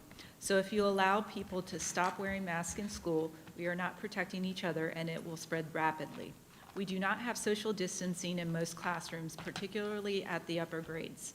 If you do stop the mask mandate, you will be responsible for increasing our cases in Indian River County without a doubt. Please reconsider this decision to lift the mask mandate. I am currently working from home with transitional and virtual students because I have accommodations and I am very high risk. I would definitely not feel safe, or would my fellow staff members with accommodations, to return to our schools with no mandate.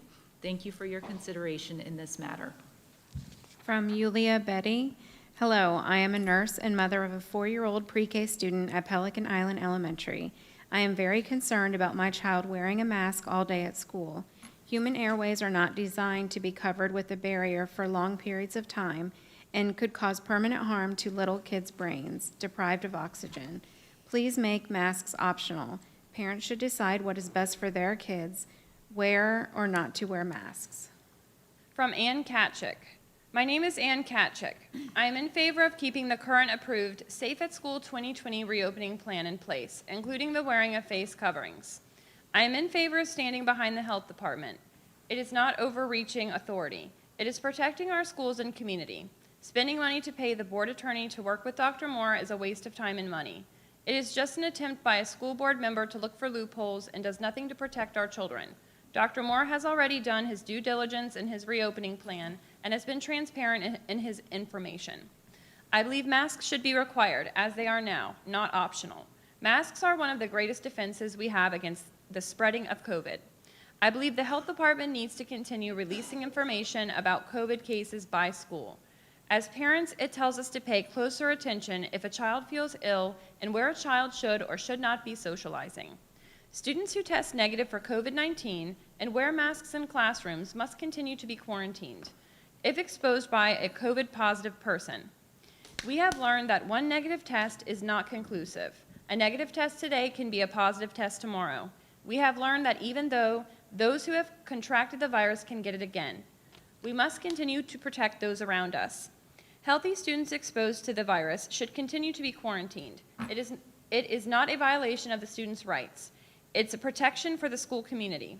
The reopening plan includes virtual and transitional learning, so every student does have equal access to free and adequate education. The August 20 Treasure Coast newspapers quotes Superintendent Dr. David Moore. We've extensively looked at the research and have discussed reopening procedures with medical professionals to create a plan that's in the best interest of children. Dr. Moore has worked very hard to get this right. He has listened to the science and has pushed to do what is right for our children. I implore you, listen to him. In that same Treasure Coast newspaper's article, school board member Terry Berenborg said, "We have to go and trust the CDC recommendations and the American Academy of Pediatrics," followed by Vice Chairperson Mara Schiff, stating she prefers to err on the side of caution. The long term of the virus remains unknown. What has changed since the hospital district suggested masks be worn? What has changed since the several physicians from the Cleveland Clinic, Indian River Hospital have recommended masks be worn? What has changed since Dr. Moore met with local pediatricians in search of their best advice? Nothing. These same doctors continue to stress the science of masks and other strategies. Are you listening? Sadly, these strategies were not put in place by our county commission or the city council, even though it is well known that schools and communities are linked. Thank goodness many of our businesses had the courage to require masks as a public safeguard. Had these strategies not been put in place, how much worse would the virus have hit our schools? Don't remove masks and precautionary measures now. Keep them in place. I would have preferred to appear in person today. From Kim Grenier. My daughter goes to the Flick.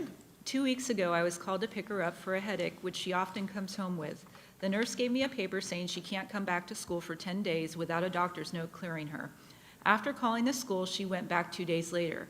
She is a 14-year-old girl who is starting her cycle, a normal side effect. She comes home every day with a headache and acne on her face, which she never had, because she is breathing in her own bacteria all day. I don't have to attach links proving this because I know many other parents have already sent them. I am not opposed to masks. I am opposed to forcing children to wear masks.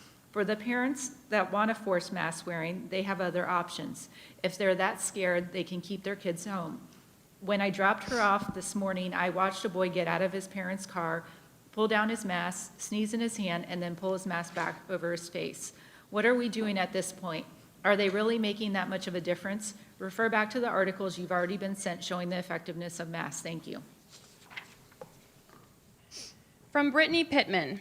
Good morning. Please vote to make masks optional for our teachers and definitely our students. I would love for my son to attend school again and be able to enjoy peer interaction. However, our family does not feel it's safe in the long run for our children to wear masks for such a long periods of time. I believe we will have a healthier student-teacher population due to the simple fact that we have proper sanitation of our schools and ensuring that our students are washing their hands on a regular basis. Please put an end to the masks for these children and let them be individuals again with their beautiful smiling faces. From Barbara Kostick. As a current teacher in this district, I find it extremely disconcerting that you are even considering making masks optional. I was very hesitant to return to work this year in the midst of a pandemic.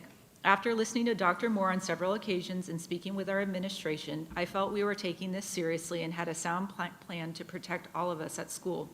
As school started and the first week ended, I recall being amazed that our students were so compliant about the masks, the distancing, and our new normal. I have yet to have one student complain to me about keeping their mask on in class. Our rooms are so small that we cannot distance properly unless we have classes smaller than 10 students. With more students returning to brick and mortar now that the 9 weeks has ended, our classes are going to be even more crowded than before. And now we want to make masks optional. I feel like this is a reckless decision that will potentially endanger our faculty, staff, and students and all of our families. Why take this risk? All the science doctors have said if we would do one thing, wear a mask. All the science doctors point to keep us safe by way of the 3 C's: cover, mask, crowds, avoid, and clean, wash hands, sanitize. Many doctors have said if we would all do one thing, wear a mask, we could limit the spread of this virus. Please side with the science and keep us all safe. Keep the current plan in place. Thank you. From Edward Hemstreet. Dear Mrs. Zork, we will soon be residents of Vero Beach as we are having a house built at 4623 Pratt Circle to be ready for us mid-November. I recently became aware that at a recent school board meeting, many parents suggested that masks not be required in school. I believe one of the main ways for us to stop the surge in coronavirus cases in our country is to wear masks in public. I also believe that the record is clear that early opening and non-mask wearing has caused the upsurge in virus cases since schools opened this fall. I therefore request that the school board not agree with this request and continue to require the wearing of masks by teachers and students when attending school. From James M. Sammons, members of the school board, School District of Indian River County. I'm writing you regarding the October 13, 2020 school board business meeting, agenda items 12B, C, D, E, F, related to the board-approved Safe at School 2020 reopening plan implementation and associated face covering requirements. 1, 12B. It is important to maintain consistent policies and procedures as established and published to the community for reasons of trust and confidence within the community. It is reasonable to conclude that a significant number of parents allowed their children to return to in-person school based upon their trust and confidence that SDIRC, through the current adopted policies and procedures, would be providing a reasonably safe and healthy environment for students. The same can be concluded that school staff agreed to work in SDIRC brick-and-mortar schools with the same understanding and trust regarding the safeguarding of their health. Changing these policies for reasons other than factual data supporting such a change as being in the best interest of student and staff health and safety would be a clear breach of SDIRC trust and integrity. A cohort of parents, students, community members, as well as members of the IRC school board lobbying for change must not unduly influence policy decisions regarding the Safe at School 2020 plan without clearly documented factual data to support their requests. Certain proposed changes appear to lack such data, and if implemented, may induce a number of parents to withdraw their children from in-person school and encourage the parents of current online students to not return to in-person school in the next few weeks as planned. Some students may not return to our schools at all. I suggest that staying the course as originally approved by the board with minor adjustments if and as needed is the best plan going forward until such time as the situation with the virus warrants major change. 2, 12C.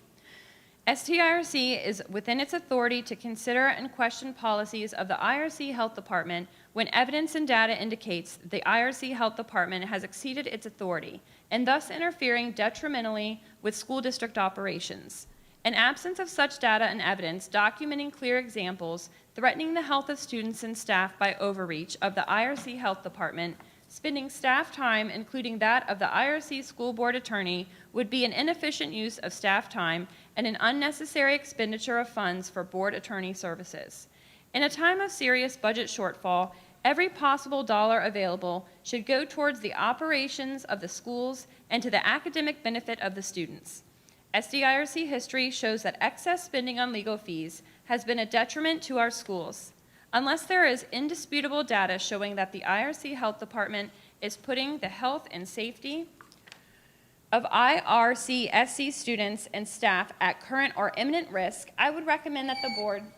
From Christina and Louis Ferrari, to whom it may concern, the question we seek an answer to is, what are we willing to do to protect our teachers, students, and families and neighbors? The answer to the question of whether to wear a mask or not while attending school, I believe, is a simple one. Yes, we all need to wear a mask. Ask yourself, if we had a vaccine available, would we want everyone to take it to protect everyone, as we do for other health concerns facing our educational system? At this point in time, we do not have a vaccine, and according to data from Worldwide, wearing a mask, it is the best way of driving down infection, COVID-19. So please protect all people entering our schools by requiring the wearing a mask until a vaccine becomes available. Thank you for your time and attention.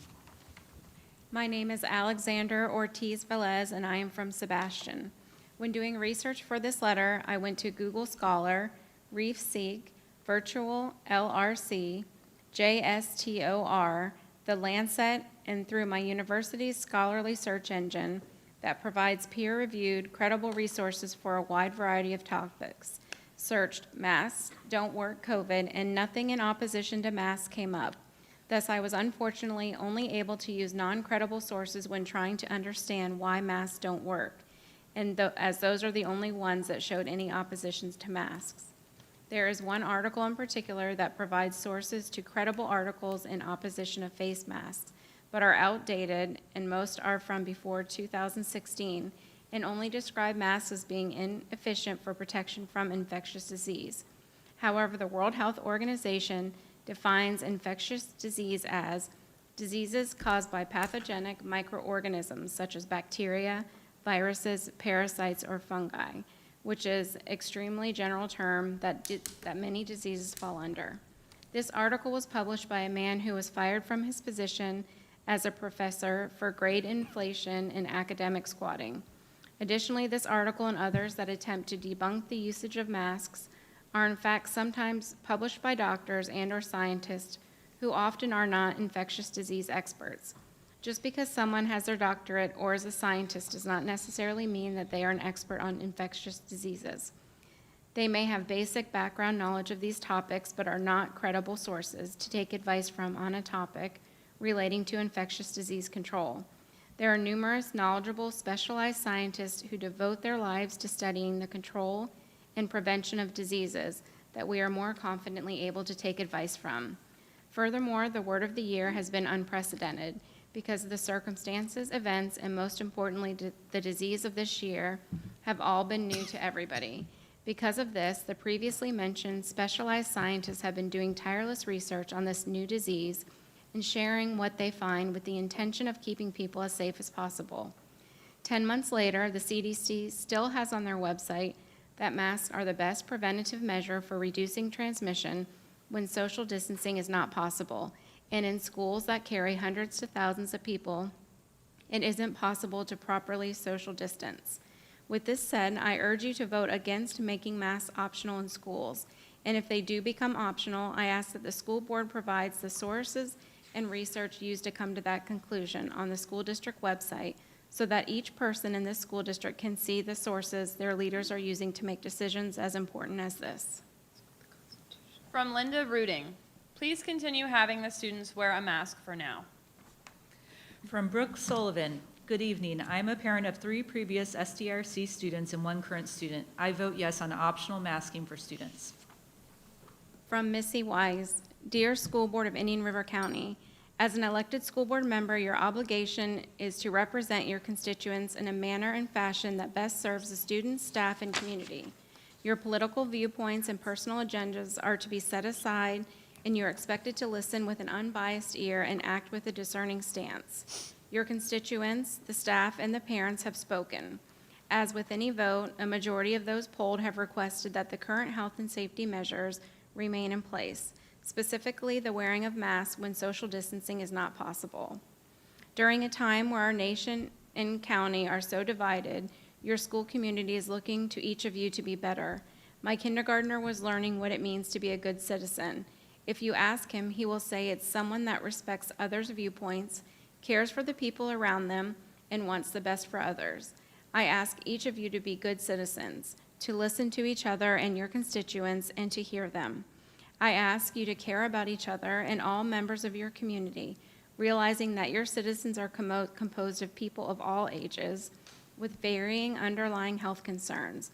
I ask you to want what is best for your constituents, whether you agree or disagree, because they have trusted you will listen to their voices. As a mother with a student in the district and whose spouse loyally works for your district, as well as someone who has made a career in science education and science research, I implore you keep your safety measures in place. Science is a discipline, not a debate. Mask wearing does not need to be forever, nor should it be, but anyone with a 5th grade science education and knowledge of the scientific method knows that altering more than one variable at a time discredits and highly disrupts the scientific process. I suggest that masks be slowly shifted to optional once students have transitioned back to the classroom from models 2 and 3, as well as when unbiased health professionals support that recommendation. This cannot be some flippant decision made tonight, but one that must be done with thought, consideration, and care for all those in our school community. Sounds like being a good citizen, doesn't it? In the meantime, teachers will undoubtedly provide those necessary mask breaks, and those with medical exemptions will be able to continue copacetically learning alongside those wearing a mask, because ultimately, wearing a mask does not remove one's freedom, but provides the opportunity for all students to receive an education within the 4 walls of a school and be among his or her school families. From Margot Hunt, remove the masks from our children. This is like a movie where everyone watching knows who the bad guy is, except the person closest to him. In this case, it's the truth, and everyone knows they are being lied to. It's time to stop the lies from forever changing who we are for the worse and stand up for the truth. Vote to stop requiring mandatory masking of our kids tonight. Stop ignoring the facts. Stop playing politics with our kids. Stop perpetuating the fear. Step up to the plate and make our schools great again. From Kate Oleksic and family. Greetings, we stand for health and freedom. Will you please allow the parents to decide what is best for their children and lift the mask mandate? The mask mandate affects both the physical and mental health of the children. We live in a world where if you break a bone, all the kids will come to sign the cast. But if you tell people you're depressed or similar, they run in the other direction. We accept the pain caused by the physical breaking of a body part. However, our kids are being emotionally handicapped and harmed every day by having to wear a mask all day long and without being ill or proven transmitters of the virus. Furthermore, globally, there have not been excess mortalities in children during this pandemic from the virus itself. We vote yes to optional masking in our schools and also ask that you please execute this change immediately. We would like to press ahead and continue resolving other issues and provisions for bettering our youth and students here in Indian River County. With gratitude. From Raquel Searcy, show your support and loyalty to those you're promised to be there for. Both my 11-year-old and my 7-year-old have expressed worry and concern about going back if masks are not required. Our family thanks you in advance.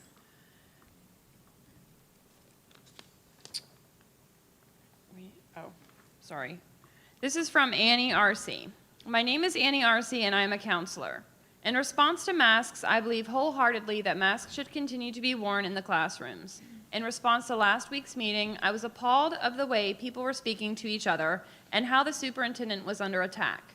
Yes, we are not all going to agree, but the way we speak to each other is not correct. You expect your students and your own children to treat others with respect, then it needs to start with you, who supposedly are the most seen and heard people and who lead this district. It is so unprofessional.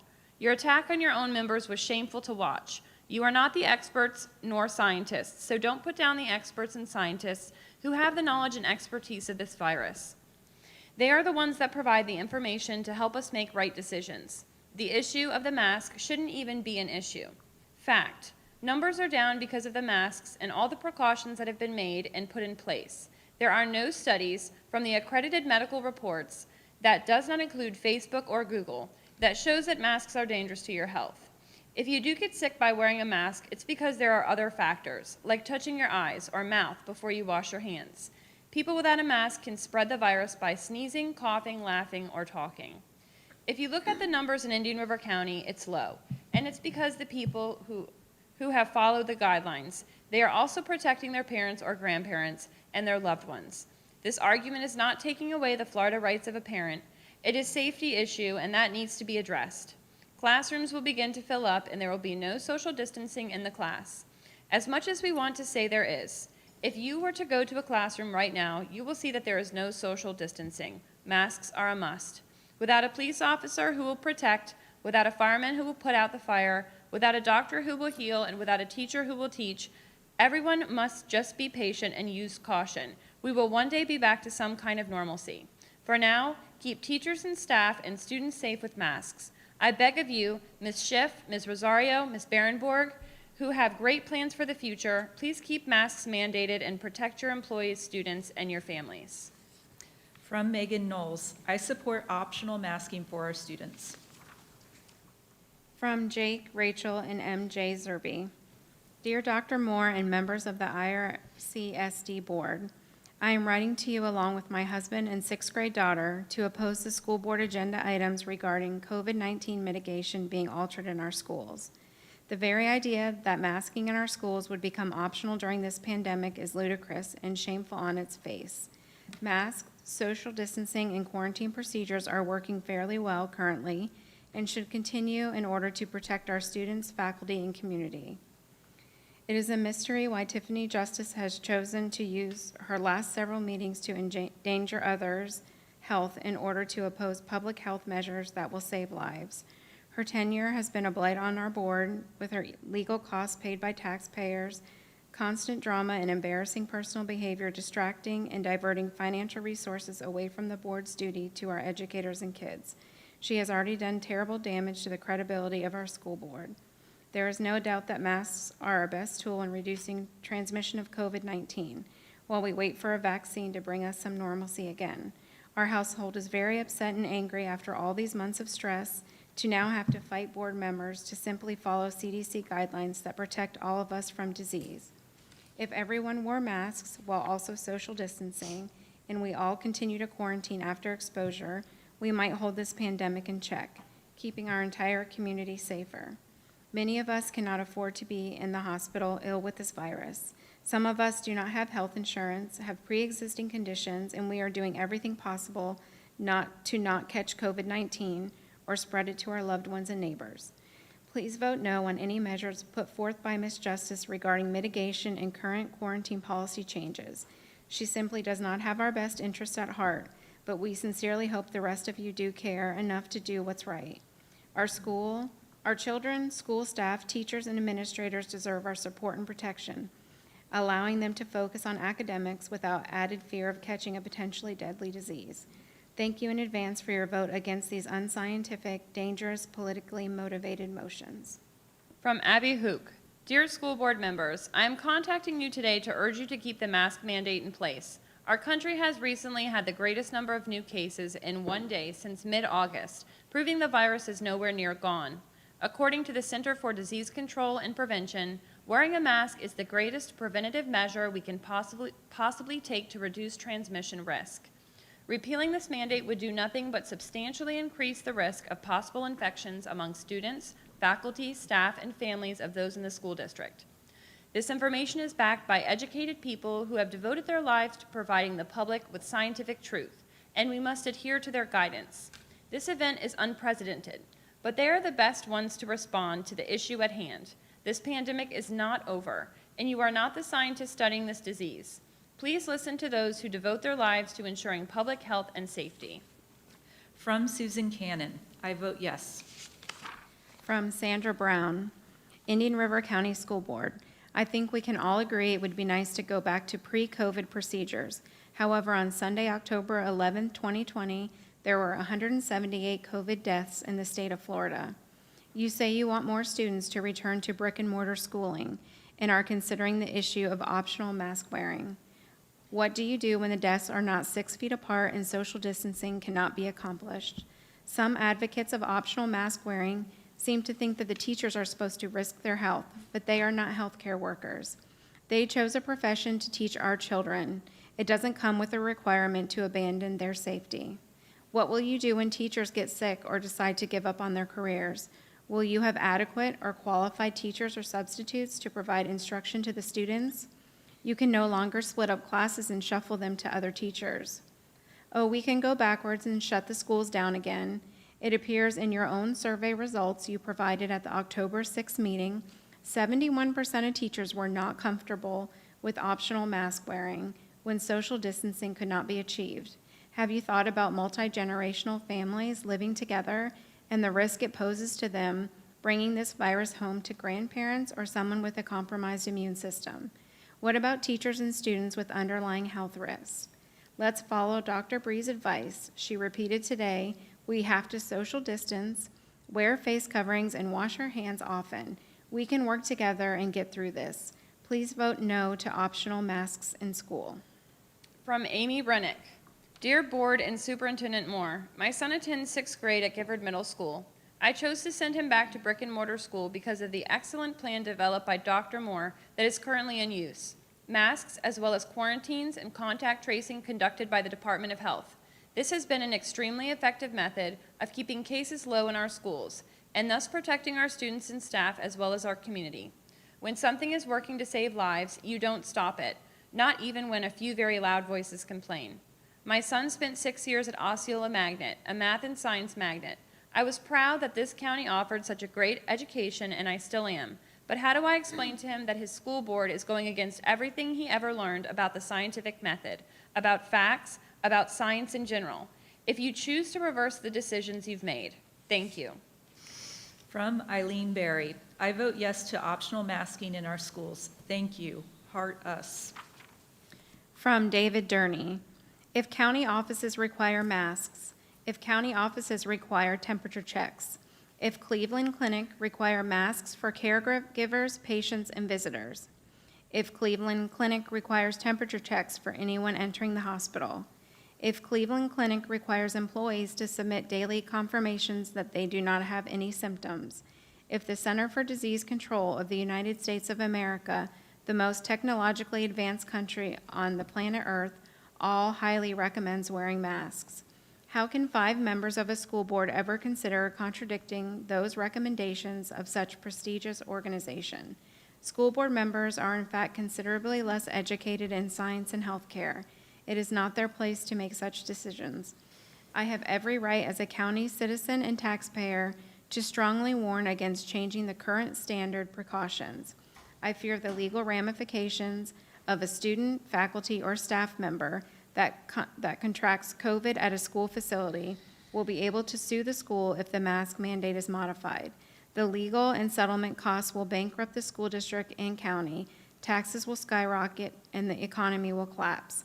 Thank you for your time and consideration and for your passion towards educating our county's youth. From Jennifer Rubiano, we should continue to require masks at school for the safety of our students and staff. From Hunter Pippin. My name is Hunter and I'm almost 12 years old. My birthday is in November. I'm in 6th grade. I didn't get to have a graduation last year for 5th grade, and my sissy didn't get to have a graduation. She's in high school now. We don't go to the same school. I never had to wear a mask until I had to go to school. Me and my friends don't like masks. It's hard to breathe, and my best friend Wyatt doesn't like masks. Our teacher is very nice and will let us pull our masks down sometimes. We don't have to wear outside, but we had to when the school first started, and I hated it. It got so sweaty. We don't have to wear at lunch at all, so that's my best time of the day. I don't like masks. Some of my teachers don't like masks either, and they say hopefully soon we won't have to wear them.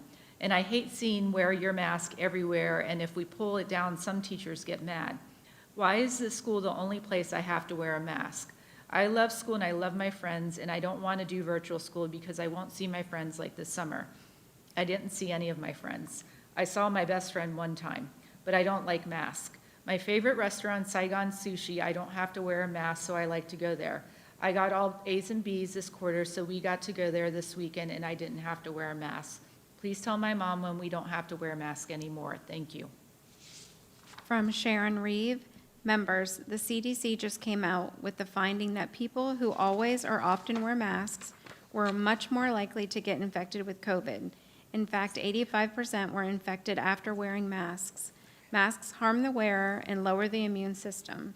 Kids in school should not be wearing masks if it makes them more likely to get COVID. That doesn't make sense. From Carrie Ann Casino. My name is Carrie Casino, and I'm a parent of 2 children in SDIRC. I have been a PTA officer and orchestra booster. I'm a member of a Facebook group with 1,700 members that prioritizes wearing masks in public for our safety and the safety of others. I am here to urge the school board to make a rational, fact-based, methodical, and CDC guidelines consistent decision. We have information that can be used to make a plan. Why are we continuing to revisit this topic? We have X number of students in the district. We have Y amount to square feet per classroom available. That is the max number of students that can even remotely accommodate in the physical building. Distancing during class change is impossible. Distancing, cleaning, and masks are all tools we can use to keep each other safe. None is entirely effective itself. Therefore, multiple methods to overlap and cover the holes are needed. I believe that making masks optional while increasing student physical attendance is removing a safeguard and allowing risk to all students and staff to increase. It is disrespectful to the teachers who we claim to value and a bad example to set for the children. It has the extended effect of exposing others in our community who live with or interact with the staff and students on a regular basis. Until this illness is more under control, we have a duty to ourselves and each other to do the best we can for one another, not just look out for number one. Children, especially small ones, will usually reflect what they see. If you project a positive attitude towards a thing, they will receive it positively. If your child has a medical condition that affects their respiratory mechanics, won't they benefit from the most from being protected? My daughters would like to go back to the school building. They would like to resume all their normal activities. But you keep showing me I cannot trust the rest of you to take precautions that would keep our family safer, and my clients by extension. From Royston Hunt, concerned parent of a 2nd grader. I would like to express my position, a strong no on the mask mandate, that they no longer be mandated in Indian River schools. It is my opinion that the mask mandate in place in our schools is now being perpetuated as a component of political ideology and in complete disregard for the rights of parents and the science and data against their use. The coronavirus, COVID-19, is being used as the mother of all excuses for everything from mediocrity to poor service to plain old cowardice. On the political level, and in this case, it pertains to the day-to-day operation of our public schools. It is being used by some to disavow the U.S. Constitution, support government overreach, and implement a totalitarian system of centralized and dictatorial governance, which requires parents to be subservient to the state, local boards, and government.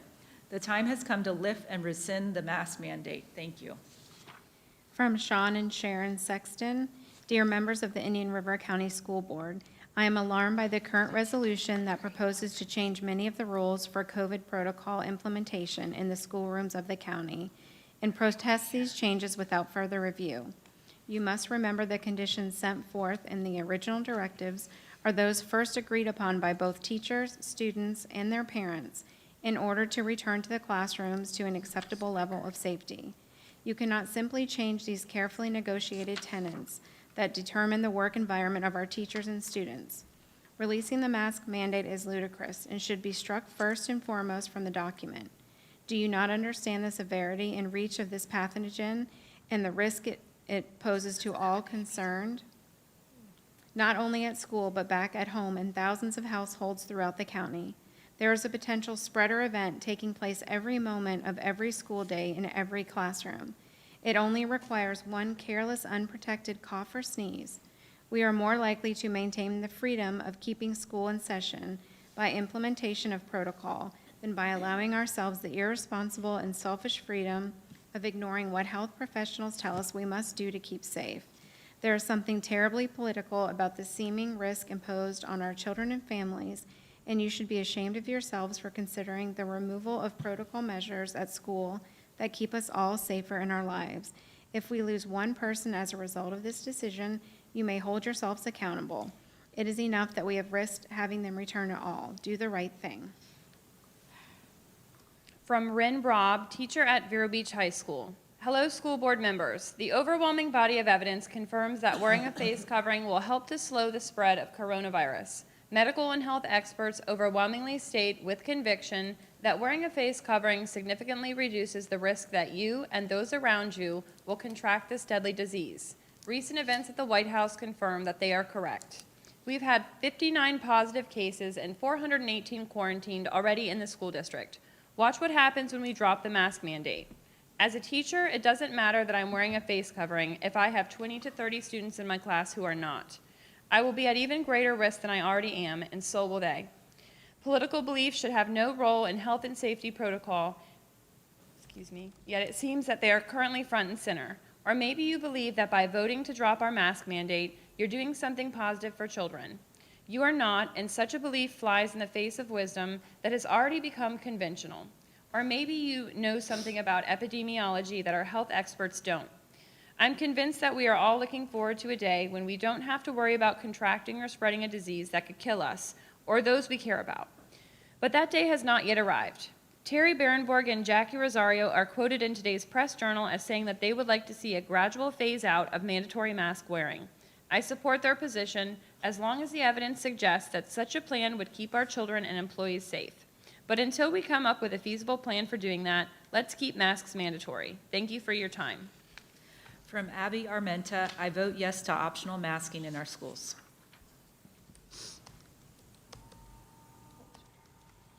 From Nathan Swigert, I vote yes to optional masks in schools. From Michael Bernholz. To the school board members of Indian River County, we are writing as concerned parents, a community leader, and an educator in the district. The mandatory mask wearing when social distancing is not possible has been a great success. It is evident in the limited number of coronavirus cases in the school district and the small scale of virus spread in our school community. Now, the district is getting ready to have the numbers in classrooms increase with transitional students returning. This is going to make safe social distancing based on CDC guidelines even more difficult in an already difficult situation. There is simply not the space or infrastructure in place to allow for needed social distancing without masks in our classrooms at the current numbers, and it will be even more difficult in the coming weeks. Along with these concerns, we are also seeing people in our own community get very sick and hospitalized.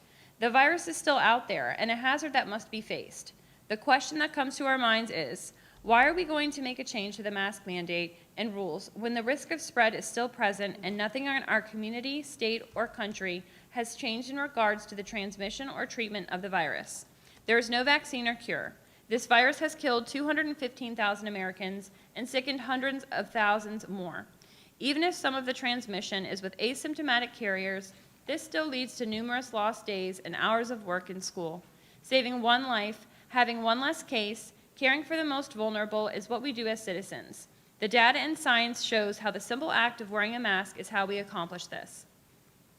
Speaking from experience, the students in my classroom are not struggling with the act of wearing a mask. They realize mask wearing is to help keep everyone safe. They are more than willing to do so for their friends, classmates, and community of learners. They enjoy the breaks at lunch and recess. If they need a moment at their seats to get a drink, they do so. If they prefer a shield, they wear one.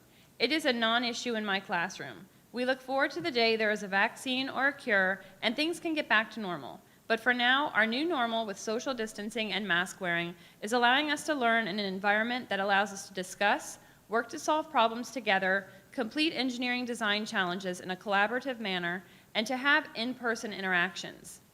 This is not just a school district issue. The school population is the heart of a much larger community. Transition that happens in the school district will spread outward, impacting others, businesses, organizations, faith communities, and beyond. We all have to support and protect each other.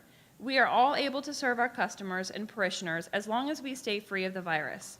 In the Jewish community, we observed almost our entire High Holy Days virtually, with much expense, time, and labor involved. It was far from an ideal experience of our days of awe, but we made that sacrifice to put our health of our congregants and any they might come in contact with first. Likewise, we look to the school district of Indian River County to continue the mask mandate to help safeguard not... Mrs. Sork, excuse me for a moment. I believe that citizen input was put in by a one name. It's a repeat of another citizen input, so if we're counting, I see the superintendent is keeping a tally of the emails coming in. That was a repeat. This was from Jill Bernholz. I said Michael because that was the email address at the top, but at the bottom, this is from Jill Bernholz. And Ms. Bernholz already did submit, and we read. I do remember, yes. Adina. Their daughters did as well, but Jill is a teacher in our district, and she did submit. I'm listening. I remember clearly the email. I didn't want to interrupt you when you were reading, but I just thought it was important to note. Thank you. From Joseph Sullivan, hello, I vote yes to optional mask in schools. From Maheen Raza, hello, I am currently a student at Vero Beach High School, and I think that the removal of the mask mandate is ridiculous. I am a student that is at risk, as my lungs only function at 40% capacity. I'm a senior and take all AP classes as well as orchestra. It would be impossible for me to do online school, so I have to be back at school. The mask mandate helps me and other teachers, as well as other students, stay safe from the virus. Our school has only had a few cases of coronavirus, and I strongly believe that one of the reasons that we haven't had cases in the hundreds is because of the mask mandate. Removing it will simply put teachers and students at risk. I hope you take factors like this into consideration before removing the mandate, because it will only make others sick. From Susan Schaefer, absolutely should wear masks. From Ashley Sullivan, hello, I vote yes to optional mask in schools. Thank you. From Rebecca Higdon, in a country where we are leading in coronavirus cases by far, I am disappointed to hear that the school district is putting more lives at risk, especially young lives. How could a generation of students be more responsible than the adults? It's a shame to hear that you must not care about us, your kids, your grandkids, your nieces, your nephews. What would be the advantage of removing a mask mandate? Breathing better? Do the disadvantages of transferring to online learning, spending money on laptops, changing teachers' agendas, and more coronavirus deaths not outweigh your selfish wants? Having to convince grown adults with a fully developed brain is more tiring than wearing a mask for a few hours. The irony here is you should be convincing us. From David Hastings, my wife is a current teacher within the school district. Up to this point, I've been pleased with the district's approach to opening brick and mortar schools in regards to the safety of both students and employees. I appreciate the complexity of the situation with variables changing constantly, sometimes daily. I have viewed the last couple school board meetings online and have listened to multiple people rallying for optional or no masks for students, but I took comfort knowing that mask and cleanliness policies were remaining in place.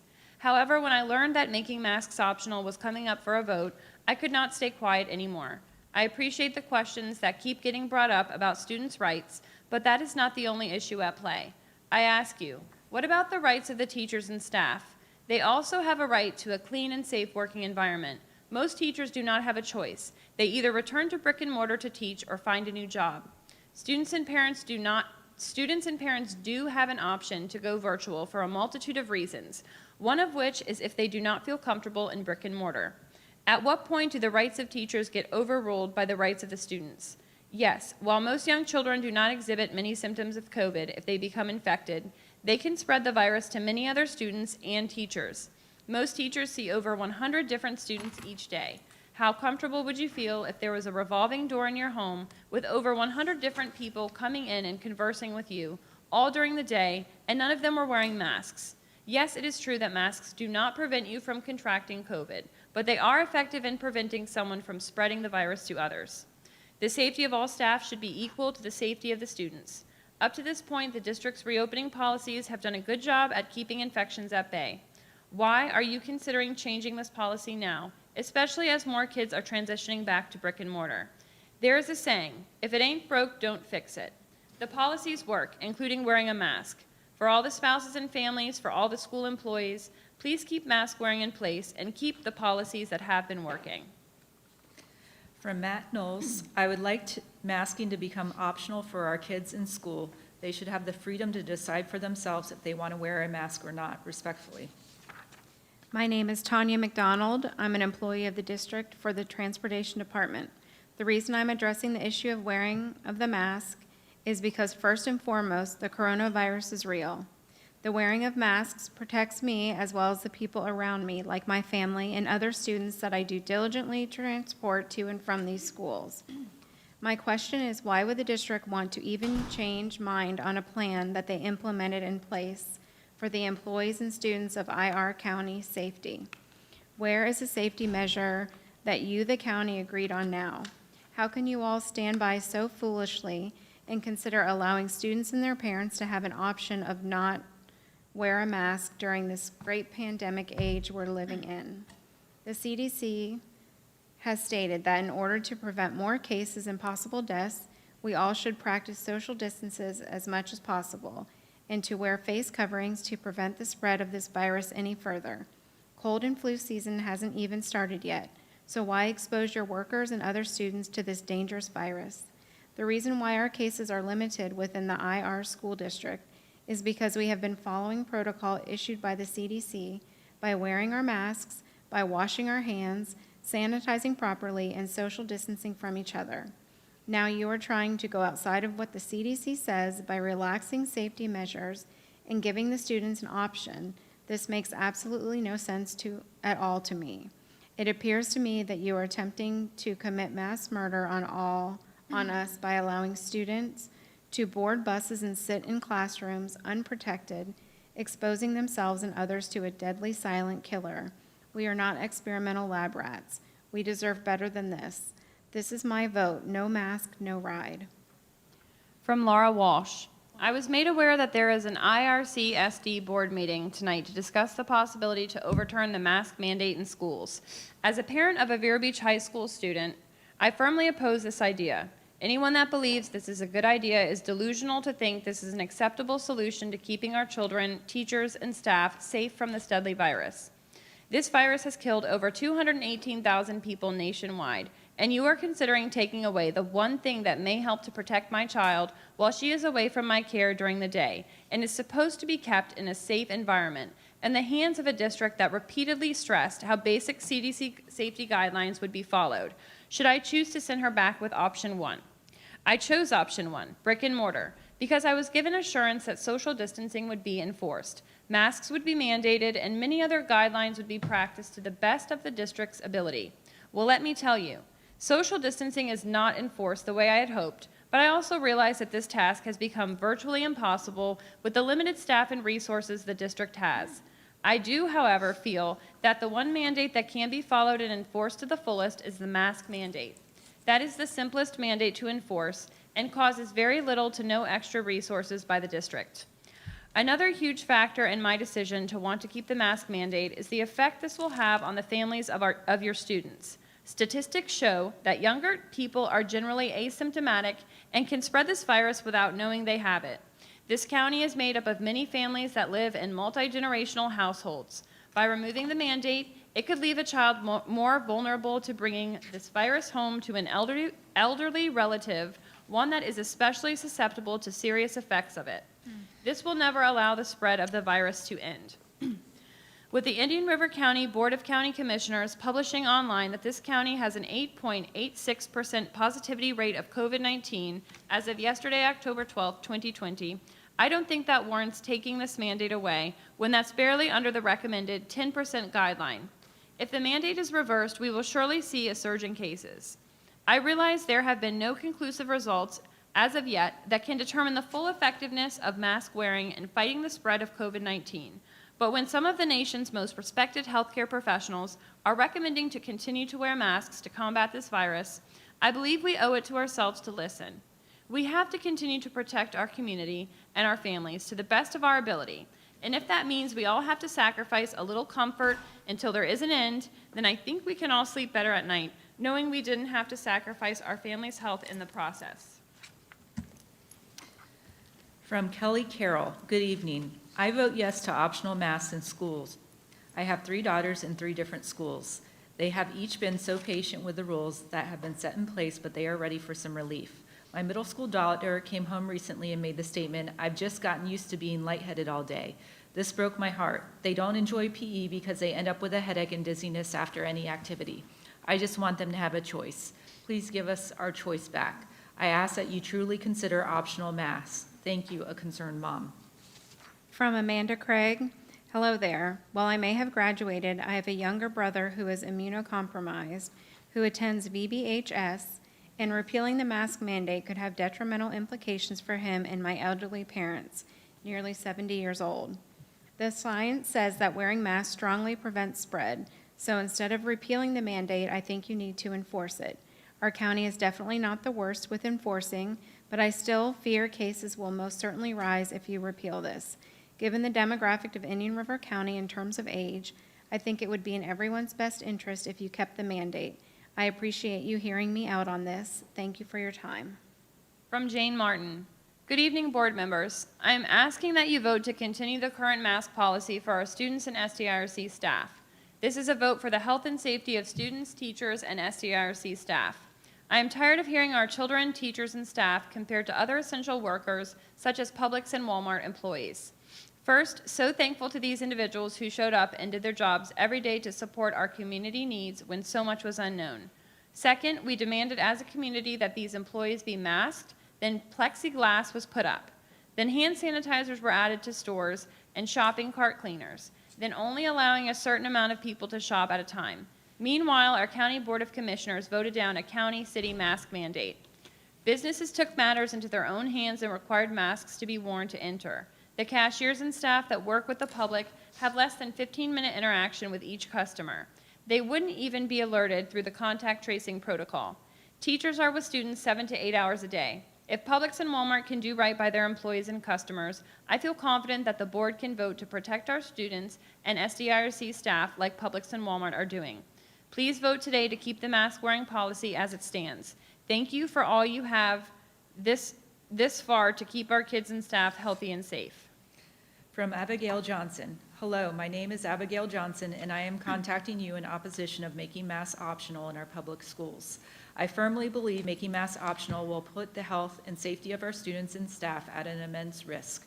The CDC has not indicated that it is safe to be in public spaces without a mask, and cases continue to rise each day in the state of Florida. It is imperative to remember that just because we have gone into phase 3 of reopening does not mean it is any safer than it was a few months ago. My little brother will be transitioning from online learning to in-person learning this week. My parents made a choice to do so with the understanding that safety precautions would be in place. He suffers from asthma, and this would put him at a greater risk than what my parents originally agreed to previously. Please reconsider making masks a requirement regardless of what businesses or Ron DeSantis says. The pandemic is not going anywhere anytime soon, and we need to proceed with caution to protect all students and staff. Thank you. From Zubair Hussein, hello, I'm here to argue against removing the mask mandate. As an alumni of the Vero Beach High School, I am deeply saddened to find out that you guys are even thinking about removing the mask mandate. We are in a pandemic, by the way. There is a lot going on. It is already hard enough for students and families to spend their everyday lives normally. A mask mandate assures that there is a less of a risk of COVID-19 spreading. This is ridiculous. I have a diabetic mom, older family living with me, and a dad with high blood pressure problems. The mask mandate is one of the only things that makes my family feel safe when going outside. My younger brother currently attends VBHS, and he comes home every day risking our family's well-being. For all of us, the only thing keeping us sane is a mask mandate. Without it, there could and will be an increase in COVID-19 cases, and I'm sure that is not our goal whatsoever. Please take my, as well as others' concerns to heart and listen. We need to keep the mask mandate for the safety of everyone around us and yourselves. From Brenda Green, STIRC bus driver. Good evening, board. I have been a bus driver for over 26 years. I am 62 years old. I never dreamed that I would experience a pandemic, but here I am. Some students have the luxury of being car riders and others don't. But once they enter the bus or the school, they must follow the rules. Once they step onto school property without a mask, they are putting others at risk of getting COVID-19 and/or dying. Others include students, bus drivers, attendants, principals, teachers, assistants, cafeteria workers, custodians, secretaries, resource officers, security, etc.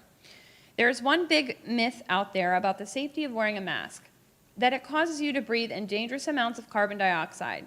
However, health officials state, for those who can medically tolerate wearing a mask, there is no science to support claims that wearing a mask can harm you. Healthcare workers wear masks and respirators daily, often for extended periods of time, without incident. While it may be uncomfortable, this is how we can help protect one another from COVID-19.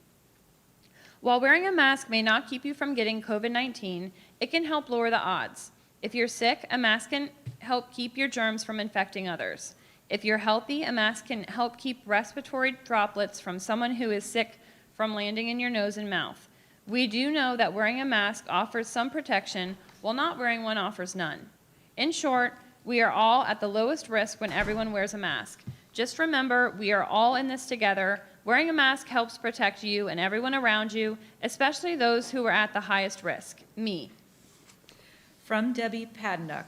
As an IRC resident and grandmother of 2 IRC students, I strongly urge you to follow the science. Mask when social distance is not possible.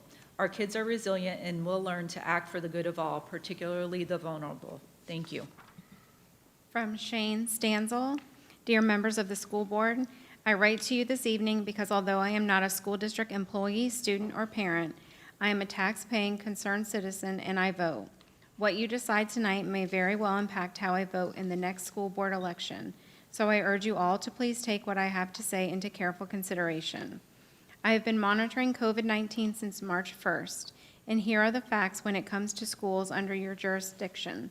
More than 350 students and 10 staff members have been quarantined, and that is other than the 33 positive cases that have been confirmed in the district since school started just a little under 2 months ago.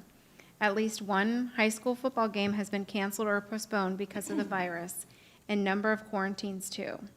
I want you to know science is real. The coronavirus is very much real, and health experts agree that wearing masks not only protects the person wearing the mask, but also helps keep others from getting and transmitting the virus. Wearing a mask saves lives. It's common sense, and it's not a violation of anyone's rights. It simply states that you care about your health and well-being and that of those around you. Do you really want students and staff going around not wearing masks? Then get the virus and take it home to someone who may have a compromised immune system or spread it to an elderly loved one, those who are at most risk of dying from the virus. That would be horrible. I also ask that stricter social distancing guidelines be implemented in schools, encouraging people to stay at least 6 feet apart from one another, and encourage proper hand washing and hygiene, as that too can help slow the spread. You could go one step further, close the schools and go to online-only learning, which would be the most responsible thing to do to protect everyone in the district. But I also realize the benefit of in-person instruction and that it is more effective in helping students learn. as an online option does not necessarily help students who are struggling and may need more one-on-one time with the teacher to better grasp what they are being taught. Until we have a vaccine and can finally put an end to this pandemic, I urge you all to do the right thing for our students, staff, and parents. Make masks mandatory. Thank you. From Rhonda Ryder, students and staff should wear masks. From Daniel Earl, Dear School Board, my niece and nephew are students in the district, and I appreciate the opportunity to address you. As members of the school board, you have been elected and tasked with 2 overriding mandates: to ensure our children receive a quality education and to ensure their safety. I want to address those 2 mandates and how they relate to making masks optional. You and I both know that our children are their future, and I assure you they are watching. Let's look at the science. Germs make us sick, period. Our grandparents knew that when they were children. The amount of scientific evidence that wearing masks curbs the spread of COVID-19, a highly virulent and deadly disease, is too overwhelming to be ignored. When there is clear scientific consensus, we should listen. We understand this when buying toothpaste, and the hard, honest truth is you shouldn't stop listening now. Remember, they're watching. Let's look at the first mandate, ensuring a quality education, surely a point of pride for the district. But by even having this conversation, you are undermining that quality education by giving heed to the idea that we can ignore overwhelming scientific evidence whenever it becomes inconvenient. If you choose to make masks optional, you are sending the message to the children of the district that it is perfectly acceptable to ignore scientific evidence and do whatever you feel like. We can only pray that they don't follow your example when offered drugs or when deciding if they're going to practice safe sex. Remember, they are watching. Let's turn to the second mandate, the safety of children. There are some who say that masks aren't effective, even harmful, and that, of course, is nonsense. There is a reason why medical professionals wear masks. They work. If doctors can wear masks and perform hours-long surgery, surely our children can wear them while in school. Since masks are harmless and effective, the only reason this discussion is even happening is this time-tested method for curbing the spread of the disease has been politicized and turned into a circus. And you're standing in the center ring with our children watching. They're watching to see if you're going to be more concerned about their safety and the safety of their beloved teachers than impressing your political friends. I am a person of faith, as many of you are. As a person of faith, the political rhetoric to forego wearing masks because they infringe upon personal liberty is problematic at best. My faith teaches me to love my neighbor. By not wearing a mask in public, I am sending the message to my neighbor and to God that I am selfish rather than selfless. Thus, even if there wasn't overwhelming evidence supporting wearing masks, I would still do the right thing. Once again, our children are watching. Tonight, you will send a message to the children of this district. If you choose to make masks optional, the message you send them is clear. Science doesn't matter, the safety of their teachers doesn't matter, other people don't matter, and that they are fodder to be sacrificed on the altar of politics. Or you can continue to require masks and send the message that we need to listen to science, that their safety and the safety of their teachers matter, that other people matter, that they matter. They are watching. Excuse me, Mrs. Sork. May I please, I missed the name originally, and I'd like to go back and read it. Daniel Earl. Earl, can you spell Earl for me? Is it- E-A-R-L. Thank you very much. From Emily Marth, I believe it is absolutely essential to keep the mask mandate. It's what the CDC and medical community is recommending as the only current strategy to minimize the virus spread. Does the school board now think they know more than the epidemiologist? We cannot change more than one variable at a time. If we are going back to transitional and some virtual students on the 26th, we cannot also take away mandatory masks. Are you prepared for the backlash of this change if a teacher or student suffers from the possible effects on the coronavirus? Do you have a fleet of subs ready to take over if teachers miss several weeks of school due to illness? Are you ready for an exit of students and teachers if this gets pushed through? Are you going to give brick and mortar students a chance to change options if they are not comfortable having their children at school without masks? When parents were asked to choose an option for their child, they were told that they would be wearing masks. I don't think it's fair to change the expectations without allowing parents, teachers, and students to change their options as well. You are the leaders of the school and not the vocal group of parents who want to disregard everyone's health. From Stacy Klim. Good evening, my name is Stacy Klim, and I am the parent of 2 children in this school district. I am speaking tonight in regards to action item D and E. I understand that we all want our lives to go back to normal and that people are tired of wearing masks. Unfortunately, I don't know when and if we will ever go back to what we knew as normal. I think we have a new understanding of the fact that as human beings, we will be finding out what a new normal is going to be as time progresses. So this argument that we need to get back to normal is futile at this point. We are in a pandemic and the world has changed. Instead of rushing back into what was normal, we should be educating ourselves and coming up with new creative, out-of-the-box solutions to keep our students and staff safe. No one wants to do this, but we must for the continued safety and health of our community. Making masks optional and forcing children back into brick and mortar is not in the best interests of all students and staff. Any true scientific medical research backs that up. We have an infectious disease doctor in our community who has shown that. As far as keeping students in school if they test negative after having been exposed, well, that is also dangerous. Everyone knows that you can test negative one day and be positive the next. My daughter was one of the 17 exposed at her school. Did she love being quarantined? No. Did I love having her quarantined? No. But it was the right, safe, and healthy thing to do. By the way, I very much appreciated having the Department of Health reach out to my husband and I about our daughter being exposed. They were helpful, professional, and knowledgeable. Not once was I worried about my daughter's personal information being shared. If we are so worried about the personal information of our students being shared, then why is the district constantly making videos and social media posts about them, or putting their names in programs at events, or talking about them during school board meetings? I could go on, but during a major health crisis, information should be shared with medical professionals for the safety of everyone in this community. If you don't care about the safety of our students, then go ahead and withhold all their information and make masks optional. Then when they are extremely sick in a hospital or die, you can send your thoughts and prayers to their families while you sit up on the dais. From Christine Gasick, I would like to express my concern on keeping the mask mandate for our students and staff. Up to now, I have not heard of any health-related issues related to children or adults wearing a mask. However, what I have been hearing is that wearing a mask does in fact stop the spread of the COVID-19 virus. Whether in a classroom or on a school bus, we are all breathing in the same air, and wearing our mask will help stop the spread of this virus. Think about it, we have not even hit the flu season yet. Please let's protect our children and staff and wear a mask. Do not make this an option, keep the policy as is. Thank you. Thank you for that. I know that we have quite a few more to get through when we do come back after our recess. What we need to do tonight is we need to pause the citizen input portion. There are some contracts that are under consent that we need to allow staff to move forward and not have to wait on the items for consent, which also includes some personnel recommendations. So at this time, we're going to pause the citizen input, and what I need right now, I need a motion to approve the consent. So moved. Second. Would you like to speak? Third. Would you like to speak to your No, ma'am. motion? No, ma'am. All right, any discussion on consent?